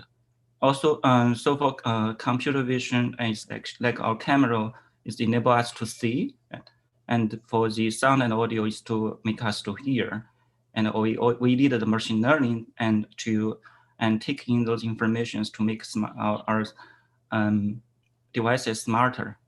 And also, and one challenge actually here is that our camera is very affordable, and so we need to make, it's very challenging to make the algorithms like the AI technologies on the devices. So that's also, yeah, we have put a lot of effort to make the AGI work. Karen, can you go to the next slide? Yeah, actually, I think AI team is very new here. We just started last year from August, and with the mission to build a smart living for everyone. And in this year, March, actually, we launched the person detection service, the in-house one, and then 4 months later at July, we also built the Cam Plus, which combines the continuous motion capture with the person detection. And now this month, actually, we are going to release more features, including the face recognition, pet detection, vehicle detection, and package detection. And there are also more we are working on and hope to improve the everyday life and make the our products smarter. Yeah. And can you go to the next one? Karen, thank you. Yeah, this is our current team.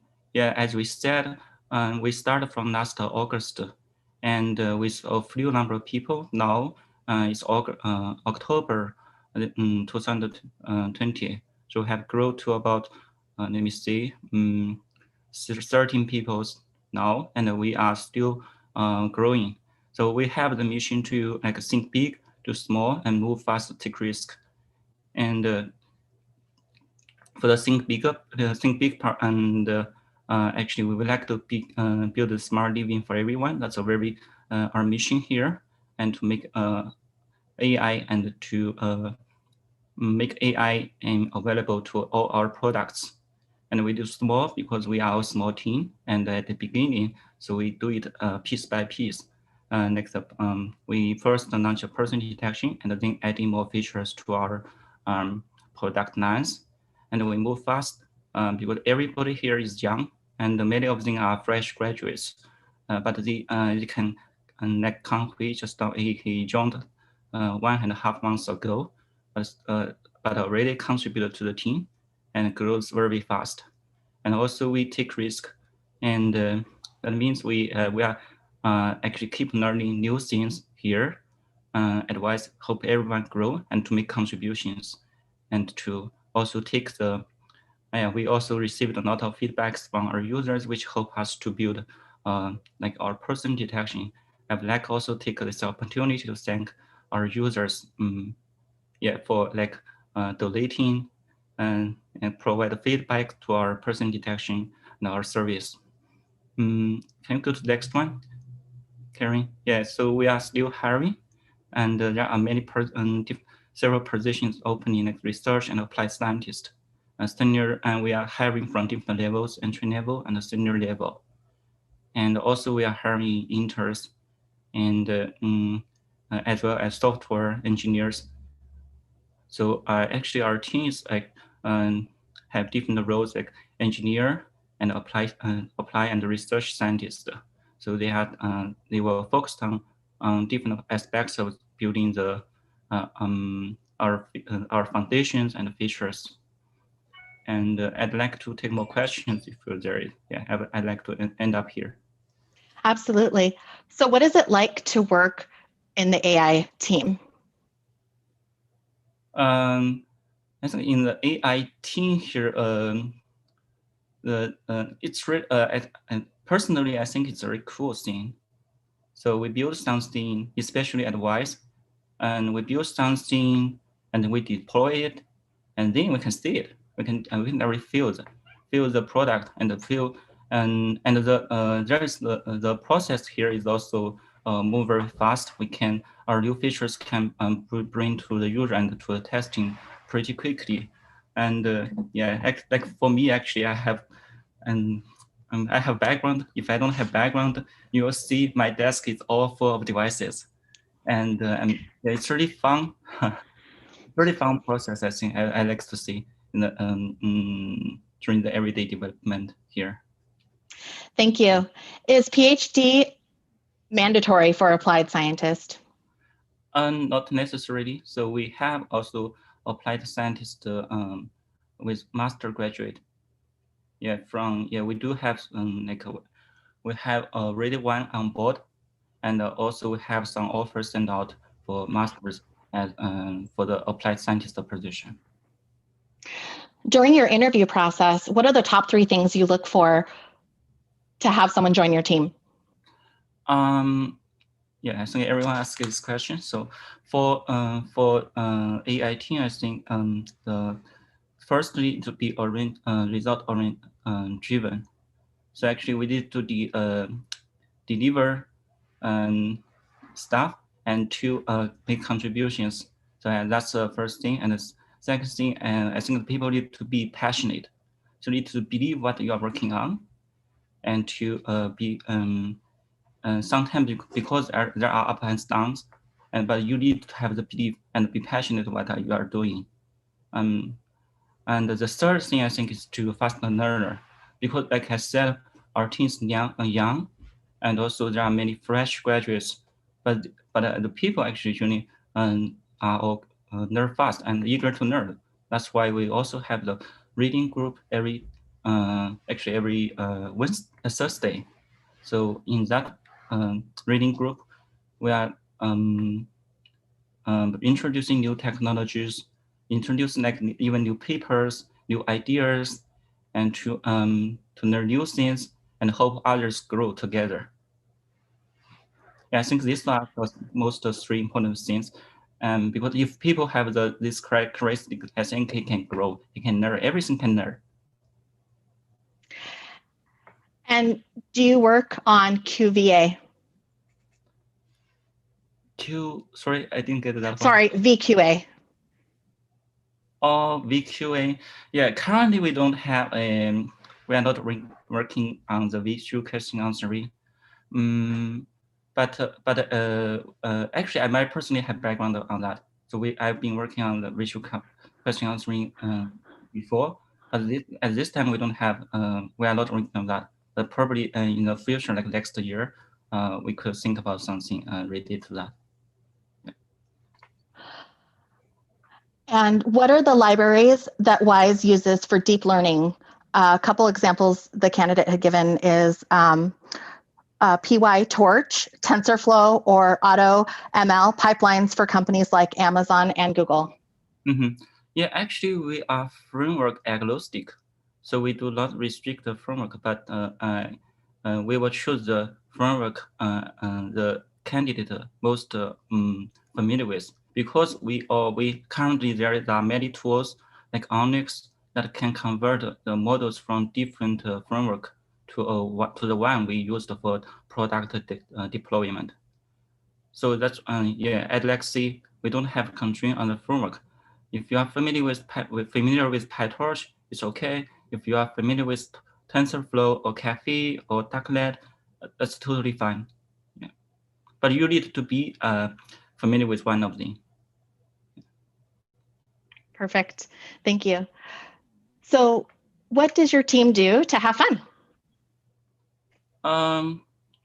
Yeah, actually before the remote working, we got lunch and we play. We also play games. We play like basketballs, and we play tennis together. And yeah, but now it's very hard. So we have happy hour every Friday now to play games like Kanghui just also mentioned. We play like computer games like Dota, Underlord, Counter-Strike, or different games. We choose a game by voting. So people can vote which game to play this time or next week. Yeah, that's what we are doing right now. Actually, we are also opening to new ideas. So every people can suggest. We have some meetings every week to take in feedbacks from all the team members, and all the team members can suggest how can we improve the operation of the team and to make it more efficient, and so everybody can enjoy what they are working in the team. So I'm also very happy to take all the feedbacks and to address them properly. Thank you. And what is it like to be a new team member on the AI team at Wyze? Depend on the position, like the scientist and the engineer though. For the new member, actually I usually in the first week we have the different onboarding process. We have the SE bootcamp and the scientist bootcamp. So there are lots of questions you're working with and to get familiar with the tech stack, what we are using at the team, and also I always also suggest the new people to schedule like one session with every team member and to get know what they are working on. And at the beginning, yeah, after that, I think yes, until the new people will be assigned some project working on. Thank you. So maybe this is a question for the new team members is, Kanghui or Kevin, did you have anything to add on what it's like being new? Okay, for me, being new, I think is that you can feel free to ask any questions and don't feel like you are like having no reasons to ask. You know what I mean? Like when you're new, you don't know a lot of things, so it's okay to ask even like ignorant questions, but nobody will say that you are ignorant, but even to ask simple questions, then people are willing to answer. So what else? I think being new. No, I think everything is going really well in the team. I don't have anything particular. Thank you so much for sharing. We have another question. I have experience in computer vision and deep learning. If I am interested in joining the AI team, how can I get started? There are multiple ways. I think you can. There's a link here, Wyze.career, and you can apply here, and you can also send email and send your resume to me or also our HR. And yeah, many ways to you can apply. I think the best way is to apply in our website. Thank you, Lynn. Another question we have here, I know we have just a few more minutes left. Are all the approaches for computer vision supervised, or any unsupervised approach are also Wyze is using? Yeah, that's a very good question. So yeah, because we are at the beginning actually now we are using the supervised learning, but we also are investigating using unlabeled data, because data labeling is very time consuming, and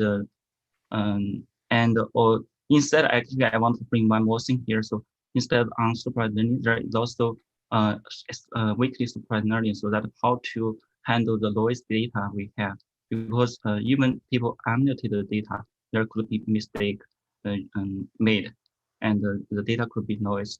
So that we are all investigating here all the issues and to make our models more robust. Yeah, of course there are still some errors made by the model, and yeah, we are keep on improving it with the different methods like supervised learning, unsupervised learning, like semi-supervised learning, and weekly supervised learning. Thank you. How does Wyze ensure applied scientists stay up to date with current field-specific research? The question is stay up to date with the state-of-art research. Sorry, Carrie. Yeah, oh, yes. Sure. How does Wyze ensure applied scientists stay up to date with current field-specific research? Example, few-shot learnings, meta learning. Oh, yes. That's good. That's a good question. Yeah, actually, I encourage we should be keep updated with the state of art. So what we do here is we have the reading group every week. We will share the new things and new papers, new trends in the reading groups, and also our scientists and everyone here is that we'll keep sharing. Find if something new, we can share in like Slack channels with everyone, so we can actually read about it, follow it, and yeah, always.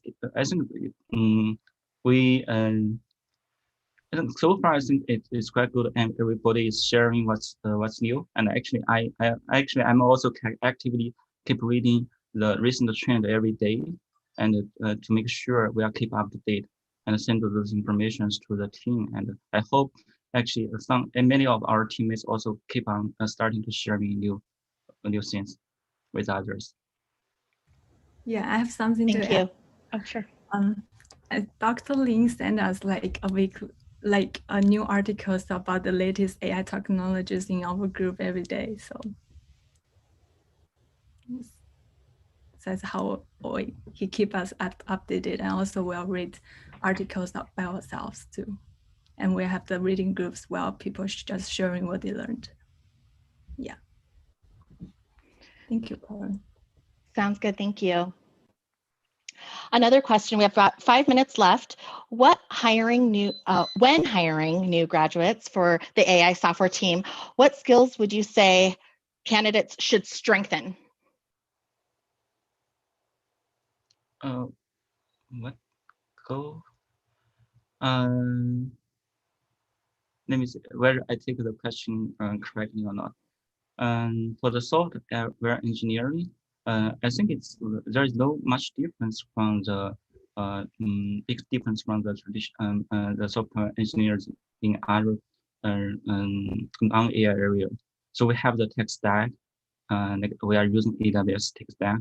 We are like using the code infrastructure as code, like Terraform, CloudFormation, and all those tech stack. We have the tutorial, the SD for camps to help the fresh graduate to get familiar with all the tech stacks.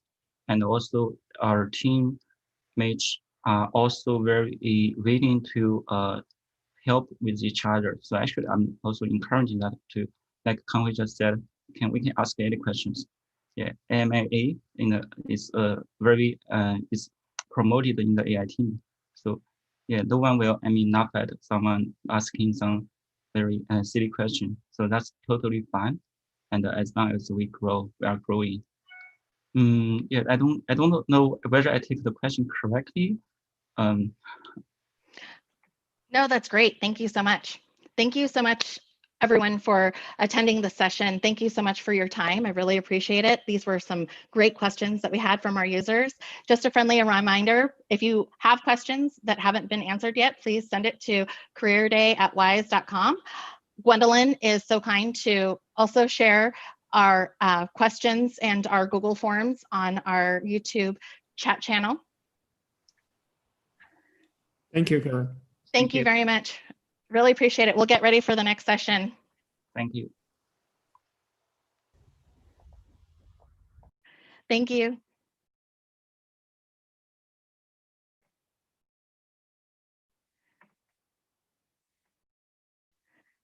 Thank you all for joining us. And I'm just going to take a 2-minute intermission while we get ready for the next group of folks, which is our product team, specifically hardware.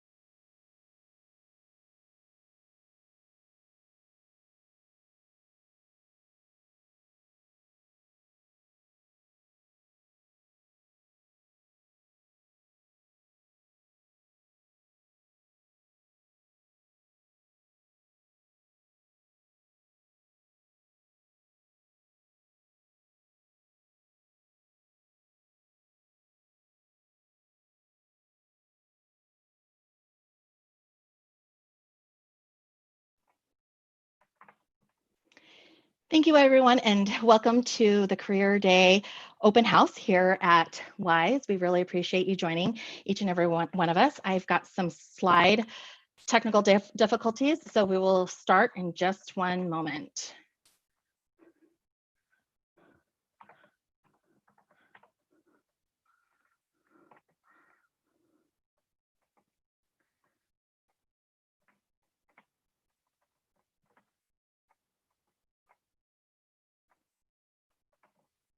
Here we go. We've got Steve, our head of hardware, and Kim, our senior product manager, who has joined us here today to talk about more about the hardware side of Wyze. Go ahead and introduce yourselves. Okay, I guess I'll go first. So I'm Steve, the head of hardware, and I've been with Wyze for about 4 months now. Previously I've been through some other similar IoT companies, gone through startups with Arlo and with Ring, and now very happy to be here at Wyze. I love doing IoT stuff, and I love startup companies who are doing stuff that is really exciting, and certainly that's what Wyze is doing. When they had huge success with the camera, the V2 camera, when I looked at them and kind of the roadmap and what they're doing, and all the new products that are coming out, and the democratization of the IoT space, really exciting. I think they're doing something great and something I want to be a part of. So that's why I reached out, and I'm very happy to be here now. So I also felt that I would be a good match and I could help in the mission. So yeah, I'm very, very happy to be here, and it's a great team to be on. And also work a lot with Kim here, who's joining us here today. Kim, why don't you introduce yourself? Definitely. Hi, everyone. My name's Kim. I'm a product manager at Wyze. Hitting my 1-year anniversary next month at Wyze. I can attest to what Steve just said, that he just within the 4 months, he has contributed so much at Wyze. Love working with him. So I joined Wyze almost a year ago because I always wanted to build products for users. Ever since I was 16, I wanted to build products that can delight people and solve people problems. So it's when I discovered Wyze, it was very just found this company that just fully aligned with what I wanted to do and my values, and it just it's realistically it is a dream. It's a dream job for myself. Well, what else? So I think for just a quick summary on for the career day part, for people who are joining us here. First of all, I really appreciate the time you're taking out for your Saturday, and we are looking for many great product managers. So please shoot your questions if you're interested in joining Wyze product team. Sure, and thanks, Kim. Yeah, I like your passion since you were 16 years old. I sort of feel the same way, and that's the type of people that I like to hire. People who are really passionate about what they do. It's great that you go to school and everything like that. I mean, it's actually very important to go to school and really understand the things that are being taught, because later you're going to need to apply them in real life, and the more you have that foundation, the better you're going to be. But it's really it's the combination of the two: the good foundation in how to research something, and then your passion to deliver it. I just mentioned the school is important, but also it's a continuously learning effort as you go through at Wyze or any type in your career.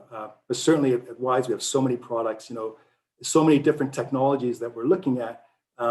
It's not, we can't just be pigeonholed in one particular technology, one particular area. You need to, expand your mind and, to solve problems and to,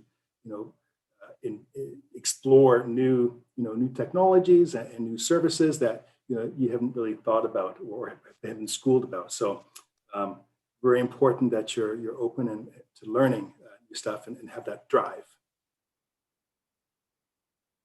I actually don't have any open positions just yet, but hopefully will be shortly coming up. Absolutely. In the hardware domain. But yeah, so that's the type of person that that I think I'm looking for, and generally why I should be looking for, in general, someone who can learn on the job. It's very important.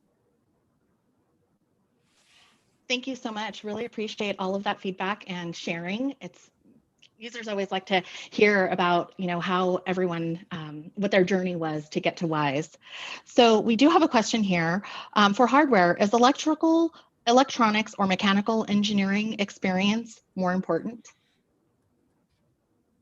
Go ahead, Steve. Or okay, I can answer the question, and Steve can please add more. So I think so I studied mechanical engineering, but at Wyze I was teased so many times by Steve for not remembering a lot of basics in mechanical engineering. Jokes aside, but I think knowing, having the electrical and engineering, electronics, mechanical, those education it's a bonus, but it's not required. I would say. I think being a product manager at Wyze, doing hardware, the most important thing, one is to really empathize, being able to empathize with our users, really treating our users as our friends. What are the most important things for them? What are the most beneficial, valuable things for them? Creating that value. I think that's the foundation of being a product manager here, and also being a very creative problem solver. As Steve mentioned, there's a lot of learning at work, learning on the job that happens. There are so many different branches of those disciplines, like electrical, electronics, mechanical. Like there's no way that you would know everything to be ready for a product. There's always a lot of being able to learn and being able to problem solve. That is super important. So in short, the engineering education is not mandatory. Steve, please go ahead. Yeah, I think you kind of got it right there. I mean, it's all about your desire to learn. The school gives you some foundation, but then you have to, take it where you want to go. Whatever you do, whatever your discipline is in school, when you get to the industry, you have to,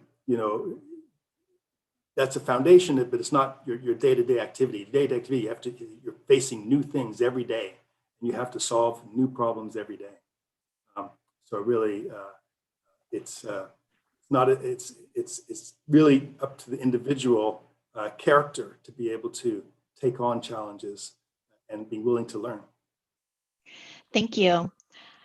How is hardware handling work from home, and have employees built home labs? Yes. So, I mean, the good thing about, engineering, hardware or whatever, is you don't necessarily have to spend a lot of money. It's nice to have $1 million labs in each discipline, but, engineering has been around for a long time, and for hundreds of years, right? You can solve problems with just very, very basic tools. So yeah, you can get 95% of the work done that you need to get done in home, just using some very low cost equipment, just ordered off Amazon, and you're ready to go. At some point you need to do the formal qualification testing, and then then we can go to certification labs and do that properly. But when we go to a certification lab, it costs money to go into that lab. So you want to, when you take your product there, you want to be pretty sure it's going to pass the first time. So it's important to do the testing up front. Thank you. Now, all of our product teams and software and engineering teams are here, but in the event that there's travel, are there product teams that travel, and what does that travel entail and look like? So before COVID, we used to do travelings to our manufacturers in around twice a year. One for just sourcing for factories that are kind of what we are looking for the product, for the expertise, and for the seeing what the factory can do. And then the other part is usually before product launches, we would go to the factories to be on the floor, making sure the products are ready, are high quality. With COVID, our China trip, the manufacturer trip has been long overdue since February. So. Thank you so much. So what are the 3 things that you look for when you're looking to hire someone to join your team? Okay, I'll take that. So for me, it's really the creativity, being able to, solve problems that you haven't faced before, and the methodology that you use to solve the problem. So it's fine if you haven't, seen, presenting a problem, you haven't seen it before. It's just your thought process and how you might go, about solving that. So it's really, that's really what I look for is, people who are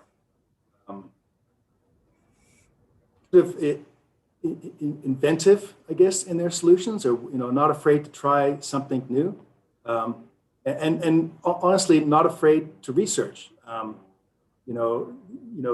The YouTube and the web are such great resources.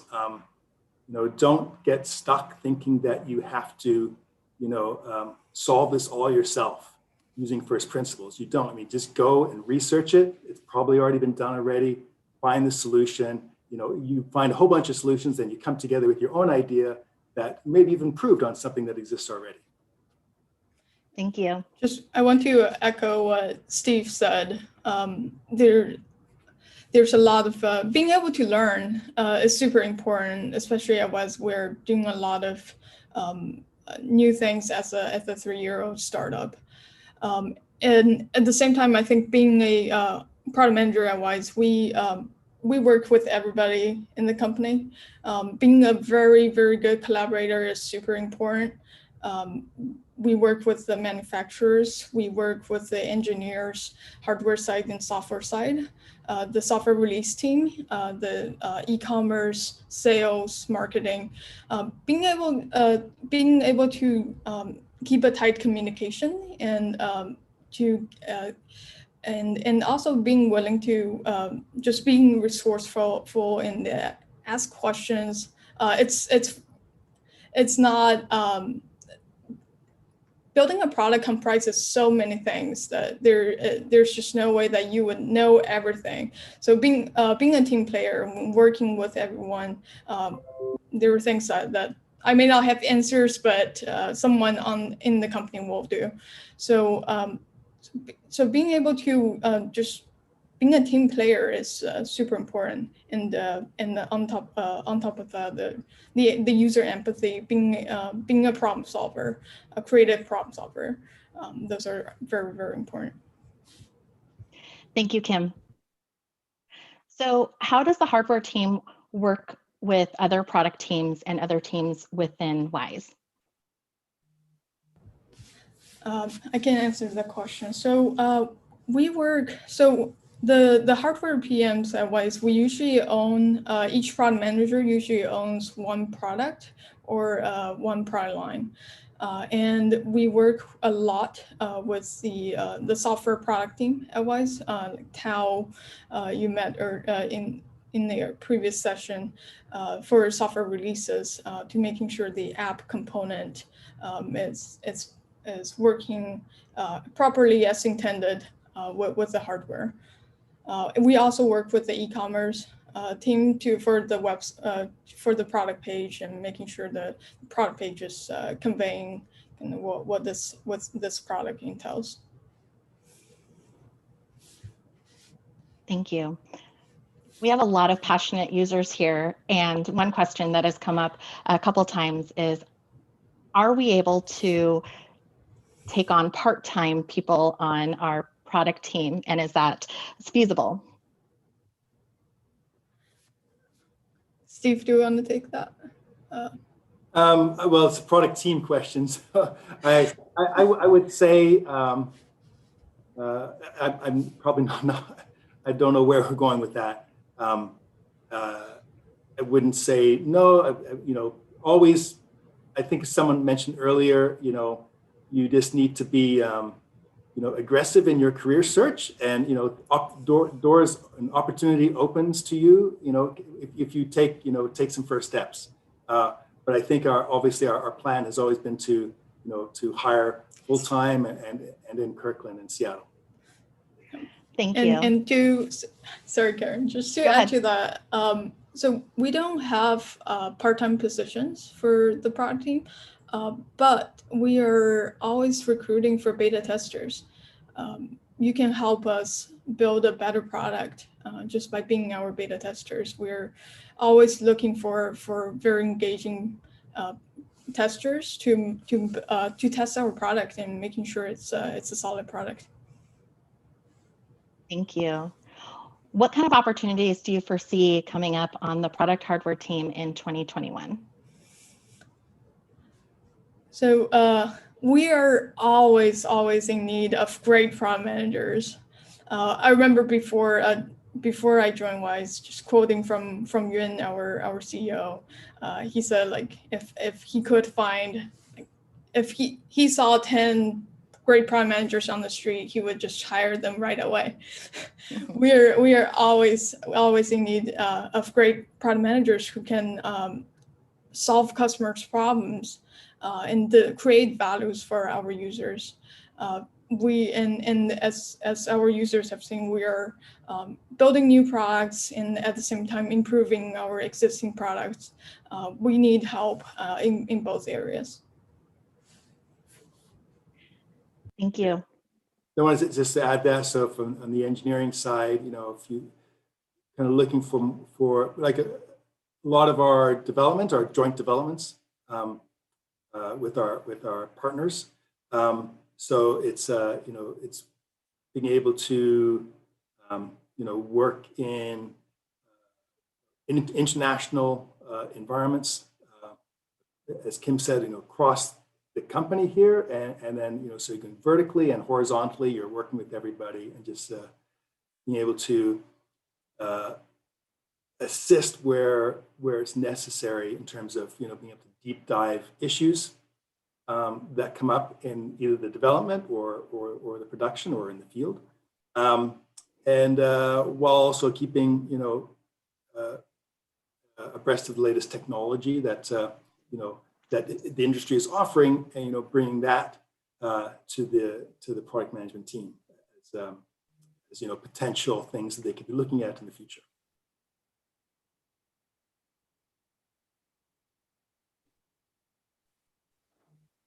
Thank you. And another question that has come up, let me see here.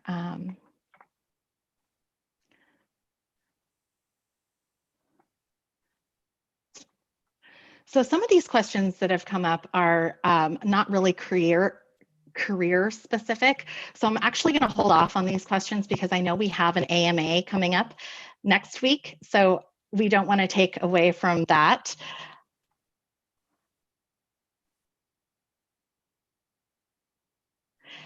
And here's actually another one that has come up. What is your advice for someone that wants to break into consumer hardware design or product management, given historical experience on mechanical design, but want to pivot into a PM role?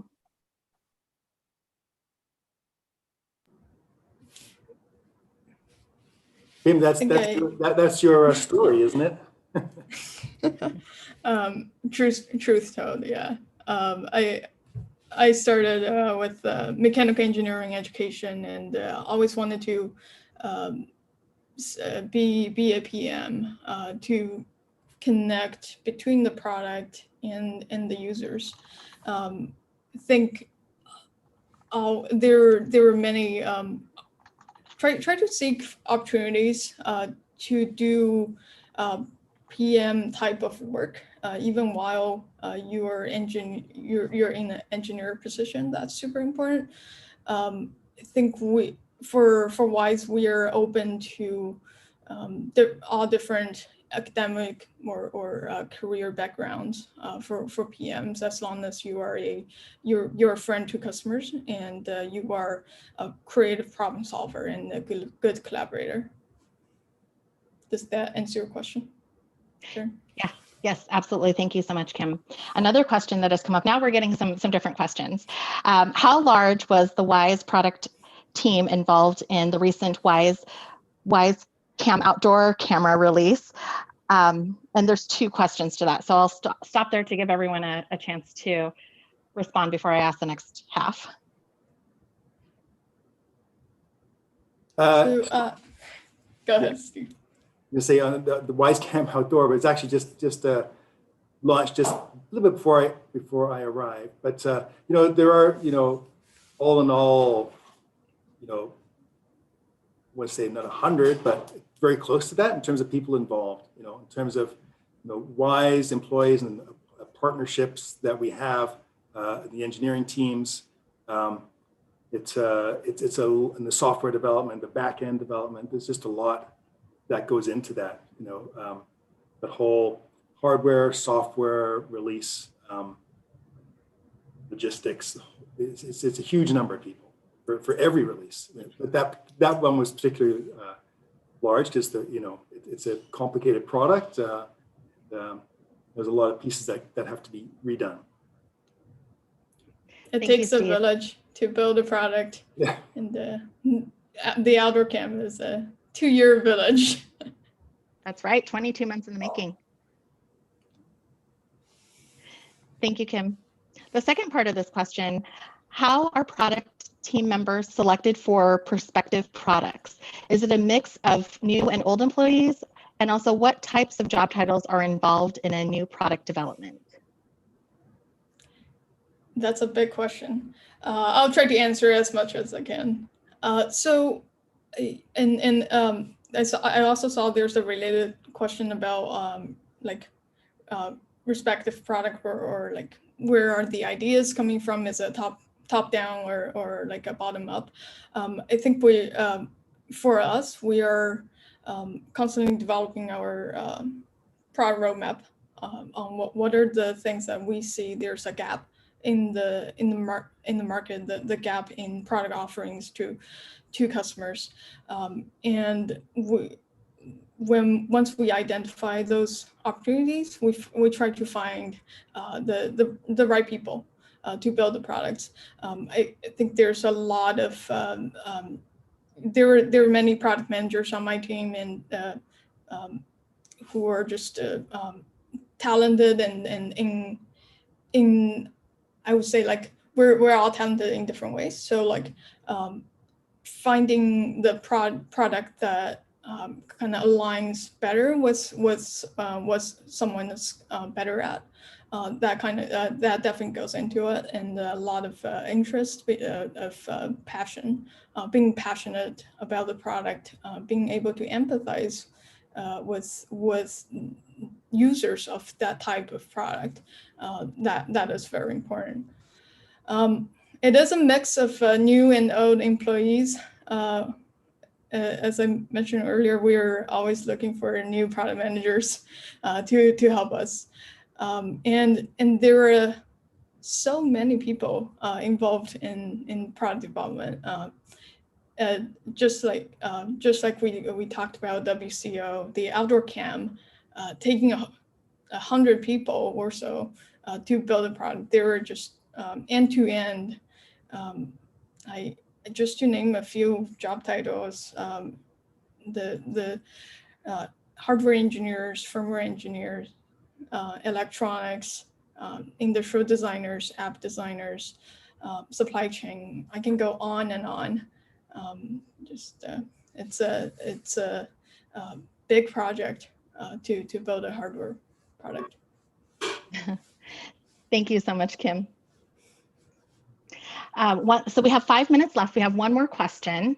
After proving that Wyze could use a great product or feature, how does a PM at Wyze start the process of providing value and adding it to the roadmap? That's a very good question. There's a mix of different methods we use. Many times we go, so me and the other product managers on the team, we are on the Facebook community, we are on Reddit, we're on the Wyze forum, we read the wish list. We try to understand what our users want, and figure out how we can build these things for them. So there's a lot of like the votes on the wish list. That's always a great data point for us to know what kind of product or feature that people are looking for. A lot of research based on what kind of, is it a product or app feature, doing a lot of industrial research. We also read a lot of customer reviews on Amazon and on our own sales channels, etc., to really try to understand what is needed, what is valuable, and then we prioritize inside the team. We have a very small team, so there's limited amount of things we can do, but we try to do the most valuable things for our users. Thank you so much. We have about 3 minutes left, so we're going to give you the opportunity to add in anything that you feel that you would like to add that we weren't able to add or ask.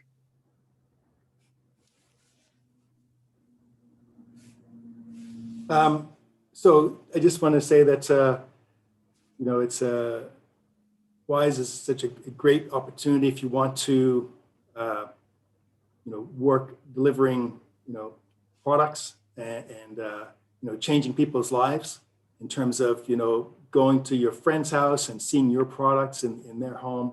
And it's just a great, fulfilling experience when that happens. So, you can, like Kim said, look, research the products, find out, what the customer really needs, and then, develop that product and deliver it and get to the market and then see it in homes. It's really really rewarding.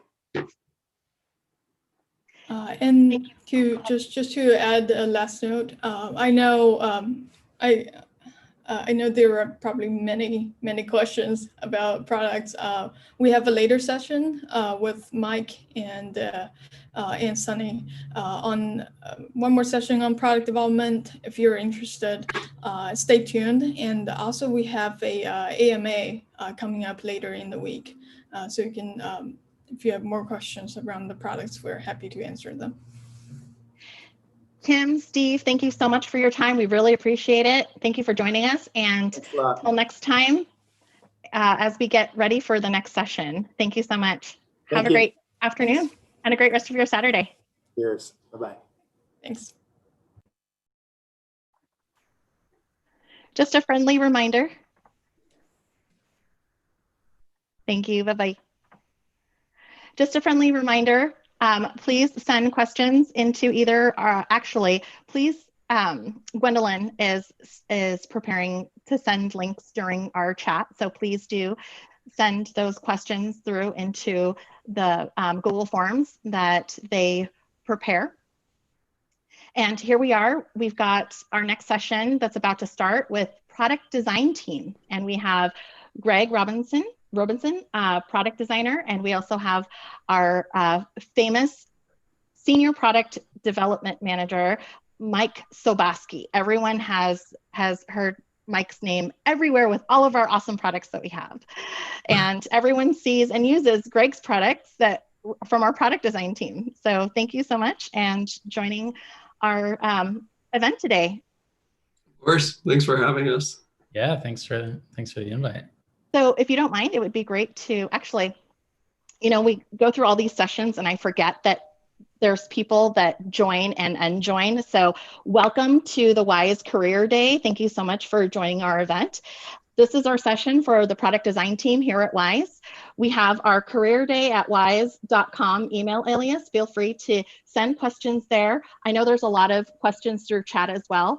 Gwendolyn is sending in links. So please do feel free to send us questions in our Google form. You can also see our career opportunities through wyze.com/careers. If you don't see an opportunity open, please go ahead and select the general opportunity that's there and submit your resume, so that way we have it in our applicant tracking system. So I'm going to go ahead and have Greg and Mike introduce themselves. Awesome, thanks. Thanks, Karen. First off, Greg, I'm loving the mustache. That's new. This is the work from home mustache and beard. Yeah, I like it. Hey everybody, my name's Mike. As Karen said, I'm a Senior Director of Product Development here at Wyze. Kind of an imposter today. I'm not really on the product design team, but I work obviously very, very closely with them, as Kim and Steve said in the earlier session. Product management. You're mixing it up in Figma. I do. I You're like an to honorary play member. designer. I like to play on product design teams sometimes.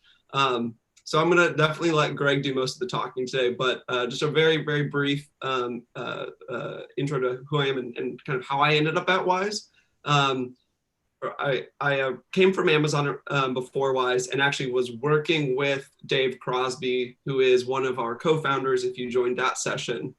And when he left Amazon and was one of the founders of Wyze, we kept in touch, and eventually he asked me to come join. And at that point I really wasn't too certain, but when I came in and learned more about the company, met the rest of the co-founders, and then especially had a conversation with our CEO Yoon, I got I started to understand the potential of how big this could be as a company, and the impact that the product was having on users' lives. And that was when we just had WyzeCam, and so it's an incredibly exciting concept to be able to be working on products and services and experiences and designing things that are used by millions of customers.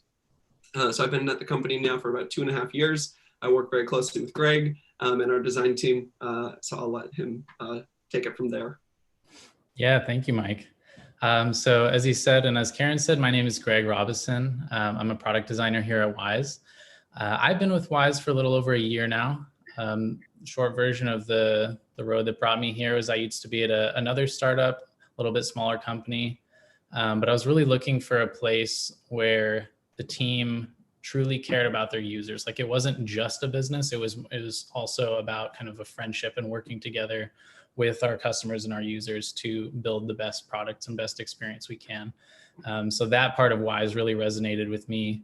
Always striving to be transparent, even when things are difficult, like delivering that possible experience being like the #1 priority has always been something that I really, really admire about Wyze and what brought me here in the first place.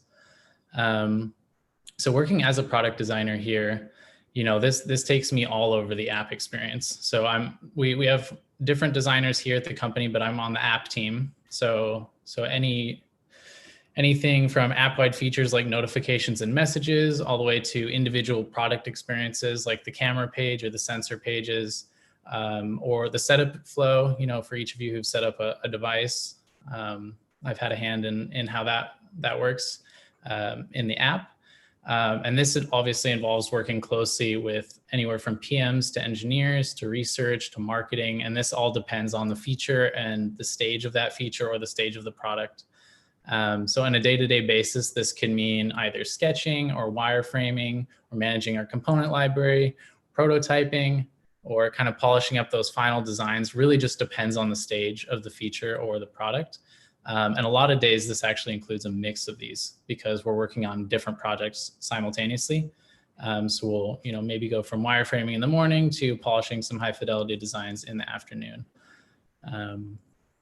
So beyond my specific role, our team consists of 4 members, where we have a head of design and then 3 product designers.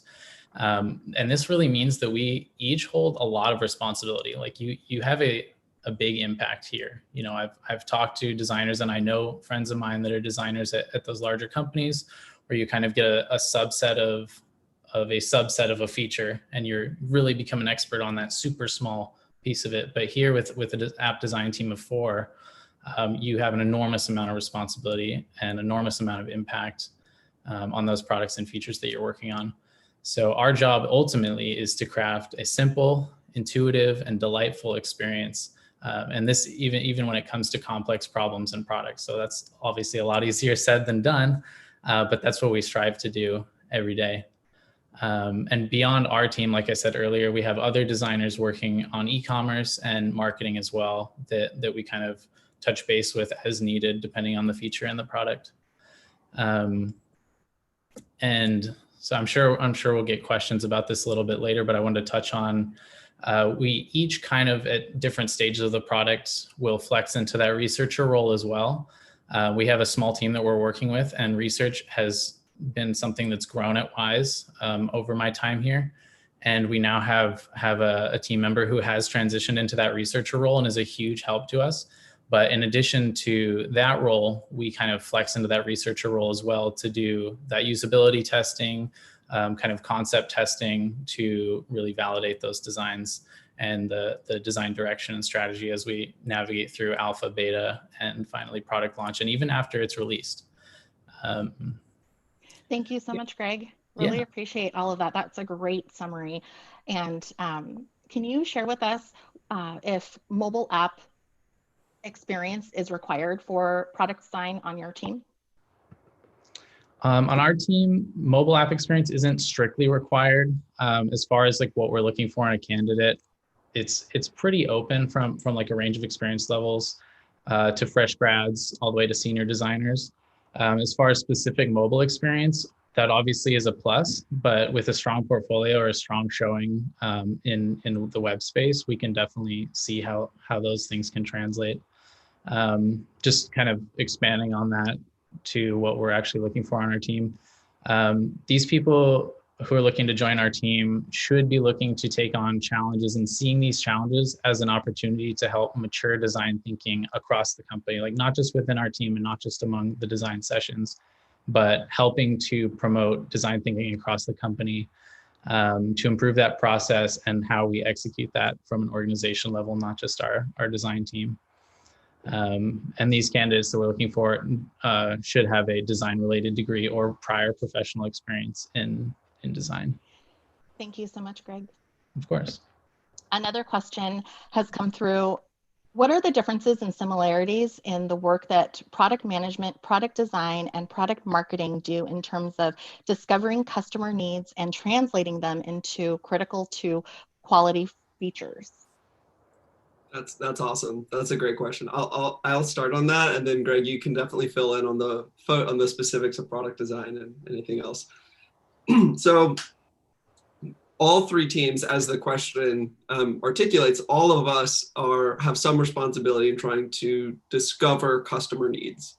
I think generally speaking, the product team, so this would be the product management team, generally starts this process by speaking with our customers, working with our researchers, and looking at the product roadmap of not just what are the needs that they have today, but what are how do their needs potentially stack with other Wyze products? How could this work in a portfolio of products? And so the product manager is the one who initially starts to define what it is that we are building. So generally speaking, the product manager is saying, what is the customer need? What is the specific problem that the customer has? And we don't necessarily say exactly how to solve it. So it depends on if it's if it's the specific hardware versus the need in the app, you know, the way that they interact with the product. But generally speaking, the user needs are driven by the product manager. And then Greg and we've worked together on quite a few products very, very closely. And so I might come to Greg and I say, the customer needs to do these 10 things, or like they have these five or six problems.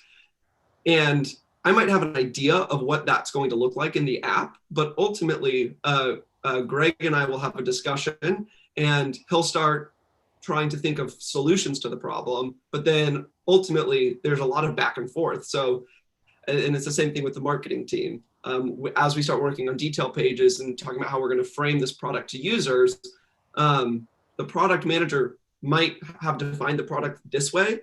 And then through working with our other stakeholders who bring their unique perspectives, normally we're not going to go somewhere totally different, but we might find that the definition shifts slightly because it's a very collaborative process. Yeah. So building on that from the product design side, Mike will, like he said, Mike will come to me, and then it's almost my job to be annoying. And I'm sure I've worked with Mike for a long time now. It's my job to second guess everything he comes to me with. Like, hey, the user needs these 10 things. Like, what is this validated in? What is this grounded in? Can we get a little bit more in depth about why they need these things or how they're doing it today? Like, how can we improve on the processes that they're having to deal with today, and where are the friction points? And then, you know, I have assumptions, I have assertions. Everybody, like all the stakeholders in the team have assumptions that we're coming in with, but it's also about validating these assumptions, working with research, talking to our users, not just from the formative standpoint, but through the process as well, because we could hear something and be like, okay, there's an opportunity for this product or this feature. And then if we just build it in a silo without talking to anyone and just among the team, then that's not going to be the best experience for the user, the customer at the end. So it's about that open conversation, me constantly questioning, and not just me, everybody on the team, constantly questioning, is what we're doing the right thing? Or are we making sacrifices that we don't need to make, you know, for X, Y, and Z reason? So yeah, just working very closely and collaboratively is incredibly important to understanding the user need through a product or feature. Great. Would you say that it's true that I think first off, it's never annoying. It's always very helpful and it's enlightening. But yes, it is. It's pretty common that we'll get in a conversation and Greg will be like, "But why this way? Or why do you want that? Why does the customer need that?" And I think that actually it highlights one of the other big differences is I think with product design, Greg, you and your team is specifically focused on, like, your metric is very clear. You guys are responsible for holding that user experience and the design and what that experience is to the highest standard possible. And so you're laser focused in on that. Whereas with the product manager, obviously making sure that the user experience is wonderful is very important, but that's not we don't go quite as deep on that because there are other elements as well. But at least at Wyze, a product manager, like I'm talking to our engineering team as well directly, or speaking with the factory on how we'll actually make it. And so there's a lot more stakeholders that a PM will have to manage. And so oftentimes you need your other stakeholders, like your product design team, to continue to push and advocate for the customer and advocate for the right design choices. Otherwise, you have a lot of other forces that are acting upon you that can sometimes push you in a different direction. Thank you. Is human-centered design engineering required to work in the product design team at Wyze? Hey, interesting you bring that up. I was a graduate of HCD at UW. No, the short answer is no. That's not a strict requirement to work on the product design team. A design-related degree is required, but say you went to school for computer science and then through the years in the field you've sparked an interest in design and slowly begun a professional transition towards the realm of design, building out your individual portfolio, trying to play more of that like front-end engineer or transitioning into that design role, depending on a project or feature. If you can, provide evidence of that transition and that passion, yes, a degree is nice, but that passion and like really caring about delivering this experience, you know, backed up with skill, of course, is really what's most important to us. But HCP will win you bonus points with me. Thank you. That's great. So how has the product design team done with you know, working remote and during this time of COVID?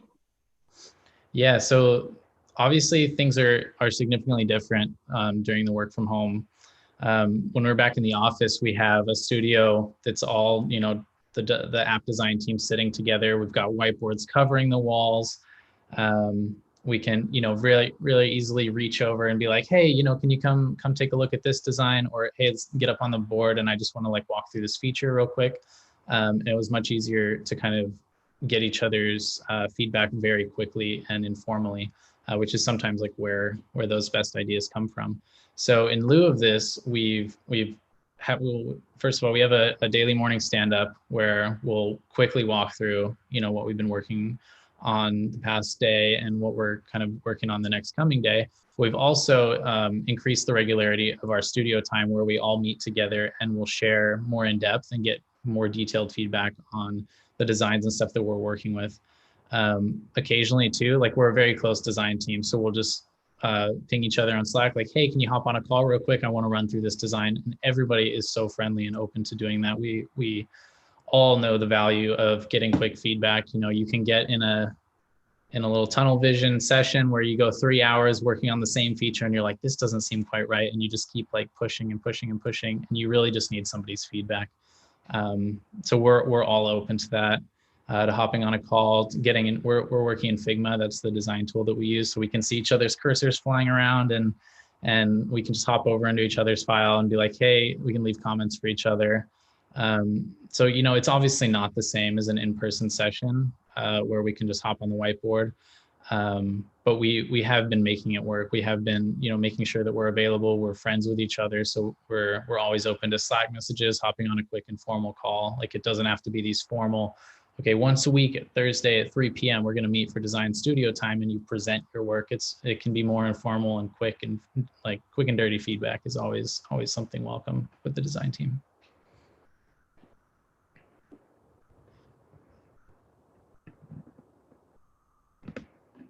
Thank you. Another part of the question is for somebody that is newly into the product design world, somebody that has not a lot of experience, what would you recommend and how would you recommend that they would gain that experience? I guess we don't have the opportunity to clarify the question with that particular person. So for somebody that wants to work in product design that is newly graduated, for example, what would you recommend them be able to learn, to be able to gain some skills, to be able to qualify for an opportunity here at Wyze? Yeah, so like I said, our range of candidates that we're looking for is very broad, from those fresh graduates with not much real world experience all the way up to senior designers. We have, you know, intern opportunities, we have junior design opportunities.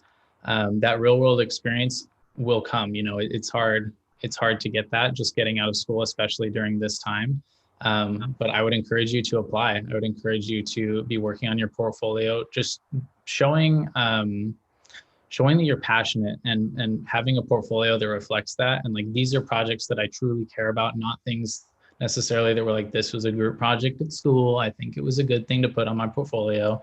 But no, like things that you really care about, that you can speak with you know, authority and interest in. Like show that you're passionate in design, show that you're passionate in delivering the best experience, whether that was for a real user or a hypothetical user, but just that they are, you know, your end output. And it's easier to relate to that, you know, as somebody who owns a bunch of smart home products, who works with our app every day. Like, I experience pain points, so I'm passionate about fixing them because it will improve my life as well, in addition to everybody else. So yeah, just in short, showing that passion, but I would definitely encourage you to apply if you're asking specifically for Wyze. Thank you. I'm not actually a designer, but I think that but I think that's actually one of the questions I've set in on lots of interviews for people who are joining the design team. And one of the questions that I like to ask, and so even if you're interested in getting into the career, I think this is a question that I assume that you're asking yourself constantly, but is like, why is it that you like an experience or you don't like an experience? So, I mean, Greg just mentioned the fact that you use something every day, you see these pain points, and then you become passionate about solving them. So I always like to ask in interviews, like, can you like describe an app experience that you've had that either was surprisingly delightful or really frustrating, and then explain why. Why was it better than anticipated, or why was it bad? So I feel like also just being able to develop that insight, it's not product design, especially at Wyze, it's not just about making pretty things. As we've said, you're integral to the product experience. So if Greg and I are working on a project together, like we're going to be in dialogue, pushing each other. And so being able to display that clarity of thought, even if it's via a portfolio or being able to say why you made a certain decision, I think starting to work on that and being able to like practice with friends or family or just talking about things that you like or don't like is also a good step. Thank you. The next question is, actually, part of it's a question. The product design session has been the most interesting to me. When do HCI in school as a degree? It was really important to focus on creating a layout and workflow that a user would be accustomed to. There are usability expectations for learnability, memorability, simplicity, etc. How does this position differ from the UX designer and front-end engineer mentioned during the e-commerce session today? Sorry, that was a long one. I can probably help answer this question. So Okay. So we have two areas of teams that have product design. No, that's okay. That's okay. So there's two areas. We have our e-commerce team that has product designers, and then we also have our mobile app team that has a team of product designers. I would say our product designers for our mobile app team work on a lot of our platform, and our e-commerce team is more front-end UX for our user experience in our e-commerce experience. So I would say that would probably be the biggest differentiator. I'm actually reading the question here just to go over it once more. So I think I understand what's being asked. That there are, yes, absolutely expectations for, what do people interact with on a day-to-day basis, that like patterns that they're already familiar with. You see something like the bottom row of navigation tabs across numerous apps. You see things like a floating action button, or you see things like action items in the upper right or upper left corner. These patterns, there are pieces of our app where we want to be unique. We want to be delightful. We want this to be an experience that like this truly speaks to Wyze. But there are also components to our app where, it's not about reinventing the wheel. It's about giving people the tools that they're already familiar with using to navigate through our experience. And what this does is it saves, the time that you're picking up and learning, how do I navigate through this flow? And it really highlights our key moments, our Wyze moments that really make our app and our experience unique and delightful. So there's merit to both. But yes, I do remember in school as well, pushing the user, like understanding familiar patterns and learnability is key to a good flow. But you also need to have that spark, that delight, that moment that makes you smile, and it's kind of like, oh, this happened in the Wyze app. Like that reminds me of that kind of thing. Thank you so much. We have about 6 minutes left, and I don't see any other new questions coming through for product design. Is there anything, Greg or Mike, that you would like to add that hasn't been asked that you feel that would be important for our candidates and users to know about new opportunities here at Wyze?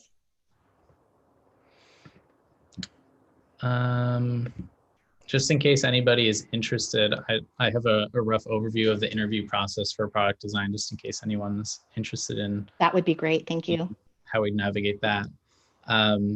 So at Wyze, kind of for all roles, there's that initial recruiter screening. So make sure you're on Karen's good side. Then there's a head of design screening. So I'm a product designer on the team. Our head of design couldn't make it today, but there'll be a screening, usually in the form of a call, a one-on-one call, and a portfolio review one-on-one. Once that process is done, you'll transition to a group interview where it will be a portfolio presentation of 1 to 3 of the products or projects that you're most passionate about. And this can be projects from your past role or personal projects, but really being able to highlight what you did. So, it's very easy to work in a group project and kind of show the outcome, but highlighting what you personally owned and kind of the impact you had on your team. How did your team succeed because of you? What are some struggles and things like these are just pieces of a portfolio project to highlight. But being able to present that clearly and show something that you're passionate about is really important to that process. And once you're through that step, there'll be a series of one-on-one interviews, and this is with anywhere from designers like myself to PMs like Mike. And this can usually come along with a design exercise where we'll have you critique an app or a little design challenge or whiteboarding type activity. Like I think one of the ones that I've done in the past is like, imagine that you're designing a new in-flight entertainment system, like targeted towards toddlers or something like that. Just, it's an arbitrary task that we can just kind of see how your mind is working. Like, how do you problem solve? What are the steps that you take?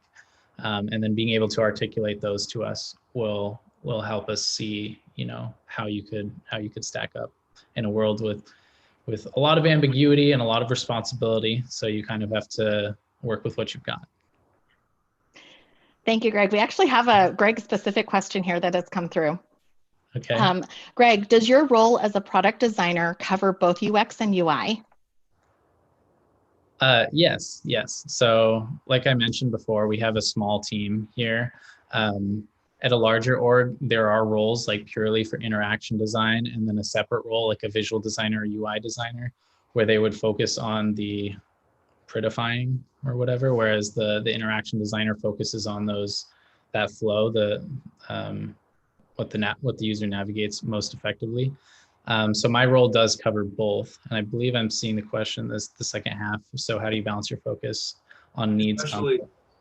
Especially how do you balance it when you have super tight deadlines, maybe from a PM or from somebody who just throws a curveball at you? Mm-hmm.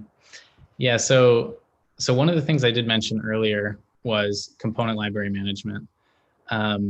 These are things, this is an example of something that takes a long time up front, but will save you an enormous amount of time in the long run. So the question is about, pixel perfect hi-fi screens.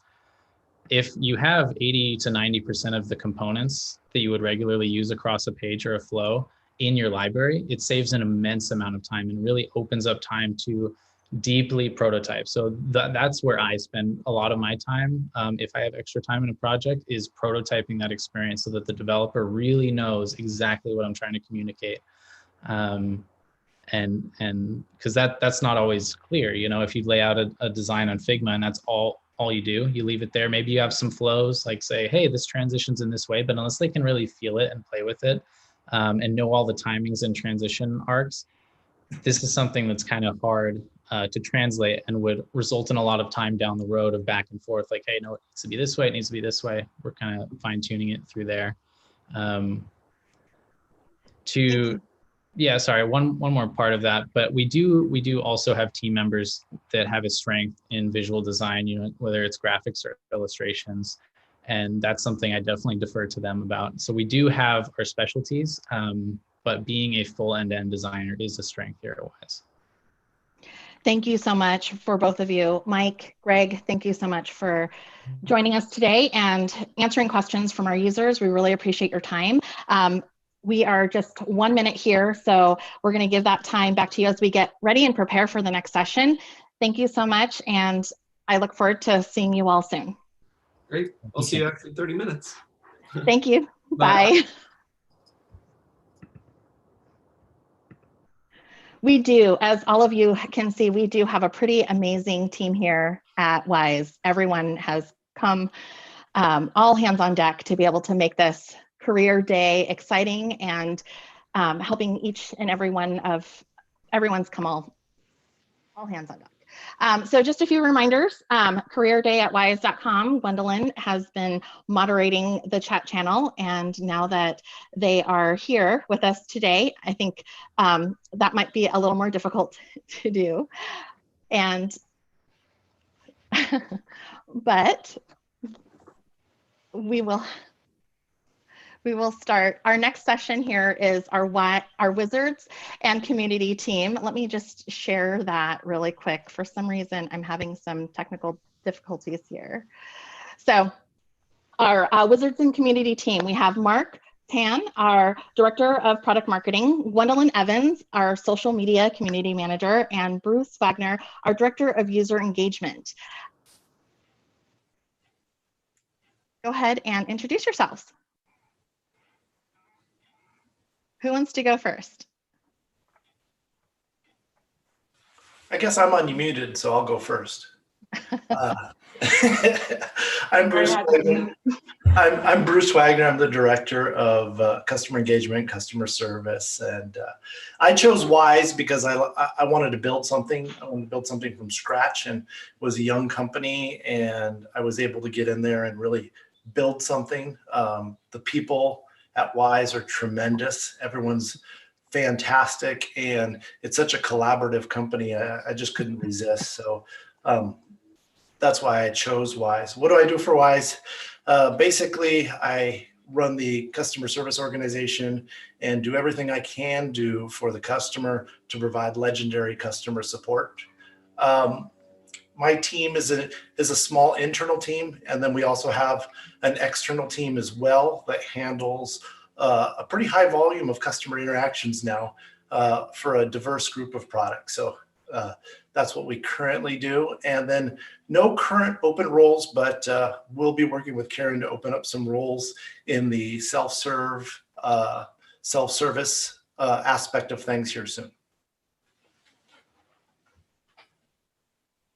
Thank you, Bruce. Next up. Thanks, Bruce. Well, let's save the best for last, so I'll go next. So my name is Mark. I'm a product manager at Wyze, and I've been here for over 2 years. I started when there was around 20 people. Initially started working on projects around our mobile app, but my responsibility has grown quite a bit since then. So for people who follow Wyze, you know how much we care a lot about our community and how you are critical in building our products. So I started helping out the community team more directly and also doing internal operations. Currently, at the moment, I've been focusing a lot on helping our product launches be successful. There's quite a lot that happened recently and quite more to come. So happy to be here. Thank you, Mark. All right, I guess that leaves me. Hi, everybody. My name is Gwendolyn, and I use gender-neutral pronouns such as they, them, and their. I'm actually one of the original employees, so my application decision was a little bit different than everybody else. If you're in our Wyze Core community group on Facebook or in our forums, you've probably seen me posting. I used to handle all of our communities and social media, but unfortunately there are only so many hours in a day, so I had to decrease my scope for that. As far as I'm concerned, I have the best job in the world. My job is to make friends with amazing people out in our communities, and it's fantastic. So I'm currently our head social media community manager, but I started out as a marketing specialist because Wyze knew that they wanted me, but didn't know where they wanted to put me. I was applying everywhere at that time, and Wyze hadn't launched, so I didn't have this company to fall in love with until the interview. And I met these amazing people, and their vision just dazzled me. I hadn't really thought about getting into tech before, but the idea of making smart technology accessible to people like me, I'm a millennial, and I thought of that as a luxury item. So it really spoke to me, and I thought I bombed the interview, and I was absolutely depressed about it. But they made a position for me, and over time I ended up growing the community manager position, and now we're hiring for my team. So I'm very excited about that. Karen, could you please show the slide that I made? Yes, absolutely. Thank you. I like being over-prepared.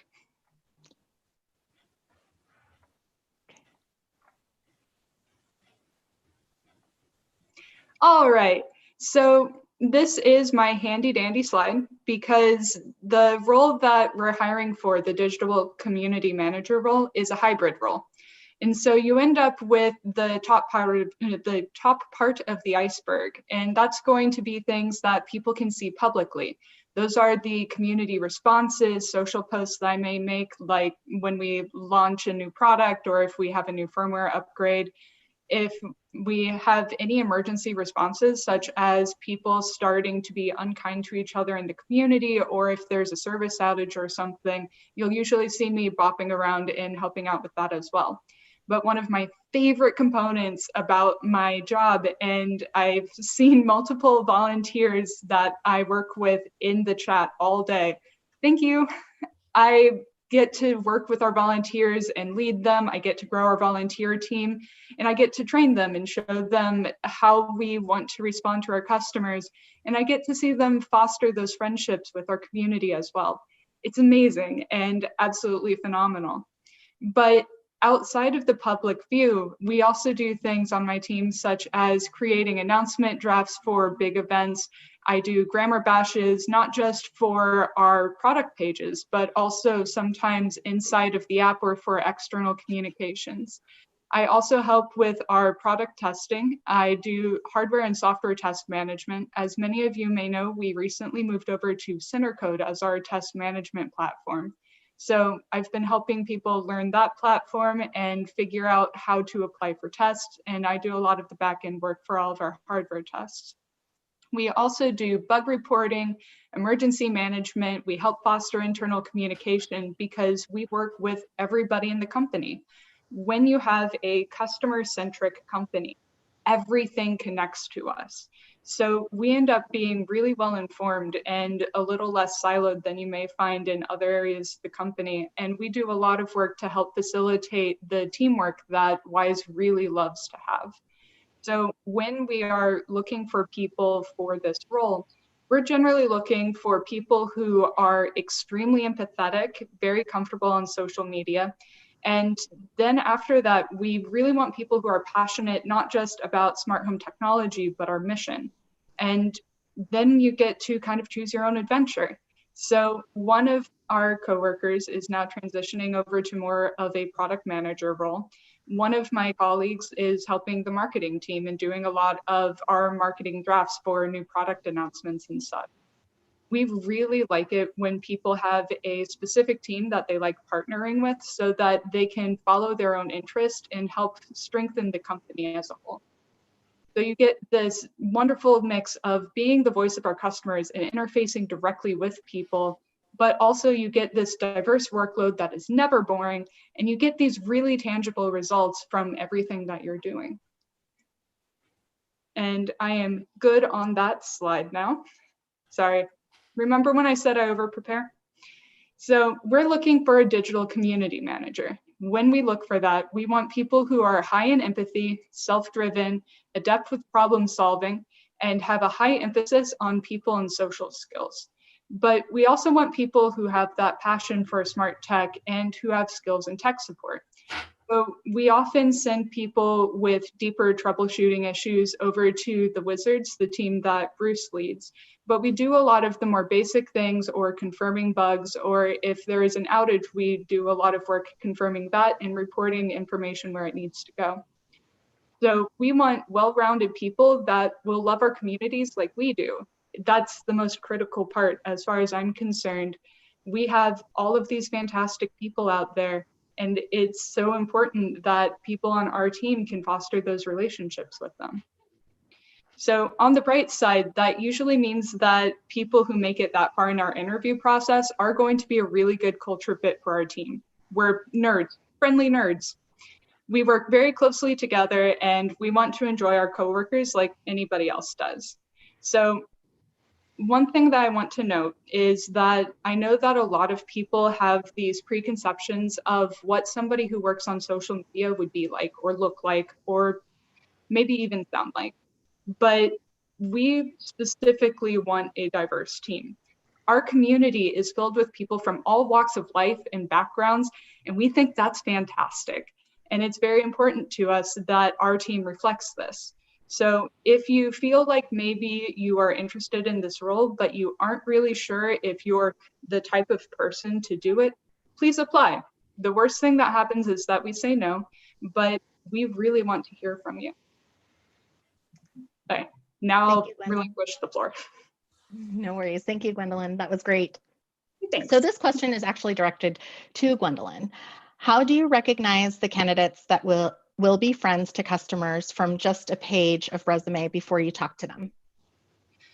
So I actually don't focus on resumes as much. By the time a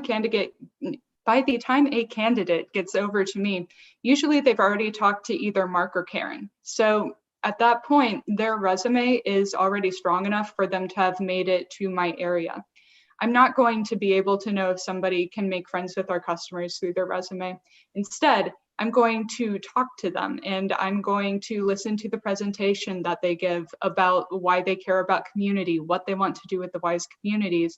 And I'm going to ask them very specific questions about how they would engage with people in different situations. So no, the answer is I can't tell who's going to be friends with people from our resume, but I do a lot of work with that more interpersonal interview when we do the video call. Thank you. So when the Wizards and community team are hiring somebody, what are the things that make a candidate stand out during the interview process? I'll let Bruce start because I've already talked a lot. Yeah, I'd love to start. You know what really makes people stand out is if they're super engaging. From a customer service point of view or a customer engagement point of view, it's very important to me that you're engaging. You know, as far as technical skills, I can teach technical skills. Sometimes it's a little bit more difficult to teach that engagement and that want and desire to really want to engage people. And that has a trickle-down effect. No matter who you are, if you want to engage with people and you want to enjoy conversations with people, then that really comes through in everything you do, as far as I'm concerned. And that really helps with dealing with customer service. So I want somebody who's super engaging, somebody who holds my attention, who, you know, really has that kind of gift of gab, so to speak, which is why Gwen and I have all sorts of fun banter when we were in the office. So yeah, that's what I really look for. And Karen, I would love to add to that. And thanks, Bruce. So I'm gonna make sure that I respond to Todd and say something. So like, I completely agree with what Gwen and Bruce said. Like, to me, it's all about having empathy with our customers, curiosity to learn, and then really passion for what we're doing. So you know, at Wyze, we really care about making sure that we listen to the customers and have you be part of our product development process. So the collaborative aspect and having that user empathy is super important.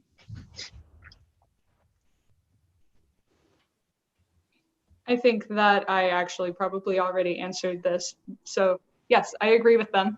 And that tends to be what really makes people stand out for me. Ownership is also a really important thing for me because there are a lot of situations that happen on social media that are less than pleasant. You end up dealing with some people who are really frustrated, and not only do you need that empathy to really connect with them and understand that they're not angry at me as a person usually, but they really need that help. They have a very frustrating situation. So I need people who are able to kind of ignore any hostility that is directed at them and get to the root of the problem within reason. I also need them to be willing to do that quickly because on social media, things pile on very fast. So if you don't handle something super quickly, it's likely just going to be a lot worse. Thank you.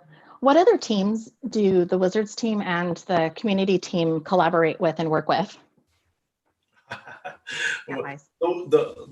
the great thing about Wyze is the Wizard team collaborates and communicates with everybody. So that, I mean, it's just absolutely amazing. Everyone will come talk to us. What's going on? You know, what kind of calls are you getting? What's happening? How is this you know? So it's just awesome, the collaboration that we have with all the other teams. They all want to talk to us because they can get customer feedback quickly and easily. They know what customers are thinking, how they're thinking, what customers are having trouble with. So we talk to everybody, and this company, everyone wants to listen to us. So it's really amazing that not only do we get to speak with everybody, but everyone wants to hear what we are seeing, what we're hearing, what we're thinking, and want and value our input. So it's just absolutely amazing, the collaboration that we have here at Wyze. Thank you. Another question here is, how do you recruit your forum moderators? What values or behaviors do you look for, or how do you vet potential candidates for entrusting them with that title? What are your hopes and expectations of them? So in many ways, this ends up being the inverse of hiring an employee, because I'm looking for people who are already engaged with our community. These are going to be people who are running around answering questions, showing familiarity with the product. And one of the biggest signs that tells me when somebody is probably going to be a good volunteer, it's when they tag us. So there's that group of mavens on our forum, it's kind of like moderator light, and they do a lot of the work publicly that our moderators do, but it's a lot less of the back-end work because they don't have as much access into our forum system. So when I am looking for a maven, I'm looking for knowledgeable about the product, friendly with our community, and seeming willing to help out with the workload. When I'm looking for a moderator, what I'm going to be looking for is how well did they interact as a maven? When we gave them those extra responsibilities, did they rise to the occasion? Are they frequently on the forum and doing the things that we really need help with? And so we are probably ramping up our volunteer expansion because we have a lot of fun things coming in through Q4. So if you want to be active as a volunteer in one of our community areas, it actually starts with just being an active community member. Thank you. The next question is more of a collaboration question. With multiple employees and roles that interact daily with customers, either individuals or via general announcements, how do you approach having a unified message and tone for all the positions to speak on behalf of Wyze? I can start with that because my role right now is really making sure that the launches, our consecutive launches is communicated clearly. So what we do is we given, especially this remote situation, we make sure that we meet as frequently as we can with so many moving parts across different departments. Our job as part of the community group is also to bring people together so that we can address potential questions that you might have, and then make sure that we take care of all the things that we have to do before and after launches. So it's really about constant communication and communicating in such a way that different teams using different languages will understand what we're doing. So that is part of what we do every day at Wyze. Thank you, that's great. So those were primarily the questions that I saw that came for this session. Is there anything that you would like to share that hasn't been asked that you feel that's important to include and share with our users? Specifically career focused. I would like that's a big question. Career focused, career day. I mean, if you're going to throw the door open, no. I would like to reiterate that we're really diving in, and we're going to really make a strong commitment from the Wizards' point of view onto our self-serve. So we're going to be looking for positions here shortly, specifically around self-serve and self-service websites. And how to really focus on that customer journey through the self-service and the ability for customers to solve their own problems, not only reactively, but hopefully even some proactively working with the engineers and things like that. So if you have that kind of skill set or you're interested in getting in, keep your eyes open, because we'll be looking at positions like that in the future.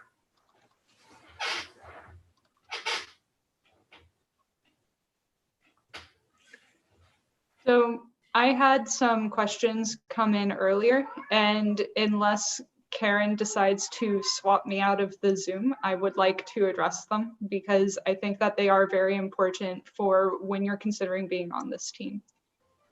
May I answer no problem. them? I'm also really excited about them. So somebody from the chat sent in a spread of very detailed questions. I'm very excited about it. So the first one is, community managers get a lot of questions about every role. In such a tech-heavy company, how do you go about developing and furthering your understanding and knowledge of all facets of the company? And Bruce, if you want to answer any of these from your side, please break in.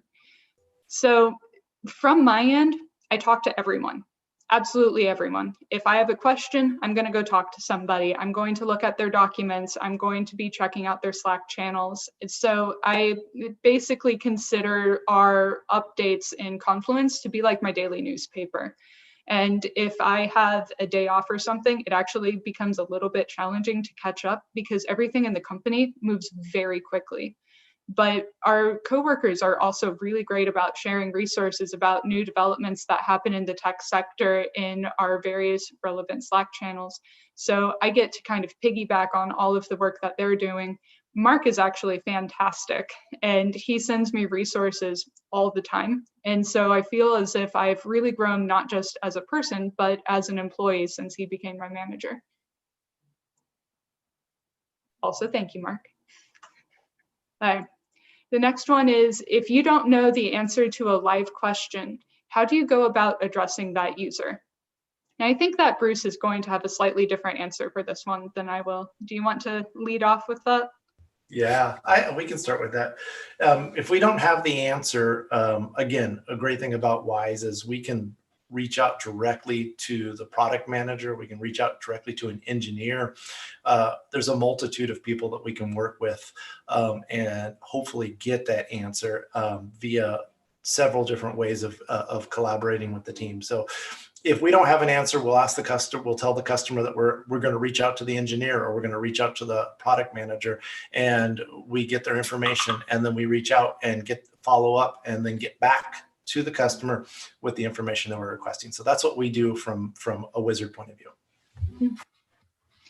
From the community view, it's actually very similar. And after this, I'll let Mark speak because I think I saw him unmuted. But I actually get very annoying. I bust down doors proverbially, and I go directly to people all the time, or I post in various Slack channels that are relevant, and I will just tag a person. And so I find that doing that direct communication really helps with getting the answer more quickly. And a lot of the time that's all it takes, but sometimes I need to go knocking on a few doors. What's your answer, Mark? Oh, I completely agree. What my brief answer would be, the best learning. So the best way to learn is really by doing. So that's especially true at Wyze. There's so many resources available at your disposal here through the team members that you're working with, plus the problems that we're solving. And we make sure that we collaborate and support each other to make that work. And that hasn't been a blocker for people who may not have direct experience in the past, as long as you show the passion and willingness to be part of what we're doing. Yep. So from my end, it's transparency and openness with the customer, and then go hunting. All right, this one I think is technically just for me, but I think Bruce's answer is actually going to be really good from the Wizard perspective. Naturally, you want to cultivate a positive community, but how would you respond in the event of coming across negativity, hate, or toxicity from one or more of your members? So I'm going to lead the way on this one, and then I'll let Bruce speak because I feel like it. And I'm actually giving up an answer to one of my major interview questions. So if you're interested in this position, listen up. And the person who asked this, Nice job. So I grade toxicity in 3 main areas: mild, moderate, and severe. So mild toxicity is probably going to be along the lines of they're using profanity, but not really attacking anybody, but they are definitely frustrated. At that point, ignore the toxicity, dive into the problem, root cause, and solve it. If somebody is moderately frustrated or toxic, they're probably going to be using profanity and possibly saying some really nasty things about Wyze. Again, as long as it's within the guidelines, I'm going to ignore that toxicity, dive in, solve the problem. The issue is the problem and possibly some stuff that's coming across from other areas of their lives, and it's just kind of feeding right into it. The third level is severe toxicity. This can get really tricky because sometimes if a person is severely toxic, they're going to be lashing out at other community members.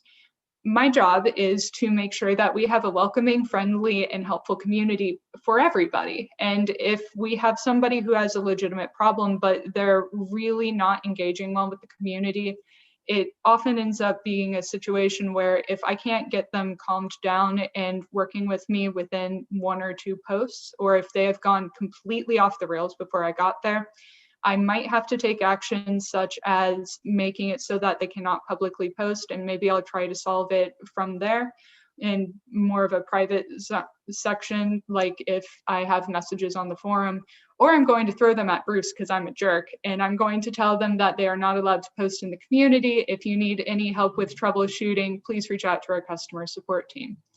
So Bruce, what do you do with that? I panic and run. No, no, you know, it's a little bit different with us because sometimes that toxicity can come directly person to person in a voice interaction, right? And so my agents need to be protected. They need to be treated with respect, and they need to be treated, you know, with common courtesy. However, customers get frustrated, right? And just because a customer is frustrated and they need to unleash their frustration a little bit doesn't mean they're frustrated with the person they're talking to. It just means it's a frustrating situation. So depending on the individual, if that individual agent is capable of handling that and really getting to the root cause and handling the customer's root cause, then they're more than welcome to that. If they're not comfortable, they're welcome to escalate that and move it up the chain. And we've had some really, you know, difficult cases come through. And the thing that I would like to say is that I'm always willing. I've never, ever, ever pushed back at all. I'm willing to jump on the phone. I'm willing to call a customer. I'm willing to talk to a customer, no matter how toxic they are, no matter how bad I could consider the call is going to go or how much they're going to yell at me. I don't mind. I don't mind talking to the customer. I'll spend the effort and the energy to try to understand where they're coming from and try to come up with an amicable resolution.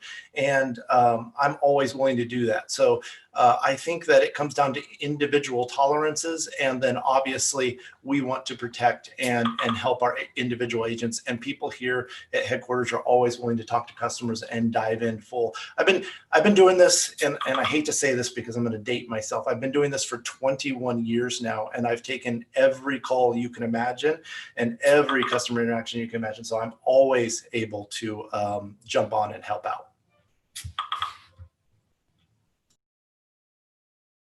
All right, so Okay. we're running out of time, and then there's still a lot of questions. So let me answer one of these around whether we have remote PMs and what jobs are going to be available. So the answer is, while people are remote currently, we do expect people to be working with us when things get back to normal. And then if you're on the lookout, just make sure you visit our site for all the jobs opening. Thank you, Mark. Really appreciate that. We want to thank each and every one of you for joining us for this session. So Bruce, Gwendolyn, Mark, thank you so much. We really appreciate it. And thank you for answering questions and being a trooper through this process. So we'll see you soon.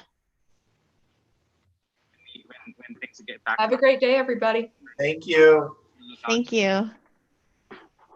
And we're getting ready for our next session here. Have a great day. Just a friendly reminder, careerday@wyze.com to send in questions. Also send in questions through Gwendolyn's form, Google form. And if you don't get your question answered, we will respond to you after the event. Take a look and take a peek at wyze.com/careers for open opportunities that we have.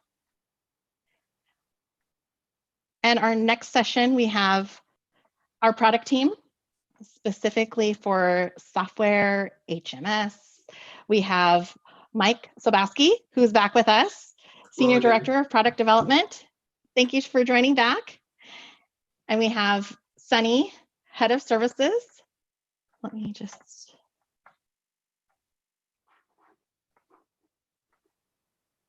There he is.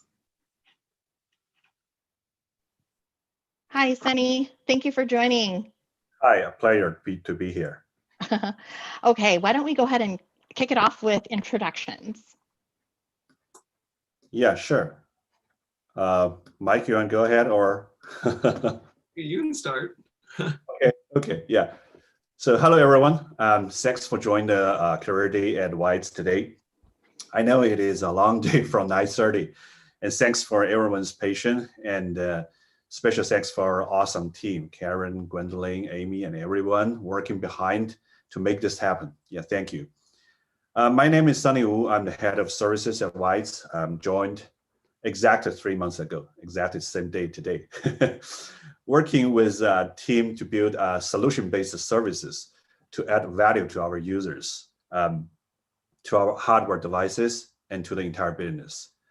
Before joining Wyze, I'm an entrepreneur for over a decade, focused on software as a service for both consumer market and the business market. Yeah, I'll pause here for you, Mike. Thanks. Hello again, everybody. If you have been with us, apologies if I repeat myself, but my name is Mike, Senior Director of Product Development at Wyze. At the company, I oversee a handful of different products and product lines. So currently I'm working on a couple of products, and one of them specifically has a service element, which is why I'm joining today, this session with Sunny to talk about services.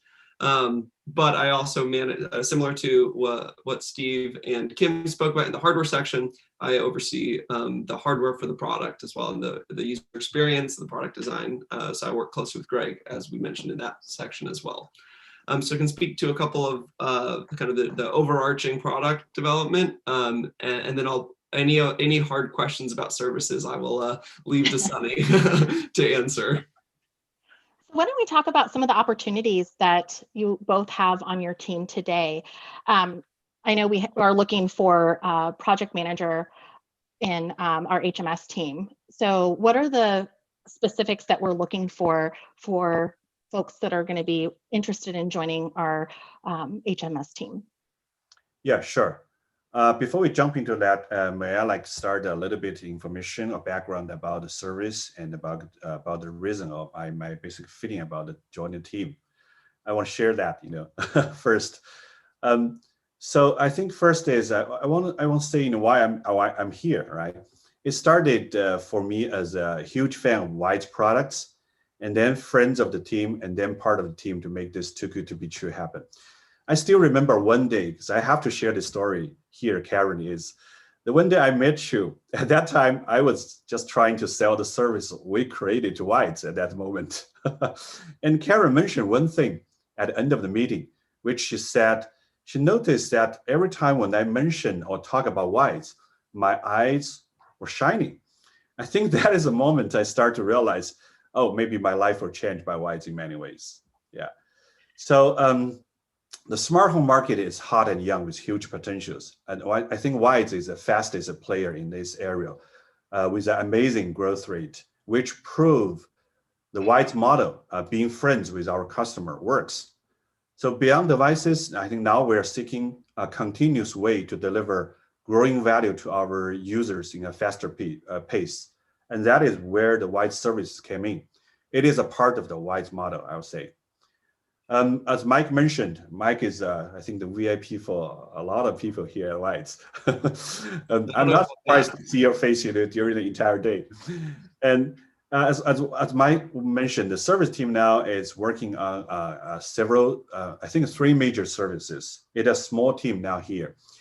And there are Cam Plus, home monitoring service, and Sprinkler Plus, which Mike will talk a little bit more about that, right? The Cam Plus is an add-on service that bring the premium features to our Wyze cameras, such as person detection, the full length event recording, and a better cloud storage experience. And more than that, I think Cam Plus is growing with Wyze artificial intelligence team, which I think they presented before, to bring more and more value to our users in the future. The Wyze home monitor system, I think we announced it in September 24th. It is the first professional home security service introduced by Wyze. We know that a big portion of our current users are using Wyze cameras and devices for home security purpose, but some of you demand more, such as the 24/7 human-based monitoring center, which is able to like dispatch an emergency in your home to local police office. And compared to other existing home security and monitor systems, I think Wyze home monitoring system is built based on Wyze ecosystem, providing a growing ability from home security to entire home monitoring. I think that's very different, and giving users peace of mind from intrusion to water leaking, things happen in your home. Yeah. And for services, I think our goal is to build a new layer of product based on the Wyze ecosystem, existing ecosystem and ongoing ecosystem, to provide continuous value to our users and to make this growing experience accessible to everyone. And go back to Karen's hint is about, yes, the open role here at this moment for the team is a project manager, specific for the home monitoring system. We're looking for someone who has a background of consumer market-based digital security system project management with a startup mindset and willing to and be able to learn fast. Yeah, that's basically, yeah. Thank you so much, Sunny. And I do remember the first time we met, and your eyes did sparkle, definitely. And I remember sharing that with you. So thank you so much. So tell us about when you're interviewing somebody for the product team, because we have several different product channels and several different product areas. What is the thing that will make a candidate stand out during the interview process? Yeah, I can start. I'll start, and Sunny, you can you throw anything else in. Yeah, sure. So I was on Sunny. I was on Sunny's loop when you were thinking about joining Wyze, and similar to Karen, your point, I think one of the things that really sticks out, it for sure with you, Sunny, but and I think with a lot of people is the passion about the product. So. Hearing, especially for a product manager, it's incredibly important that you are deeply passionate and proud of the products that you build and you own. They're like your little babies. You know, you spend so much time working on it, and if somebody's interviewing for a product role and doesn't seem passionate, I don't think that they'll be successful in the role, because ultimately product is a very exciting career. It's such a fun thing to be going on. You're building things that are used by people, but it's also not an easy field to be in by any means. There is nothing better than seeing products being used by your friends and family, and there's also nothing worse than getting phone calls or emails that something isn't, it's not meeting their needs or they're having an issue. And so I think the thing that I look for in interviews is that deep passion about the product, because then that means that they know every detail about how it works. They've thought about the problems their users are having, and that will help them persevere throughout the entire product development lifecycle. Exactly, yeah. I 100% agree with that. If I can add on something there, is I want to say is a problem-solving skill with a startup mindset. So I think problem solving is exactly, definitely, one of the key things we are looking for here. But with a startup mindset, which means like our leadership shared this noon is we make mistakes, we're not perfect. And especially in a startup environment, I think we're always facing like resources shortage, things like that. Yeah, so how to solve a problem by, rather than only raise a problem, I think that is key. I'm looking at. If you are standout in that point, I think that will be a ideal candidate for us. Thank you. So what has the experience been working remotely and during this time for product teams where before you relied a lot on interacting with cross-functional teams in person? Yeah, I think Mike, you can go with that because my pure experience is remote. I don't have comparison. Yeah, it's been hard. Some things are easier than others. We work with a lot of teams across the entire world, and so there's always an element of remoteness. So that's not unusual. We have calls. That's normal. What's hard is, as Sunny said, we've had so many people join this company who I've never had the chance to meet in person yet. I mean, and so that's one thing that's difficult, is being able to develop those deep connections remotely. It happens actually on Friday we had a hardware PM happy hour. So we still, on Zoom. So we still try to cultivate that closeness, but it's a little bit more difficult. And that knowledge sharing. So much of product is building consensus and building a shared understanding of what it is that we are building. Ultimately, product managers don't actually build the product. Most of the time they rely on their stakeholders to do a lot of the work and their expertise. So making sure that everybody's on the same page, everybody knows what they need to do, when it needs to be done, and how it fits into the bigger picture.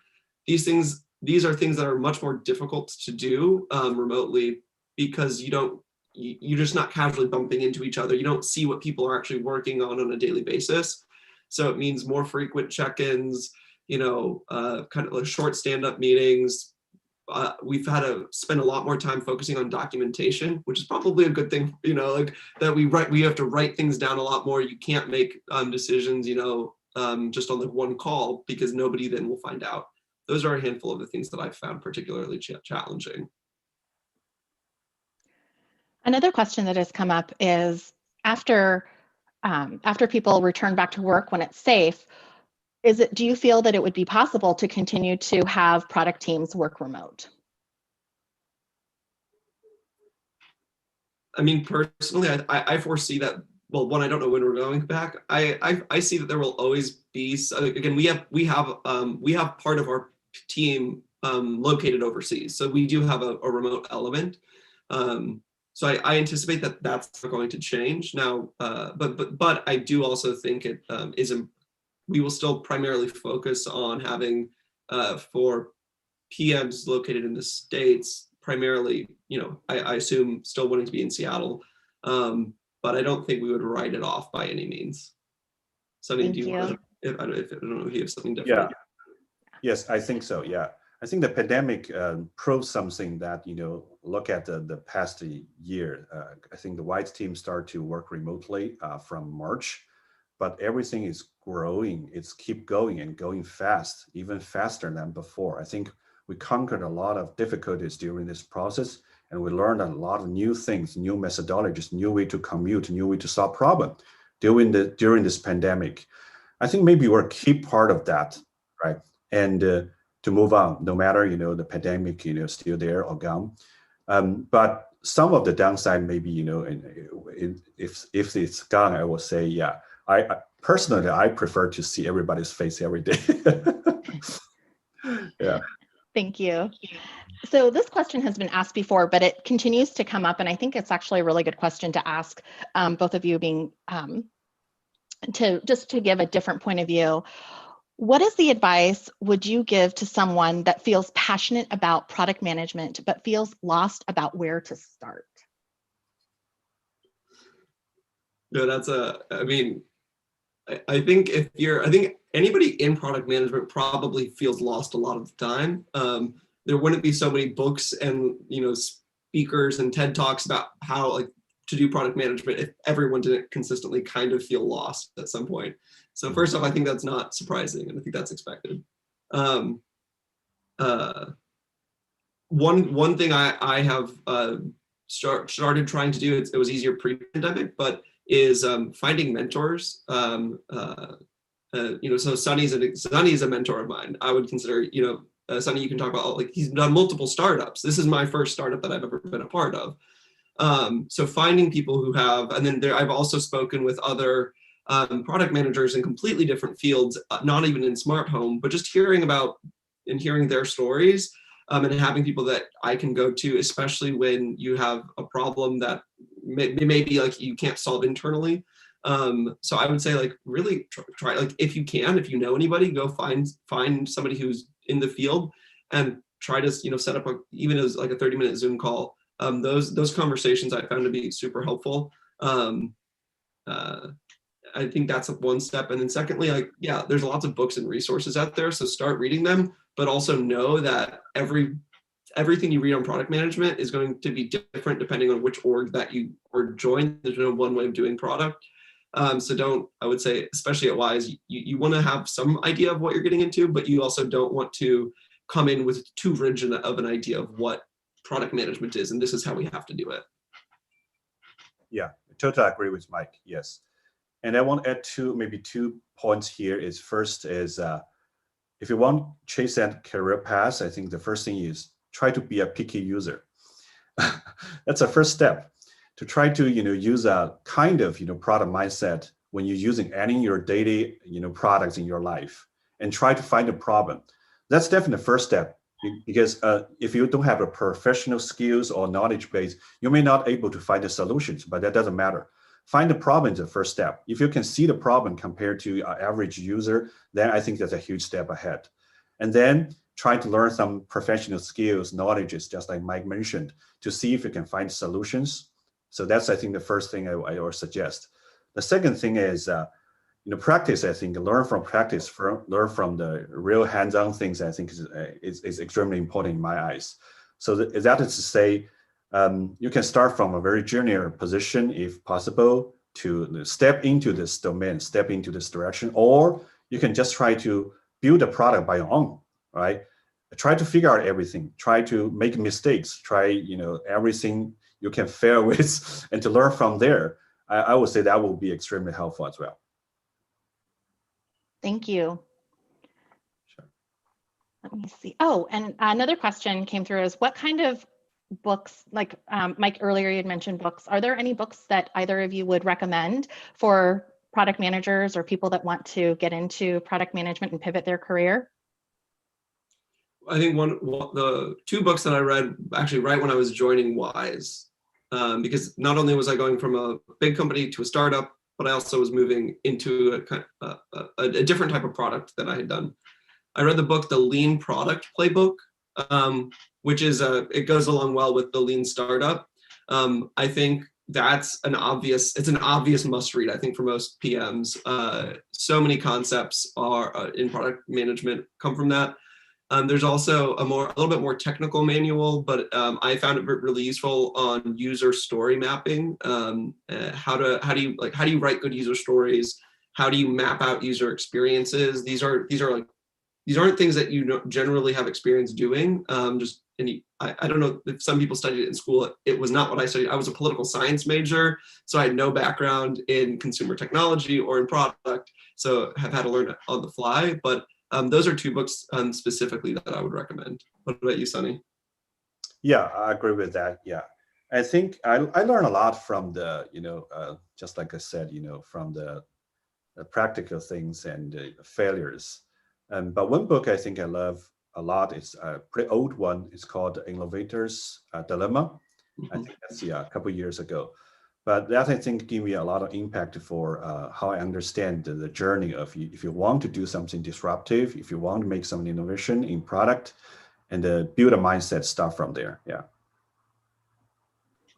Dongsheng, our product officer, just read, I think, the book Blue Ocean Strategy. So actually, when we kicked off the home monitoring service, that was we pulled some frameworks from that book and tried to use it in this project. Exactly. Yeah.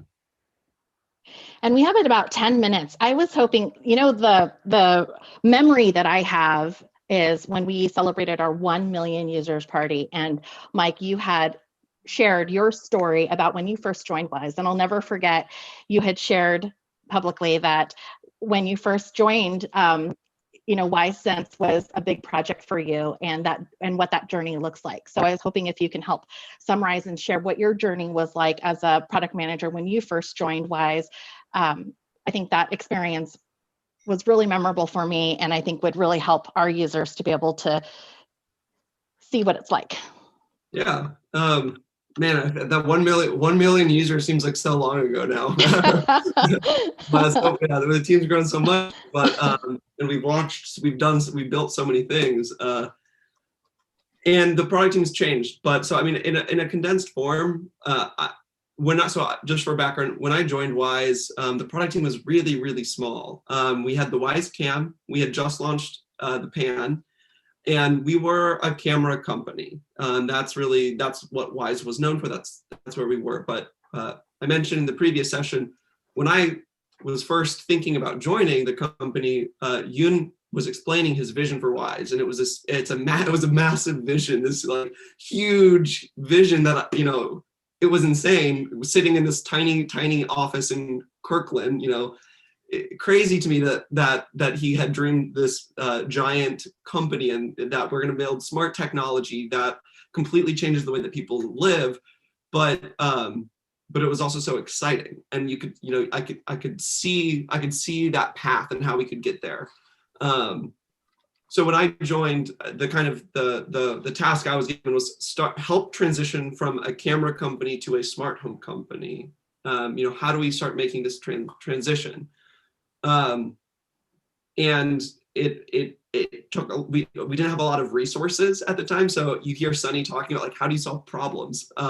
So it was a lot of, especially back in the day and still even today, but we didn't have a huge design team. We didn't have a very big engineering team. We didn't have Steve, who was like an expert in hardware. So at the beginning, we were having to make decisions very quickly with not a lot of resources. And so it's doing the best that you can and working closely with the people that you do have. Thankfully, today, Wyze is in a completely different place. If you had told me 2 years ago that we'd be building a home monitoring system, I would have had no clue how we would ever do it. But we have had people like Sunny join to lead services. We've had Steve join, who brings so much expertise in hardware that we didn't have previously. And so now being a PM is different, but the elements are still the same, which is there's still a lot of ambiguity. We have you still have to have a very strong ownership and drive, you know, like if there's an issue, you got to figure out how to solve it. And so those core elements of Wyze are still the same. And I think as a product team, we intentionally, even though we've grown, we still keep a very, very, very scrappy mindset. And, you know, so we are never resting on our laurels, or, you know, we pat ourselves on the back maybe the day of a launch, and then we instantly start digging in on the next thing. Thank you so much for sharing, Mike. Really appreciate it. And we are about 7 minutes away from the end of this session, and I would like to give both of you the opportunity to share anything that hasn't been asked that you would like to share and that you feel people should know or be educated on considering opportunity here at Wyze. Sunny, you want to go? Okay. Yeah, I want to say is just like I mentioned, the service team is new and young and Wyze, but we are growing, especially we're growing next year. And this moment, we have only one position open here, but I would say it is a great opportunity if you keep eyes closed on us about the service growth at Wyze and to see the upcoming opportunities and to join the team and to work with us to build, you know, the additional layer, the better experience, the continued value delivering service to our users. So yeah, keep in touch with us. Yeah, I'm really, you know, looking forward to we build something, you know, here at Wyze and in Wyze services together. Thank you both so much. Mike, Sunny, really appreciate your time. I know that it's always difficult to hire, but we always go through our process here. Thank you. And I'm going to go ahead and go into general sessions. Really appreciate it. If you have any questions for me, let me know. And I know our users and our candidates thank you as well for joining and answering questions and sharing your experience on how you joined Wyze and why Wyze. Thank you for organizing all of this, Karen. It's been an awesome day. Have a great afternoon. Thanks. So, career day at wyze.com. If you haven't sent in your questions, please feel free. I know Gwendolyn is also moderating for our YouTube channel, so feel free to fill in the forms for questions. I'm going to go through a couple general questions for those of you who joined the session in the middle. My name is Karen. I'm one of 2 recruiters here at Wyze. I've been with the company since almost the beginning, so I've been able to see us from when we were 8 people to where we are today, 121 and growing. I think when I asked, hey, how many people do we have now? 121 here in Kirkland. That doesn't account for the cross-functional teams that we have overseas. That doesn't account for some partnerships that we have that help support what we do. So that is just Kirkland, our corporate headquarters, 121. That's really exciting. And we're celebrating our 3-year anniversary here at Wyze. Our 3 years ago today, we launched our first ever $20 market disrupting Wyze Cam. I'm going to prepare the next slide here.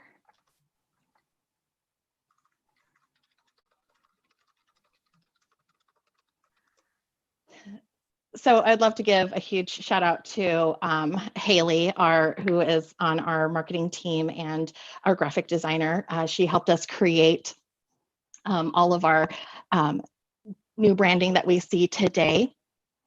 So please do join us in building a great company, the Too Good to Be True company. I don't think I've shared this yet, but in our current office, we have a mural of the Space Needle. And I think our first year, you and our CEO had sent out a message, hey, generating ideas. What is too good to be true? What do you feel is unreachable? And one of our team members had shared, hey, you know what? If we had like the Wyze flag fly on the Seattle Space Needle, that would be great because we're kind of built in Seattle.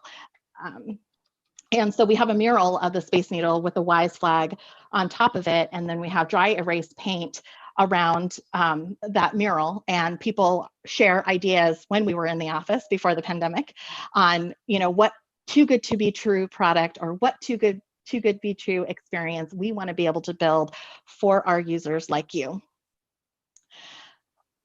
So careerday@wyze.com is our email address for this event.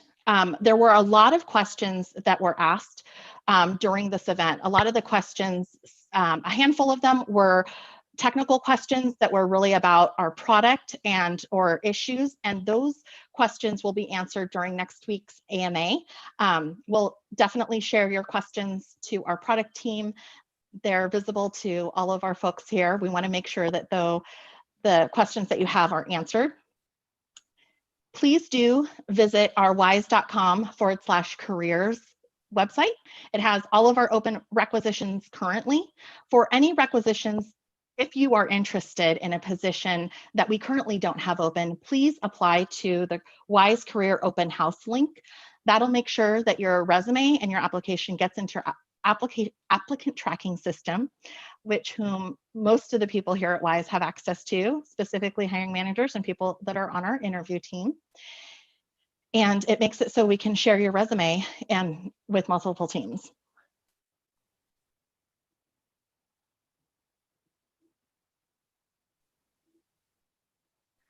And I would also just like to have a friendly reminder, it's Wyze Week. It is Wyze Week. Wyze Week. So we've got, let's see,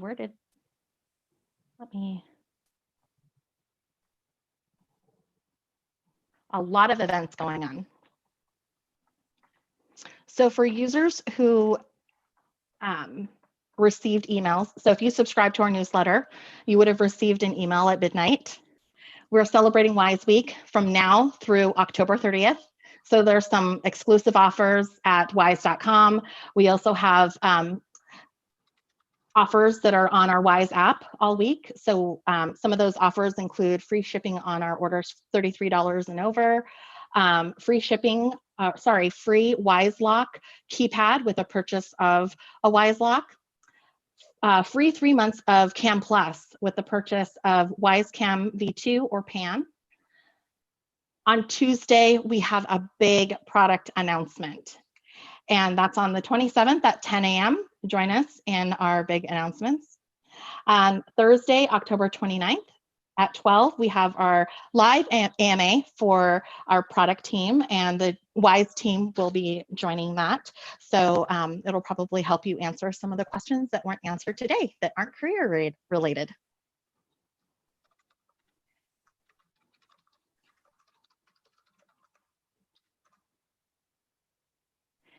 And I know that Gwendolyn and maybe some other folks who are still on the line with us, if you want to join me in our final session. Our final session is our, yay, our final session is our general session. So I'm going to help answer some questions. I'm going to reintroduce myself just in case you stepped away from our last few sessions and you're joining us for this new session. My name is Karen, and I'm the Director of Recruiting, one of 2 recruiters here at Wyze. I've been with the company since almost the beginning, and I've been able to see us grow from 8 people to where we are today. We're based here in Kirkland, Washington, and we have about 121 people and counting and growing here in Kirkland. We are going to be moving into a bigger office, which is really exciting, just 3 blocks down from where we are today.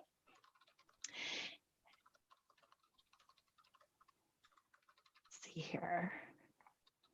And just a friendly reminder, feel free to ask questions through the forum link that Gwendolyn has shared in chat. Also, you can send questions to careerdays@wyze.com. We'll make sure that those questions get answered. If your question doesn't get answered during the session, because we have a few fun things that we're doing this session, like giveaway prize, we'll make sure that your questions get answered during not a session, but we'll respond to your question. And also check out wyze.com/careers for career opportunities that we currently have open. And if you don't see an opportunity that we have open, please select the Wyze Career Day application, the general application, and we'll make sure that your resume is viewed and that we will share your resume with hiring managers for potential opportunities in the future.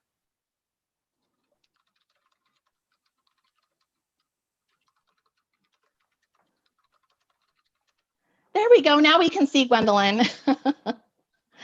Okay, let's see here. So we've got a few general questions. Just a friendly reminder.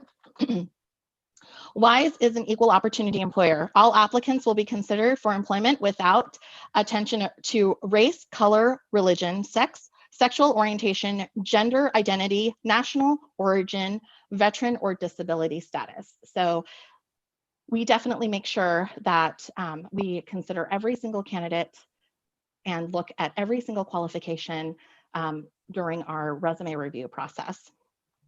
There was a question that came through the session that I wanted to make sure that we answered. And the question was, I'd like to know if Wyze is inclusive to the point of hiring people who are not Gen Y or Gen Z. I'm a technology and social media person in Seattle and a fan of your company. Yes, absolutely. We hire all people, no matter what generation you fall into, what origin or anything. For us, we feel the more diversity, the better. So I think earlier in a session, during our founder session, the diversity question came up, and it was shared when we were first started, we had really small teams, even smaller teams that we have today. The recruiting team / HR team was just myself and our accounting manager, our senior accounting manager now, managing and balancing the needs of our people. Now we have an entire team for a people team, and that just started January this year in 2020. So for almost 2.5 so almost 2.5 years. It has just been a team of 1 or 2 and people that are willing to help out and get us through the growth that we have now. So diversity is a big initiative for us, looking at different universities, different organization groups. How we can build our diversity hire plan is really important. So in 2021, starting now and in 2021 is definitely something that we're looking to improve upon. It's not something that we can do overnight, just like a product. It doesn't happen in 24 hours, but definitely it is a goal for us as well as a priority. Let's see here, what other questions do we have? An apology if my responses are a little slow. I've got a little like 2 or 3 streams going on because I've got some lag here. So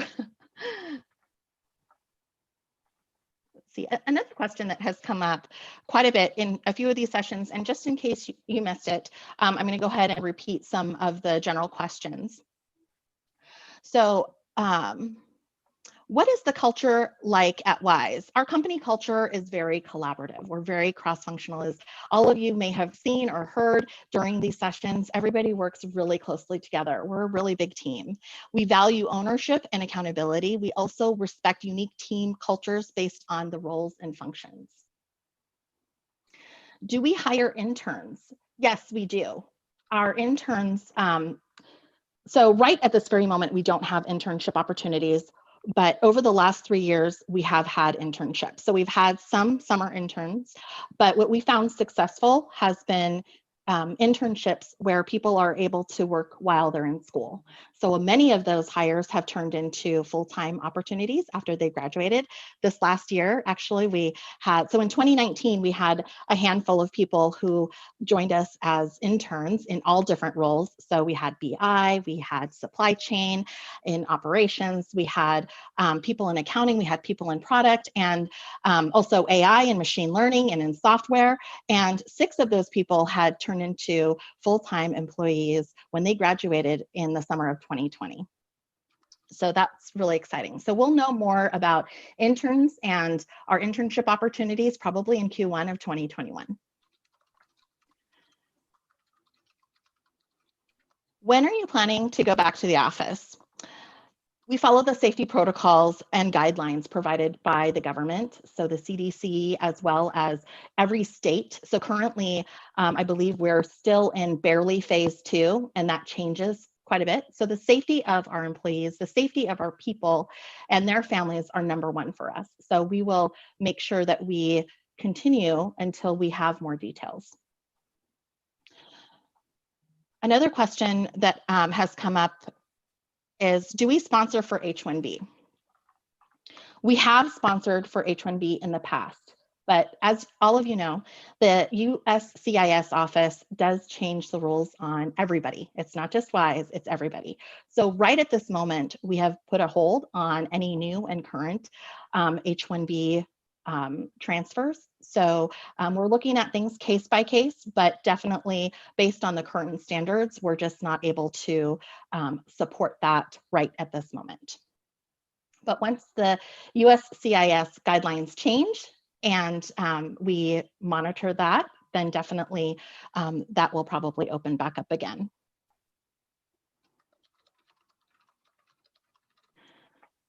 Do we sponsor international students? So the international students are on CPT or OPT, and that's a different process than what is H-1B. So as of right now, we are, unless there's any changes to the law that will come up in the future. So as of right now, that process hasn't changed. So we are still considering when we have internship opportunities open. Do I need to relocate to Seattle?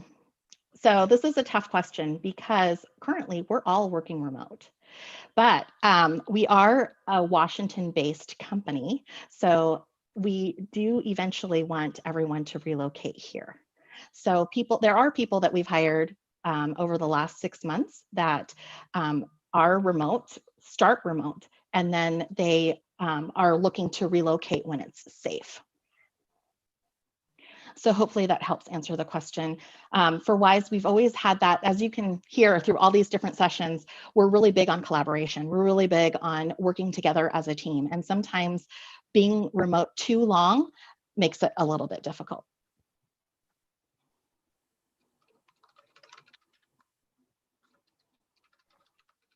Let's see, what other questions do we have? For the first screening, do you have any tips for resumes on how should we get our personality across? Does your ATS filter candidates using keywords or resumes directly to go through person? No, actually, that's a great question. So Karin and myself, and we also have an HR coordinator, Jace, we go through each resume. And so when we look at each resume, we take a look at what the requirements and the parameters that each hiring manager has put together and what they're looking for. So when we do look at those resumes and we take a look and see that there is a match, during the conversation, we'll ask to schedule about a 30, 45-minute phone call, with the people that we feel that fit the criteria and fit what we're looking for. And then during that conversation, we listen for the passion in what they have in consumer IoT and startup environments. So definitely if passion is huge, I think we've heard that even from earlier sessions, passion is really big. There are people that we have hired. I know there's probably another question out there. Do you hire anybody that doesn't have IoT experience? Absolutely, we have. So that's where people that dabble into consumer IoT, that have a passion. Gwendolyn, do you want to share a little bit? I am the most lucky person in the world. So I not only didn't have a lot of experience with technology, I was fresh out of college in a completely different major, but I also didn't have a whole lot of social media experience. I had community management experience, but it's not quite the same as managing social media posts for a Twitter account or something like that. I applied for a position that I was not at all qualified for. It was very painfully obvious when I got to the last round of interviews with everybody sitting around a table just kind of staring at me going, why are you here? But I managed to pull through. I apparently really wowed them. And I was able to learn a lot while on the job. The key thing that I can say is do your research beforehand. Be able to give talking points, talk about how technology has influenced your life or how you can see it influencing the lives of others. Make sure that we can tell that even if you don't have that background, that you really care. Because we, above anything else, want people who are friends with our users and are passionate about our dream. Thank you so much, Gwendolyn. Really appreciate that feedback. Another question is, during the time period of my interview, the job position I applied was unposted by Wyze. Does it mean I was not selected to move to the next step?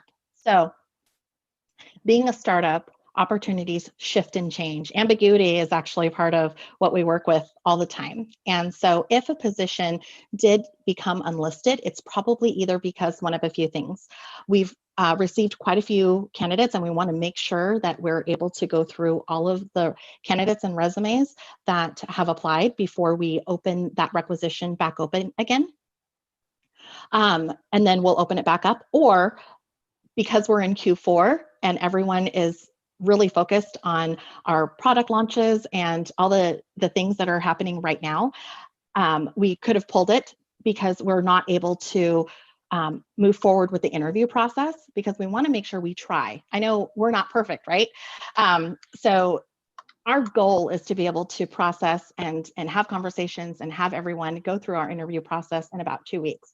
But the reality is, because of scheduling and because of all the different things that go on in a startup, that process could take 30 to 45 days. And so sometimes, like times like right now, when we're in, I mean, you just saw, all of you saw that we went week to week, 3 weeks in a row where we launched a product. So those are times when we have to take down an open requisition and say, hey, let's take a pause so new candidates don't apply. So that way we can get everyone caught up. We can reach out to the people that have applied and let them know that we're on a pause, and we'll reopen open back up and connect again and move forward with the process when everyone on the interview committee is ready to move forward. And so one example I'm going to use is like our digital community manager role. I know that we had more than one position that was open. And so because of all the different launches, we decided to take a pause because we just want to make sure that, we have to be able to balance things out. Everyone only has so many hours in a day, and that kind of plays into work-life balance. And so we took a pause, and we'll probably start back up again here the first week in November. The next question we have is, during the time period of my interview, the job position I applied, oh wait, I already read that one, oops. Do you hire contractors? And where do you have them posted? Yes, we do.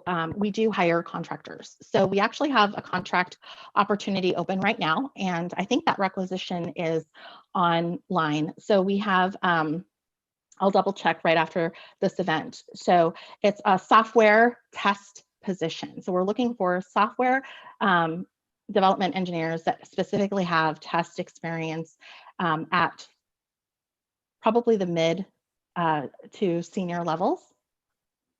And so I will go and make sure that we have that live if it's not live. So we do have contractor opportunities. And to kind of add to that, a lot of contractors have joined us full-time.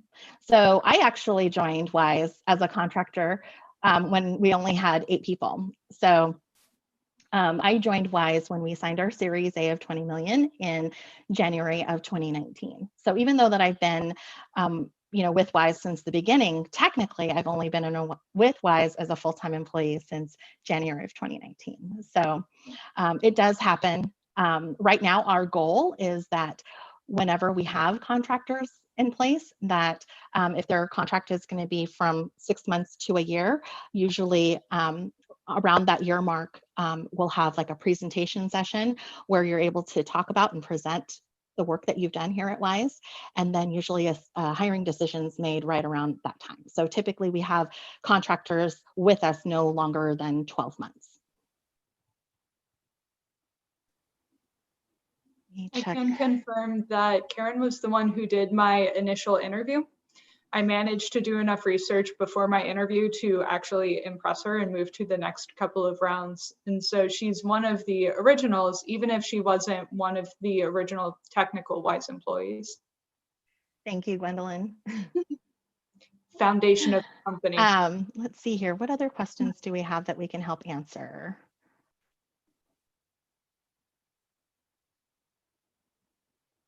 Where do we see that one?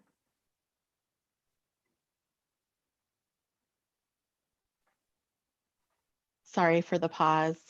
We're going to go and answer just 2 more minutes of questions, and then we're going to go into prize mode. We've actually been making it through a lot of these. Yeah. Where's that question that you mentioned? I've mentioned many. Which question? Was there I'm sorry, I thought maybe I heard a question that I didn't answer that came through.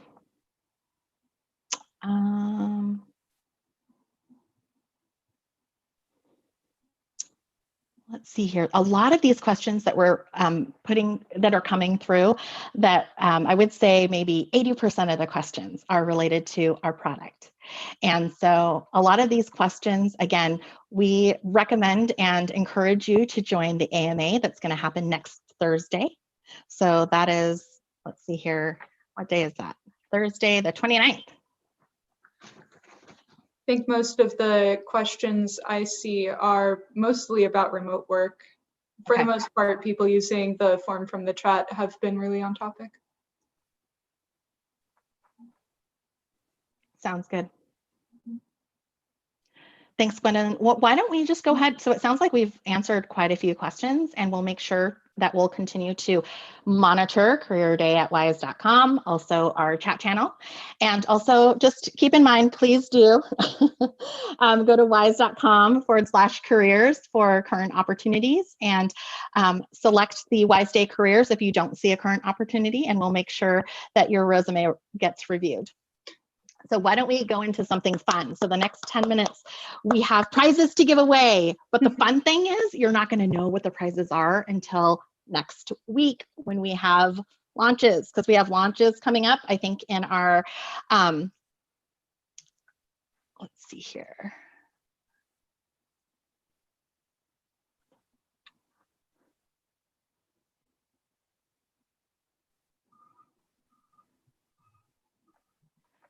Okay, so we have launches that are coming up. I think in our Wyze Day email, it was shared that we have upcoming launches that'll get announced. We are not privy to share any new information, but it'll be really exciting because the people here, 10 people selected, will get new product. So it's like a big surprise. So I'm going to read out a few names. And we have your email addresses, so we'll be in touch with you on how we can get our products to you. So Gwendolyn, would you like to help share who it is that won? Okay, so we're going to have a little bit of a mix here where we have some names, and I deeply apologize if I mispronounce your name. It's not my strong suit. I swear I mean nothing wrong by it. But we also have the beginning parts of some email addresses, and then some questions really struck us as a lot of fun. And so those people have been selected, but we haven't been able to dig out your question on file yet because we had a bunch of pages of this. So the first person is somebody who has been here with us the entire time. And so Shikar Varshni, golly, I hope I said that right, but we're sending you a thing. So the next person is somebody that I'm excited got selected because I talk to this person in the community constantly. Todd Watts, you get a new thing to play with, and I know you're very excited about this. And then we have the person who was bantering with me earlier. So this is the beginning part of an email. I'm not sure how you say this, but from my end, it's looking like Midombowski. And then we have Jonathan F. Dillon and Austin Kwong. So after this, we promise we'll dig out the email addresses, but here are some questions that we really resonated with. And if you are the person who sent in this question, you get a thing. All right. So the person who talked about doing HCI in school as a degree and how important it was to focus on creating a layout and workflow, and ended in the question of how does the position differ from the UX designer and the front-end engineer that was mentioned during the ecom session earlier, you get a thing. To the person who asked, how are you incorporating content marketing and thought leadership in your campaigns? You also get a thing.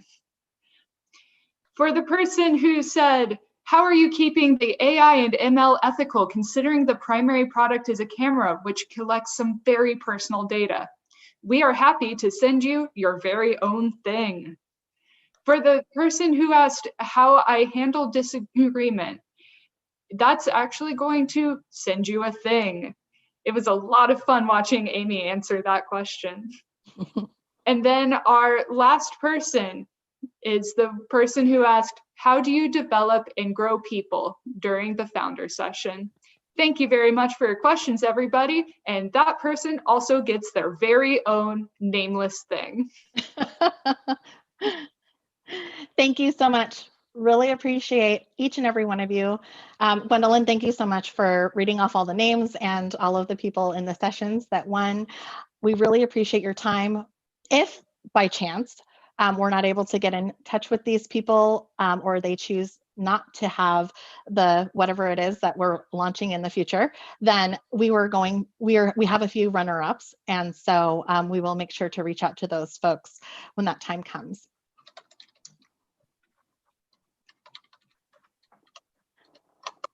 So with that being said, Gwendolyn, can you think of anything else that we have about 6 minutes left before today's been an amazing day. of just everyone from Wyze, all hands on deck. It's a Saturday. It's our birthday. My goodness. I remember, you know what popped in my head while we were going through the session is the week that we launched our Wyze Cam, Dave was also a contestant on The Voice. Mm-hmm. Yeah, that was really interesting for me. Dave later became my manager for a while, and it was kind of strange to be a new person at a new company. I'd never been at a company before, and one of our founders wasn't there for launch. So I didn't know if that was normal or what. And then somebody told me that he was actually a contestant on this show, and I was absolutely floored. Yeah. And then it turns out that Dave is super duper nice. His kids are amazing, and they're all really talented. It was really quite the ride. Yes, absolutely. A few other fun facts. We will have our fourth, so by the end of this year, we will be moving into our fourth office. That's how much growth we've had. It's 3 times the size of our current office, just 3 blocks down from where we currently are. So we're still going to be in Kirkland. And anything else that you can think of that I can share before we log off? The session was recorded. So this is the last question that came in. We did this through YouTube Live. This video is going to be publicly available on YouTube after this session. And for everybody who sent in questions, we have your email. So we're going to gather all of the questions that we went through and anything that wasn't answered but was relevant to careers. And we're going to make sure we send that out to everybody. So please give us a little time. I don't know if Karen was signing on to do all of that work today, but I'm not. So we'll probably be doing that during the work week instead of the weekend. Absolutely. Thank you so much for the reminder, Gwendolyn. Yes, we will. So give us a little bit of time and we'll make sure to get those questions to you. If you have any questions, again, feel free to connect with us. We're on LinkedIn. You've got our email addresses. And everyone, all of the users there, thank you so much for connecting with us. Thank you so much for believing in us. Thank you so much for your passion. Thank you so much for each and every launch. Love just everyone connecting and reaching out every time. Now, when I connect with a candidate, many times my question that I love to ask is, how did you hear about Wyze? And people share their journey and how they got engaged with our product and their experience with our products. So thank you so much for the journey, and we look forward to many more stories and many more journeys in our future.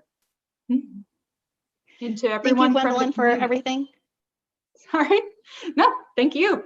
To everybody in the community, thank you so much for spending so much time with us. I'm very lucky that I get to hang out with all of you. It was great seeing so many names that I recognized here. If you are not part of our community, you can go to wyze.com/community and figure out which community fits best for you. And we really want to work with you. So if you heard things that you thought were interesting during today, please go to wyze.com/careers and apply. Thank you again for everything. And we are signing off. Gwendolyn, high fives to all of you watching out there. Virtual high fives. Anyhow, thank you so much. Have a wonderful afternoon and the great rest of your weekends. Bye-bye.